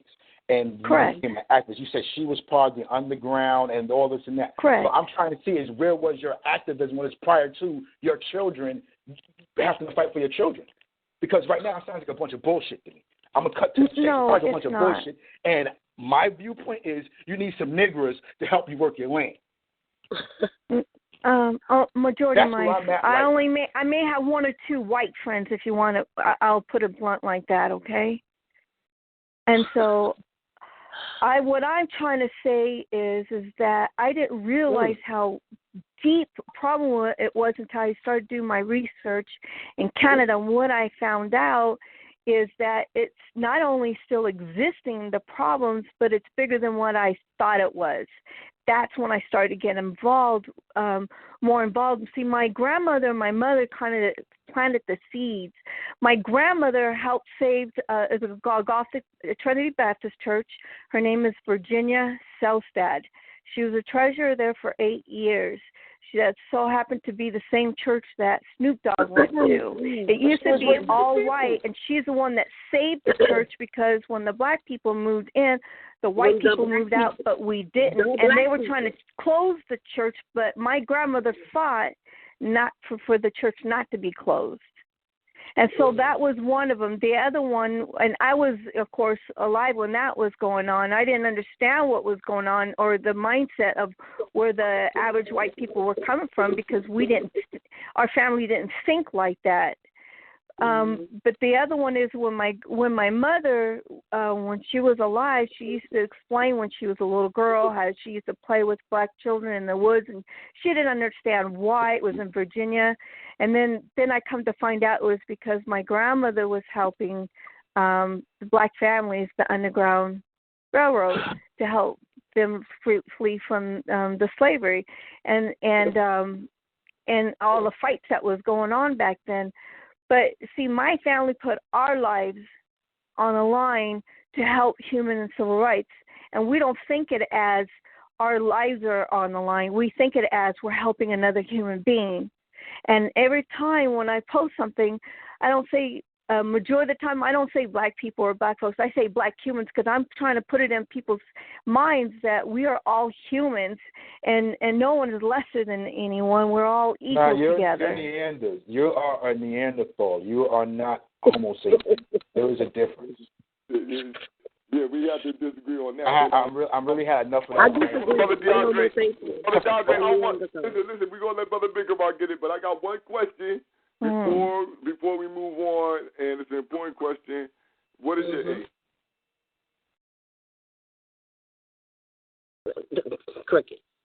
I didn't hear the question. The phone went blank. What is your age? How old I'm are you? 52. 52. Oh, okay. All right. All right. So, Mama. Can I ask, are you Jewish by any way? Am I Jewish? Great Granny. How old is Great Granny? Granny. I mean, Granny is how old? Irish. Mama. Irish. You Irish. Hold on. Listen. You Irish. Okay. My question now. You know she ain't Jewish. Listen, let me calling no line like this. Wasn't no Jewish abolitionists in during railroad underground, none of that. Then the Jews was big slave trade. You'll never hear about an abolitionist Jew. I didn't say anything about Jews. I said my great-grandfather was Irish. My mother was Irish and mixed Indian. I'm Cherokee and Ottawa Indian. Cherokee from my father's side and Cherokee from my mother's side. My grandmother married a Cherokee, and my mother married a man that was mixed with the Ottawa Indian. Okay, now, are you familiar that Irish just became white? I don't understand that. Real talk. That's not funny. That's real talk. It's serious as hell. There's a book that came out when the Irish became white. There was a saying prior to and after the Civil War, you can be white and you can be Irish, but you could not be both. Are you familiar with that terminology? No. But I do know that in our history. What do you know about Irish history, sweetheart? Hold on. I actually know more about Black history than Irish history, but what I do know of white history. Hold on one second. For family in the background, please, family. I know that the conversation, y'all might want to chime in. But for the continuity of the show and for the record, you know what I mean? For the record, can y'all please either refrain from any noise in the background or self-mute yourself, because I don't want to have to do it. All right? Thank you very much. Back to the regularly scheduled program. Thank you, Brother Bourne. Now, I'm only bringing that up because there's a such thing as white minorities. One of the first minorities in America is the white woman. I think white women couldn't get voting. And here America brags to be the free nation in the world. And the white man's own counterpart is the first second-class citizen. That's why I wanted to hear her talk, because you'll get more feedback from a white Caucasian woman than you will from a white male. He'll come in with savagery. He'll be coming in trying to promote us to argue and so forth. And she's coming in and listen 3 hours. How'd you hear the show? I was invited by someone. Okay, well, now was that individual? What's old boy named Brother Bourne used to come on here? I don't even know who invited me. I just saw that. Well, I don't remember. I'm sure it's on Facebook if I see who the person who invited me. But I've always been interested in the shows. I have lupus, so all the times I'm not able to listen to the show, this is actually the first time I'm able to listen to it. So even though I may click say I'm interested, this is the first time I'm actually able to listen to it. Okay, now you have a program on talk show as well. Am I correct? No, I don't have a talk show. You follow a bunch of shows, though, right? I try to, but this is the first one I listened to for quite a few times. The last time I listened for a long time was when Trey Martin was assassinated. Okay. Now, I'm going to ask you a hypothetical question. I'm going to pass the microphone so everyone else can talk, and we can move on to another subject.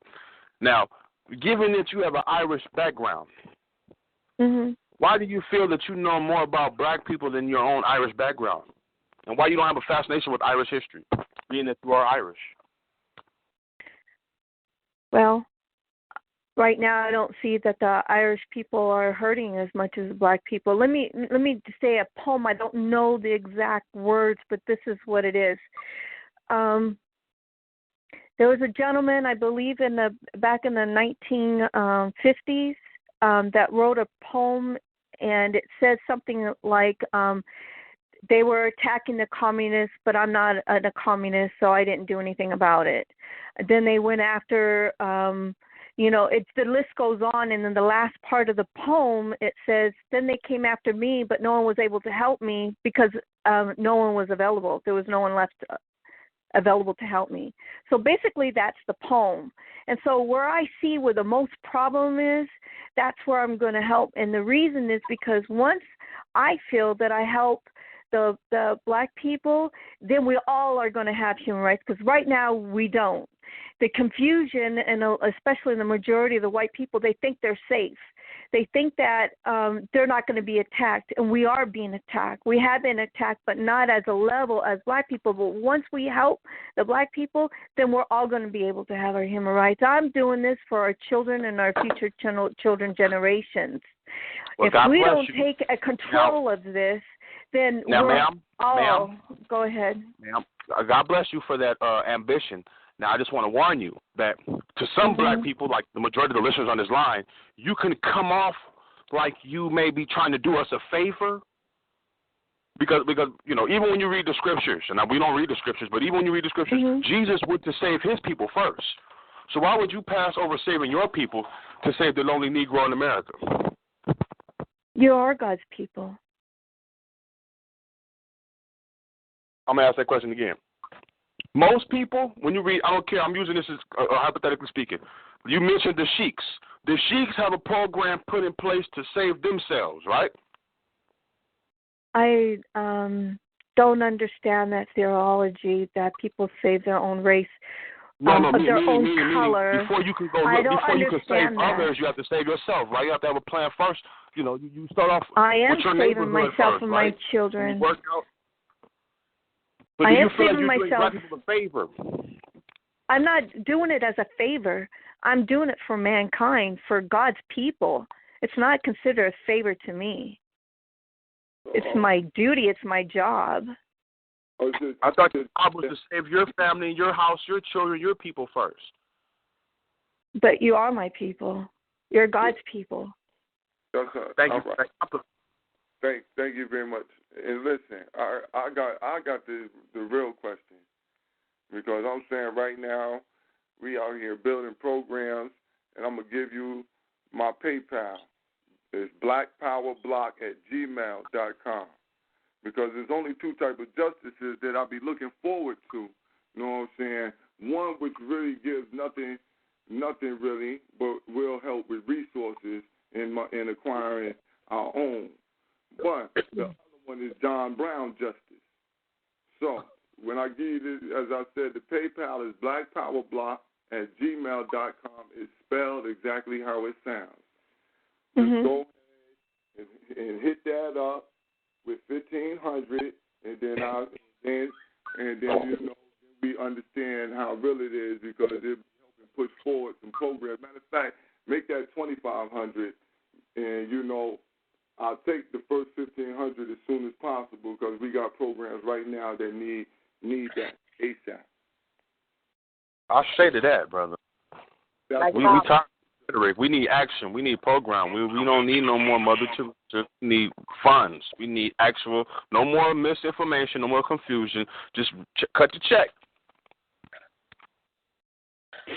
If I had the money, I would. I spend every last penny I had for my for the property, so I can build and help the community. And I have chairman for the New Alliance Party that's helping also, and we are trying to get the funds. And thank you for your Gmail. All this just started, so when the funds do come in, I will give you some funds. I'm now looking for a person that does seminars for corporations, because once a year corporations has to give like $26,000 a year for tax credit. So what I'm looking for is this person to do a seminar and request from these corporations for money, and then that person who collects that money gets like 30% of the money.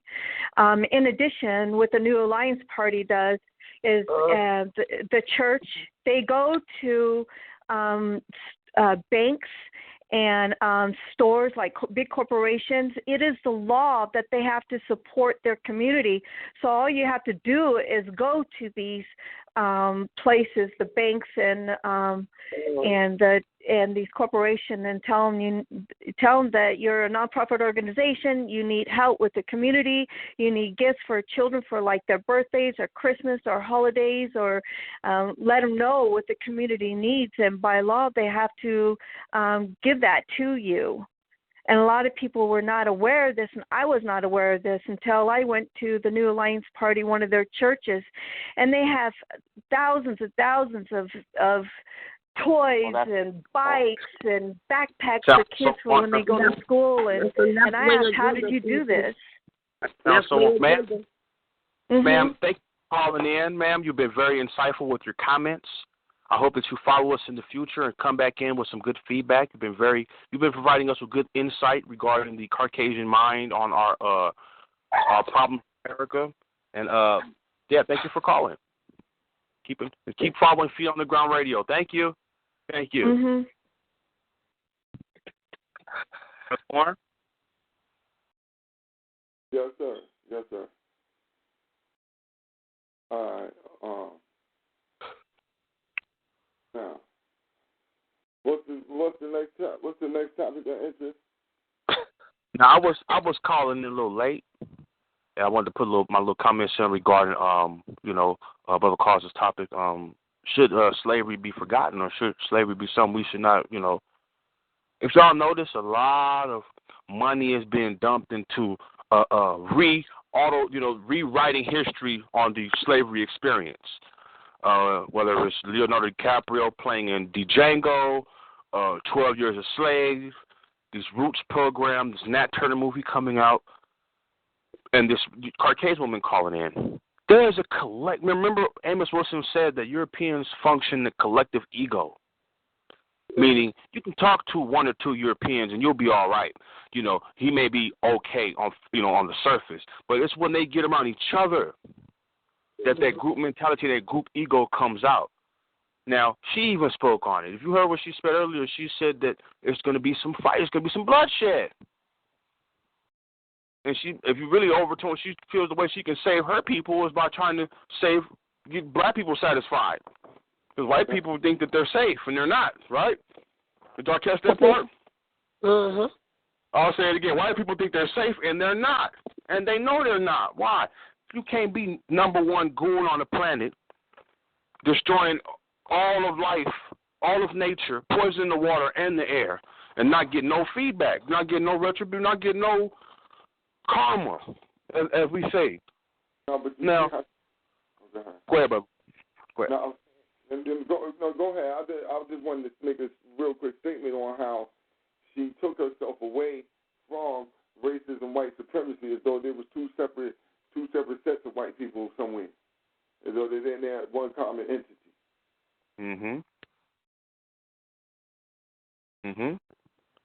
And putting them attempting to put Harriet Tubman's bill on the $20 bill, and out of all the people, they could have took George Washington Carver. You're gonna take the most I'm speaking for myself. The black community, we hold Harriet Tubman to the highest standards because of her rebellious in the system and her ability to move within the system and still be. You see what I'm saying? Mm-hmm. She was I wish I would have met that queen in life. Because I always heard elders say we know how to stroke them white folks' ego, tuck them in bed, make them feel so safe and secure. And while they tucked away, let's go, y'all. You know what I'm saying? On the underground. And then still able to make it come back. She going from plantation to plantation, sweet talking these crackers and getting in their house. You see what I'm saying?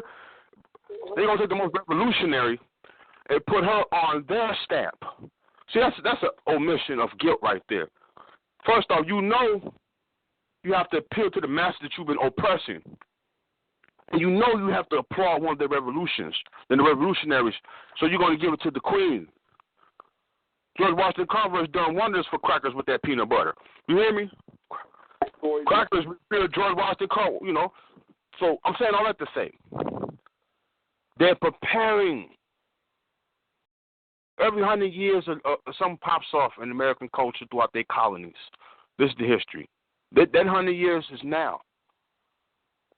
Every time you bring in one reaction, you get another reaction. You see what I'm saying? By them promoting this homosexual agenda, you got a whole avid of, look at the culture in Chicago, for example. They killing one another, but when that snaps, the brothers rocking dreads. They don't want no fades. You see what I'm saying? And this whole slavery thing, we not financing a lot of movies, so they obviously trying to portray or convey a message. You're going to see recurring historical myths popping up. Oh, black people sold themselves into slavery.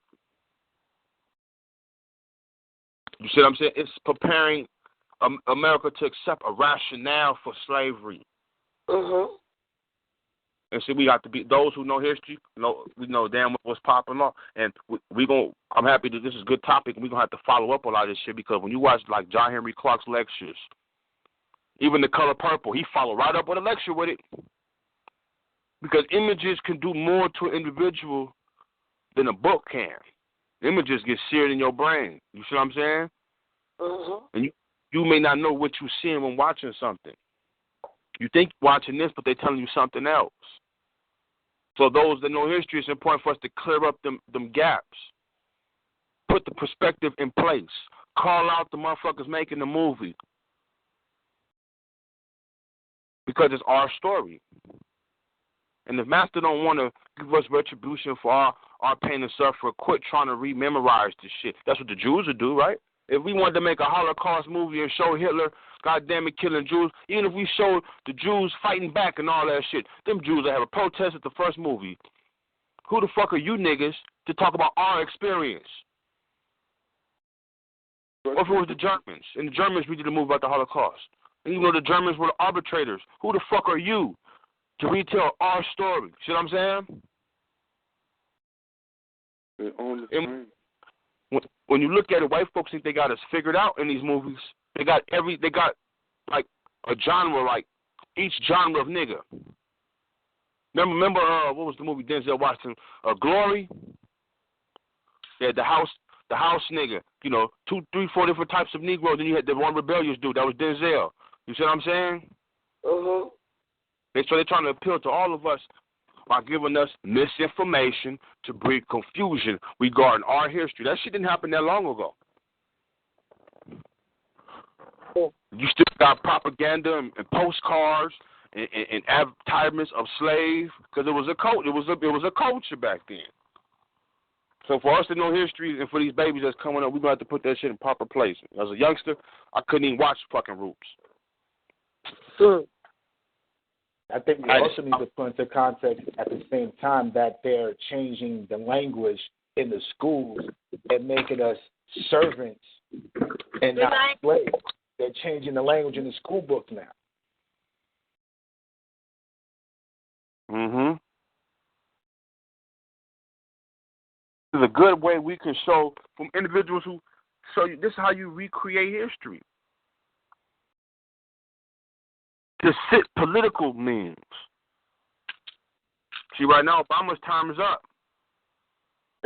Now, the worst cracker finna come in office now. We gave y'all nigga, prepare for hell now. The worst cracker in office. So they pushing that agenda. And at the same time, you see proper semantics. As the brother just said, you weren't slaves. Y'all were indentured servants. Y'all were overseeing, maintaining, not master but mister's property. He just changed his, the second letter, the A to the I. No more master, just mister. Semantics. The white chick just posted in the group.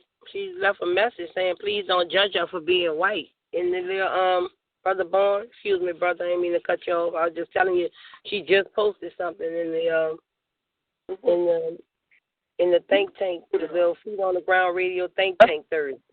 That's expected, and she shouldn't get offended. She's Irish, and when she go read some Irish history, and she says she's white, but she don't even know she just turned white. She don't even know who she is. Yeah, she don't even know who she is. Go look up a book called When the Irish Became White, and this happened in this century. Native Americans were citizens before Irish were white. I don't know who invited her. It wasn't me. She said she's looking out for us, but she referencing the New Alliance Party, political party, left winger. She's doing us a favor. I asked her that. She's doing us a favor. Mhm. She thinks she's doing us a favor. You don't want to look out. You're a white woman with no money. How you gonna look out for her? She ain't white. She broke. If she listens to a bunch of niggas, you feel me? Yeah. She's an Irish girl. The Irish served this plantation for the English. She don't even know who her oppressors are. Okay, she mentioned Canada. She was openly accepted more in Canada than she was in America, wasn't she?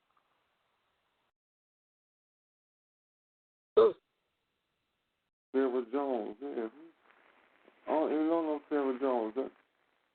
See, that's another topic. See, I love this. That's another topic we can raise up, too. Because a lot of people walk around with their nose up in the air, and you'll wonder why they ain't sent this back to Africa. We're the glue. Mm-hmm. You have white minorities to this day, believe it or not. The census in 2010 just classified Latinos as white. Well, anybody filled out an application lately? The Latinos got the Latino Hispanic. Them motherfuckers got like a whole page to themselves. Are you Hispanic? Do you speak Spanish? Then they ask you again, are you Latino? Are you white Latino? You know who else just became white? The Arabs. Motherfucker said white Latino, or North African descent. And you know who all in North Africa, right? Arabs. But we said North Africa. White minorities. They could pass the taxi gap test, like Dr. Clark said. They can make it now. But to you see, we got to go back to what Malcolm was saying. America's still trying to portray this role like they're the leader of democracy and independence. You can come here and make something. And They have to stay showing minorities doing well or coming up. You see what I'm saying? Not for the people in America to see, but for motherfuckers international to see. So when we get to talking, that's why I don't expect no sympathy from the motherfuckers. Because I don't expect them to understand my struggle. This white woman, this Irish lady who was talking, she could really never, she's looking from the outside, looking in through somebody else's perspective. She don't even know what's going on. I don't expect their sympathy. Because the first thing they're going to say is, well, you guys have a black president. And they mention surface achievements, right on the surface, shit that really don't have no position of power, but he's just black. And if racism didn't exist, why you focusing on him being the first black president? Y'all said that for we did, didn't it? Aren't you excited, Mikral, that he could be the first black president? How about he just, damn, dog. So even when they attempt to not be non-racist, they still think they're doing us a favor. Let me put out there that the New Alliance Party is a subsidiary of the Patriot Party. I really don't think we have our best interest because we know what the Patriot Party is trying to do, bring back that good old America. Yeah, I posted the little link in the little chat a little while ago. They pushed y'all the little vote. I got a question for y'all. Is it all right for a white woman to call a black person a coon? Did she just say that? I'll answer the question first. No. Not at all. Not at all. I knew her when her energy came in. I already knew what the problem was. That's saying something, though. I mean, that's saying something for a white person to call a black person a coon. That's saying something. Yo, listen, right? Listen. She said, listen, man, this is 1 minute ago. She just dropped this 1 minute ago. Yeah. Because I went to the group. It says, a poem that I read in poetry event, Jesus Walk. Ooh, isn't that Kanye's song? The man who killed his mom, and those are the type of rappers who you want to follow, but all going to do is make you swallow your soul, love, and integrity or humanity that will make you go insanity. I don't know, some other shit. If they continue reading. That's why I didn't want to hear a life story, because it's a bunch of bullshit. Just wanted to chew her up. That's all. She could run. Because they come after the woman, definitely. That happened. But y'all noticed that the key words was confusion and misinformation, and the devil just spoke on that, didn't it? It came right up. And brought nothing but confusion and misinformation. That's right. Am I lying? That shit recorded. Motherfucker told the whole autobiography, take that shit whole left field. Yep. Talking about an alliance party, left winger. Now, that's arrogant as hell, right, for somebody to say, Mikra, are you African descent? Yes. Well, why do you claim to know, and it can work like that, but she arrogantly stated, I know more about black people's history than Irish people. And I doubt that. I doubt that. She's been studying us. That's why. She ain't lying. She know a lot. She telling the truth. Like that was gonna win her over to the crowd. Said, I went with this one. I know more about black people history than Irish. That's going, that let us know that you even more lost than what we were the hell initially. Because she needs some niggers to work her farm. That's what she's looking for. That's what she's looking for. Somebody, she got 19 acres for the people, for the black people. I heard her. I heard her and felt her. Some coons will run out there and help her out. So ties. She's going to be making ties. She's going to take 10% and give it to the black program. I'm waiting for my 10%. I'm telling you. I gave you the goddamn the email address. Listen. You're going to have to prove us because white people come and lie all the time about how they want to be down and all that shit. We didn't have white people come up here plenty of times to say that. Ain't none of them hit the PayPal yet. And ain't none of them, I ain't seen no of them go get that John Brown justice. Nobody go get Nobody get PayPal. What you told her, Brother Boy? You told nothing Oh, better yet, not 15, send 2,500. That what you told her, Brother Ball? Yeah. Mm-hmm. And that's modest. Yeah, that's modest. I was like, 15, send 25, man. Come on, stop playing. I'm trying to be easy on you, man. You think Donaldson? I know you can go to the credit card, easily swipe that, send that ASAP. Need that. Put that right into the account, man. What she was trying to do was tell us who we are and tell us what our situation is and throw it in our face. That was her whole aim. See, her intentions were not good. That's why I called them Mrs. Intentional. You think it was Donaldson who invited her and sent her the link? I don't know who invited her. I didn't invite her. I don't even know her.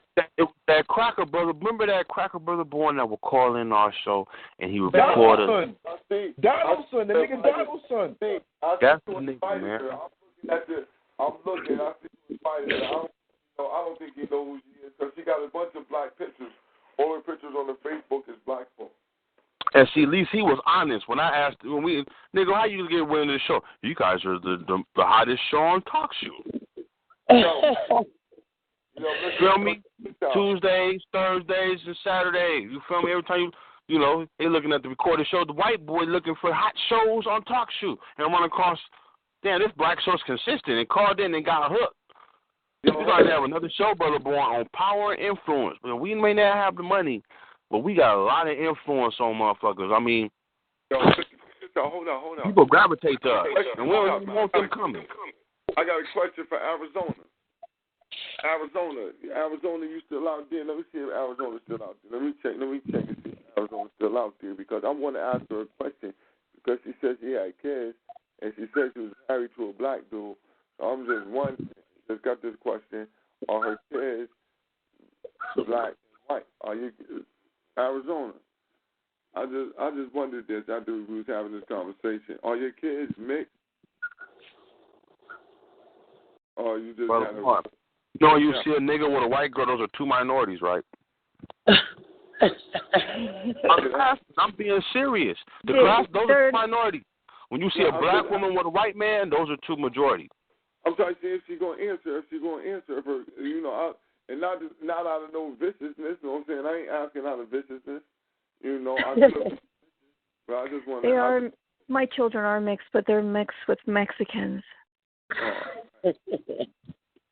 And I also know white people that have black children, black husbands, and they still have some racism in them. So it doesn't matter if you have black children or not. Not true indeed. I already know because I'll tell you this right here. One thing that I do know, the most racist of races are those who have children outside of their race, especially the white woman. The white woman who has children outside of her race is the most racist of races. She's the most wickedest one because what she does is if she thinks that something else is beautiful and as good as it is, she would leave it as it is. She would not take it with any genetics of her own. She would want it only to grow as what it is. That's real love for yourself and for every other person. You would love them to be exactly what they are. So that is how I know that the most racist of races is the white woman who will go and genetically break down the African genome. All right. See, my mind doesn't go there. I don't understand that way of thinking. It's just like beyond me. I know on a lot of this subconsciously. You don't understand this because see, like you said, you were unaware of racism because you just lived it. You just was living white. I'm just white. No, I wasn't living white. I was living with mixed people all around me, and we were not racist. Brother Bourne, let her read the history of the Irish. There's a reason why you grew up in poverty and you thought you were white. And you live with a lot of mixed people. Read your history of the Irish, and you'll recognize why you have such a deep connection with these black folks. Because you had to live next door to these motherfuckers because when your people came over here in the ships, y'all, and go watch the gangs in New York, and you'll see how the New York politicians sold y'all to the South and made y'all put on union uniforms. There's a reason why the Irish are either police or firefighters.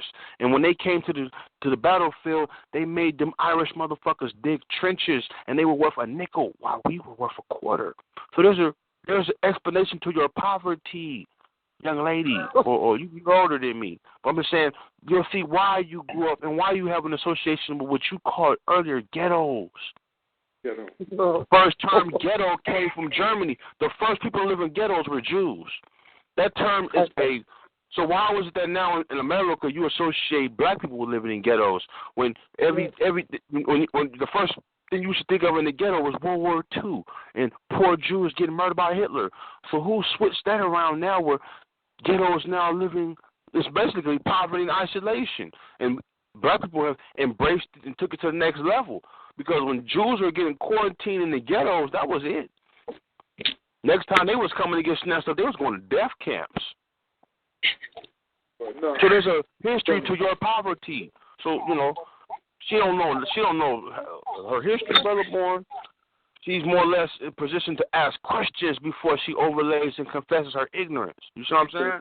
About that, tell her just be quiet, listen for a second. Like explain you, learn you while you just never thought a day in your life. Oh, you know what? I'm destroying somebody's genetics. Because it's psychological, man. It's in your subconscious to do that. You know what I'm saying? Because it's in your subconscious. You subconsciously know that you are part of the Neanderthal, and that the stronger can only get weaker when mixing with the weaker. It'll never get stronger. And so that's in your genome. It's known in there. And only for your species to live on, it has to acquire pieces of that stronger genome, wherever it can find that.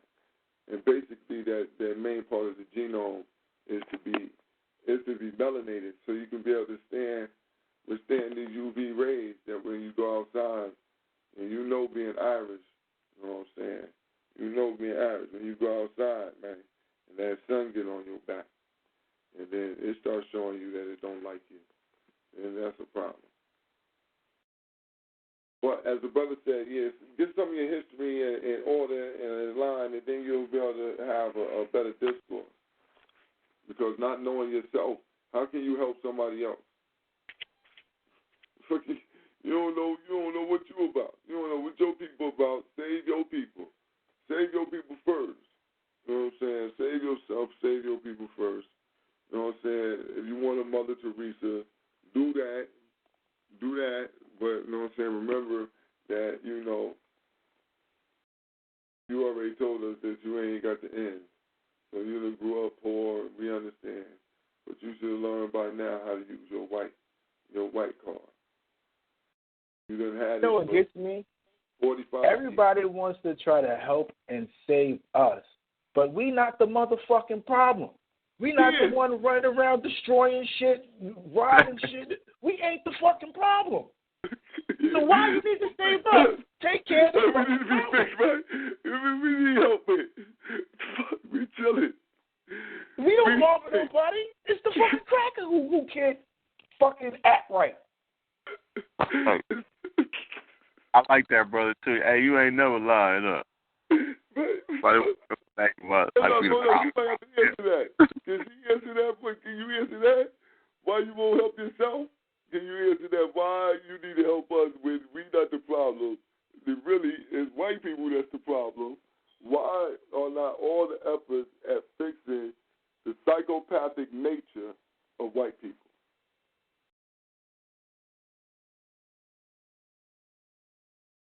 Didn't expect it. Arizona, your line is open. Why is there not? I apologize. The mute button was on. Oh, no, I unmuted it. But why is there not a concerted effort on your behalf to fix the psychopathic nature of white people? Well, I have been. I go and talk like at the community at the Phoenix City, and I have talked against what the white people has done, and what the police and the judges and the FBI and everyone is doing against black folks and the white people, and like what they did with my family. But in general, I was talking about what they do to the communities, and I educate white people. Every time I see a white person slandering a black person, I always step in and correct that white person. And I'm completely against a lot of white folks on how they think. Check this out. Listen, right? Help me out. Okay. I'm going to play a white guy right now. I'm playing white guy. No, we don't need to play colors. No, listen, right? I'm playing white. No, listen, right? Listen, I'm playing white guy, and I'm slandering black folk. You know what I'm saying? Nigga this, nigga lazy, nigga worthless, you shiftless. All right, now correct me. And how do you correct that psychology? How do you correct me in this situation? Well, I could give you an example of what I did with this one white person. He hated black people, and I said, "Well, why do you hate black people?" There was a black man that stole my wife's purse, and I said, "Well, if it was a white guy that stole her purse, would you hate all white people?" He says, "No." And I said, "Well, why are you hating on all black people? Because one black person stole her purse." And then he started saying, "Well, yes, I guess you're right," but he still had that racism in him. So I worked on him for 2 years.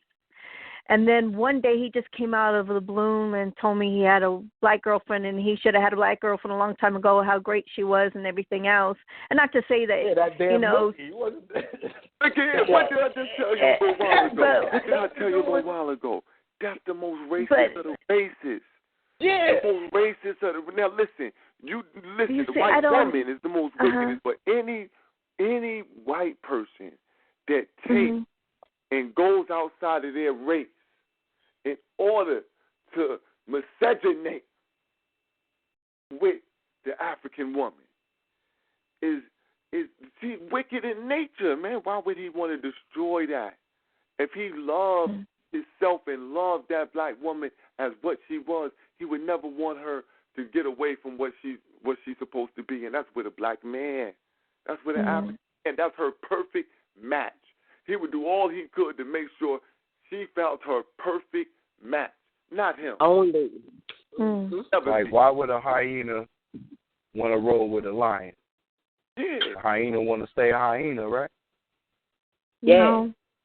It's how a lot of it is how white people were raised, and how their parents were raised, and how their parents were raised. They do not realize, or either they are just plain evil, and or the other one is they're extremely uneducated, and it takes a lot of education or just leaving them alone because there's nothing going to change them, and so you have How a about different lack of morality.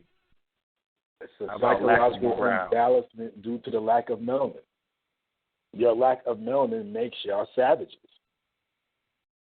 I know I'm not a savage. But how the world is set up, it's impossible to blame a black man. I don't blame black people. I know that it's the white people that did like this. The white folks do, though. That's the consensus in your race. Right? Well, you just turn us back to slavery, everything will be all right, right? No. Is that not the by consensus? far, never. That's not okay. No, what? Come on, man. Are we gonna be honest, or you gonna try to just do feel good stuff? Like we know what it is. No, it isn't you know like that. America celebrate this shit. They had Roots on the other day. You know what I mean? I didn't even watch that. As a matter of fact, the TV is so depressing. I don't even like watching TV. I like to listen to what I want to listen to. Who operates the TV? Who controls the programming? And that sets the public tone of acceptance. No. What happens is a form of brainwashing, is what the media and commercials and all that does. The media only show what white folks want to see. Yeah, hold up, True man. or false? No, it's what the government wants to brainwash the white folks to believe. Hold up, But the government is white. Let's stop playing that. You know what I mean? Well, I'm not saying it isn't. I am saying government is evil. Just stop saying government. White people. See, what happens is when you say government, wait, you try to separate white and from the government. You know what I mean? Like when you say government is evil, so technically take away government and just say white are evil, correct? Yeah. Well, I know a lot of white people are evil, but I also know not all white people are evil. You can't take the 2% or the 1% that's not evil and say well, that where'd you applies get to your all of us statistics that only 2% of white people are not evil? Listen, hold on. Oh, history. Hold on. There's a lot of white people that's been helping the movement for generations. Man, I'm going to mute. Man, I'm going to mute your line, man. Listen, hold up for a second. Hold on 1 second. Check this out. We're going to go like this. As Khaled said, you know, it's a lot of Hitler and a lot of white people. You know what I'm saying? It's a little Hitler and a lot of white people. And it's a lot of Hitler and a whole lot more. Yeah, however it goes, he in you. Now, anyway, we're going to deal with the situation as such, is that white folks come in and they exclaim that they've been listening. And I just want to see if you're sincere, because the brother just spoke on roots. And I just like to if you could you give me any input on any part of the conversation that did not have to do with what you was talking about or anybody addressing you?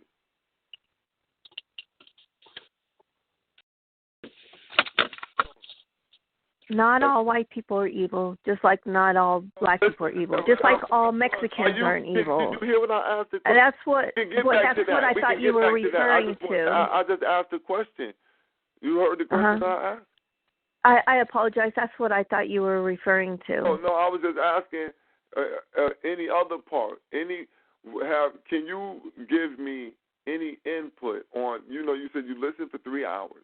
And so within that 3 hours, there was a lot of things laid out. And I just want any feedback on anything that was said during that time.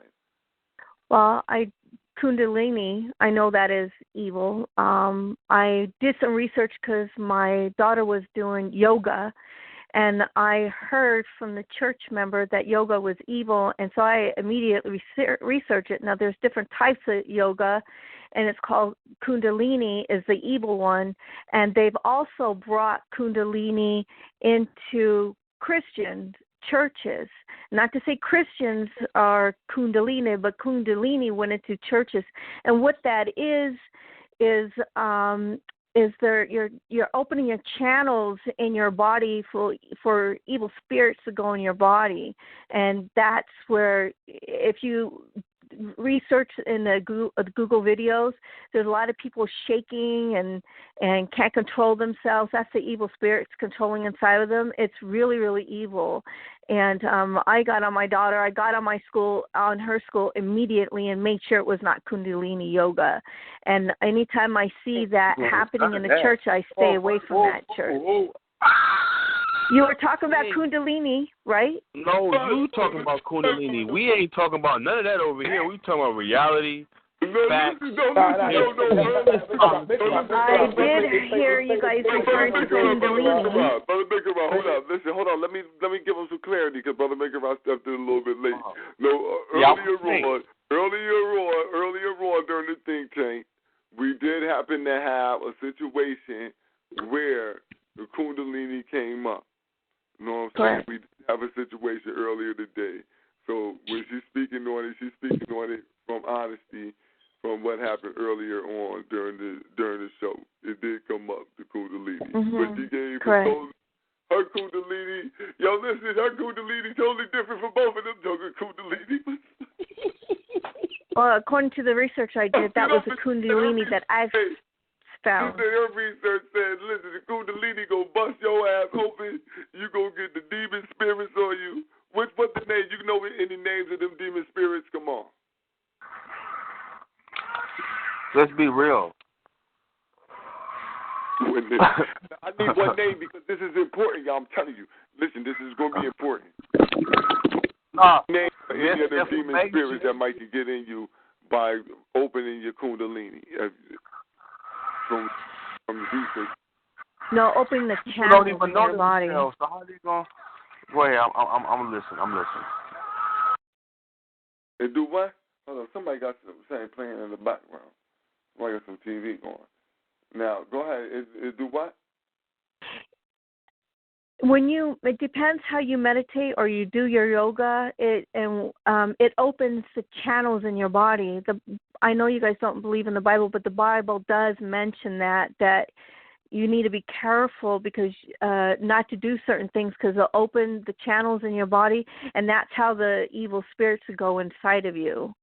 Okay. I thought in your research you had got some specific names of these demons that are getting in you in spirit. Oh no, no. Okay, that's all I was wondering if something like that had happened because that would have been The only evil spirits I know are Lucifer and his following angels. Can I interject for a minute? The only thing that can harm you is something that you don't know nothing about. Meaning, if we talking, the brother already was talking about science, what you know, right? What you know.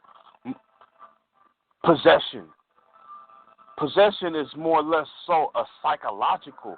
Psychology is a form of possession, dealing with the soul, right? It's a science of cracking the mind, right? Mm-hmm. You see people possessed every day by ideas. That's a form of possession. Mm-hmm.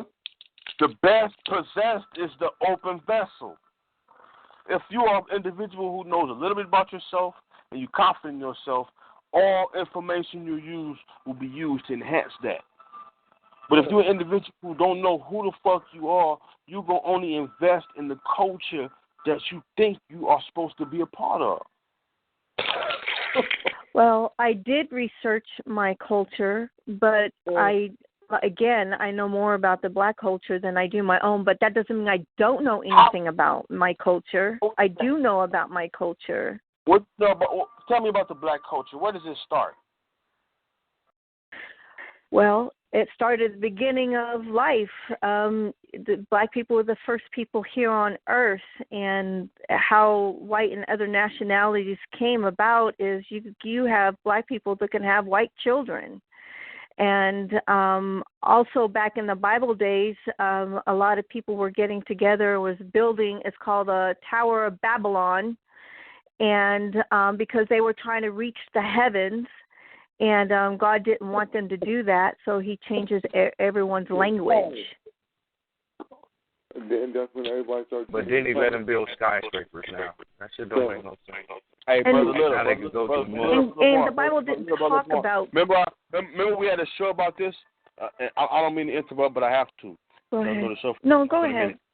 Whether it's a white scientist, an anthropologist, a psychoanalysis, whatever you want to call it, if my discussion is the origin of life, which is an anthropological question, no European can escape the mythology of the Bible because that's where their history begins. Y'all saw that right there, right? Right. Yeah. She can confess the science. Science. The science was the first form of attacking the Bible with knowledge. Mm-hmm. That's why the first white scientists were atheists. The church commissioned certain inventions because of science. But the point I'm making here is historically Europeans could not go past the Bible. So therefore, everybody that they suppress and control, their mind frame has to be in the same reference historically of the Bible. Mm-hmm. Because my FOG refugees, man, we chop up history daily. It's so you just cited Lucy and then you go right to the Bible, but I'm not surprised because even when I argue with professors who claim to be atheists, they're only atheists because they defy the Bible is European creation history. Africans are older than that story. So every white scientist goes to attack every white scientist leads to attack history by disproving the Bible. because that's where his beginnings start. And for every African that knows the Bible, you know how that started. So I just want to put that in there. But go ahead. If Tell us I about black may, people. it was a black lady that corrected me and told me that the Christians were also in Africa before people came to United States. But another thing is that a lot of black people are not from Africa. They're from everywhere around the world, even here in the United States before slavery started, before Christopher Columbus was here, before the Native Americans were here. It was the black people who were here first, and the reason why you have black Indians is because they combined with each other and had families. And I also try to find out why is it that black people who are here in the United States before the white stole the land, how come they're not getting their reparations like the Indians did? Because you are one. Well, they ain't giving us shit. We already know why they ain't giving us shit. See, the problem is, even if we don't go black or white, we have 200,000 years of life ahead of you. I'm aware. Fully aware. And I also know that you guys are born kings and queens from God. Even I'm going to go back to the Bible. It says that Jesus has. How can you save? How you gonna save God, baby? How can you do that? I didn't say I was going to save God. Of mine. How you gonna save me, child? How you gonna save me? You need to save your people first. You need to convince. We're not poisoning the water, the air. Mhm. I understand where you're coming from, but at the same time, I educate. I enjoy being educated and educate people. Oh, I'm aware. You need to free 10 white minds and pay that. If you can get 10 white friends of yours to go to, Brother Boy, can you give them that link again? I actually don't have a lot of white friends, but have you heard of the Uhuru organization? No, we're not doing organizations. We want to do it individual. They are white and black. They believe in black representations, and they receive money from a lot of white people, so the black people can't get the representations. What do you do right for a now? living? How can you help out as an individual? I'm on disability right now. I have lupus. Oh, I'm so sorry to I hear only that. receive 60% of my income. You fell flat on the ass for that one.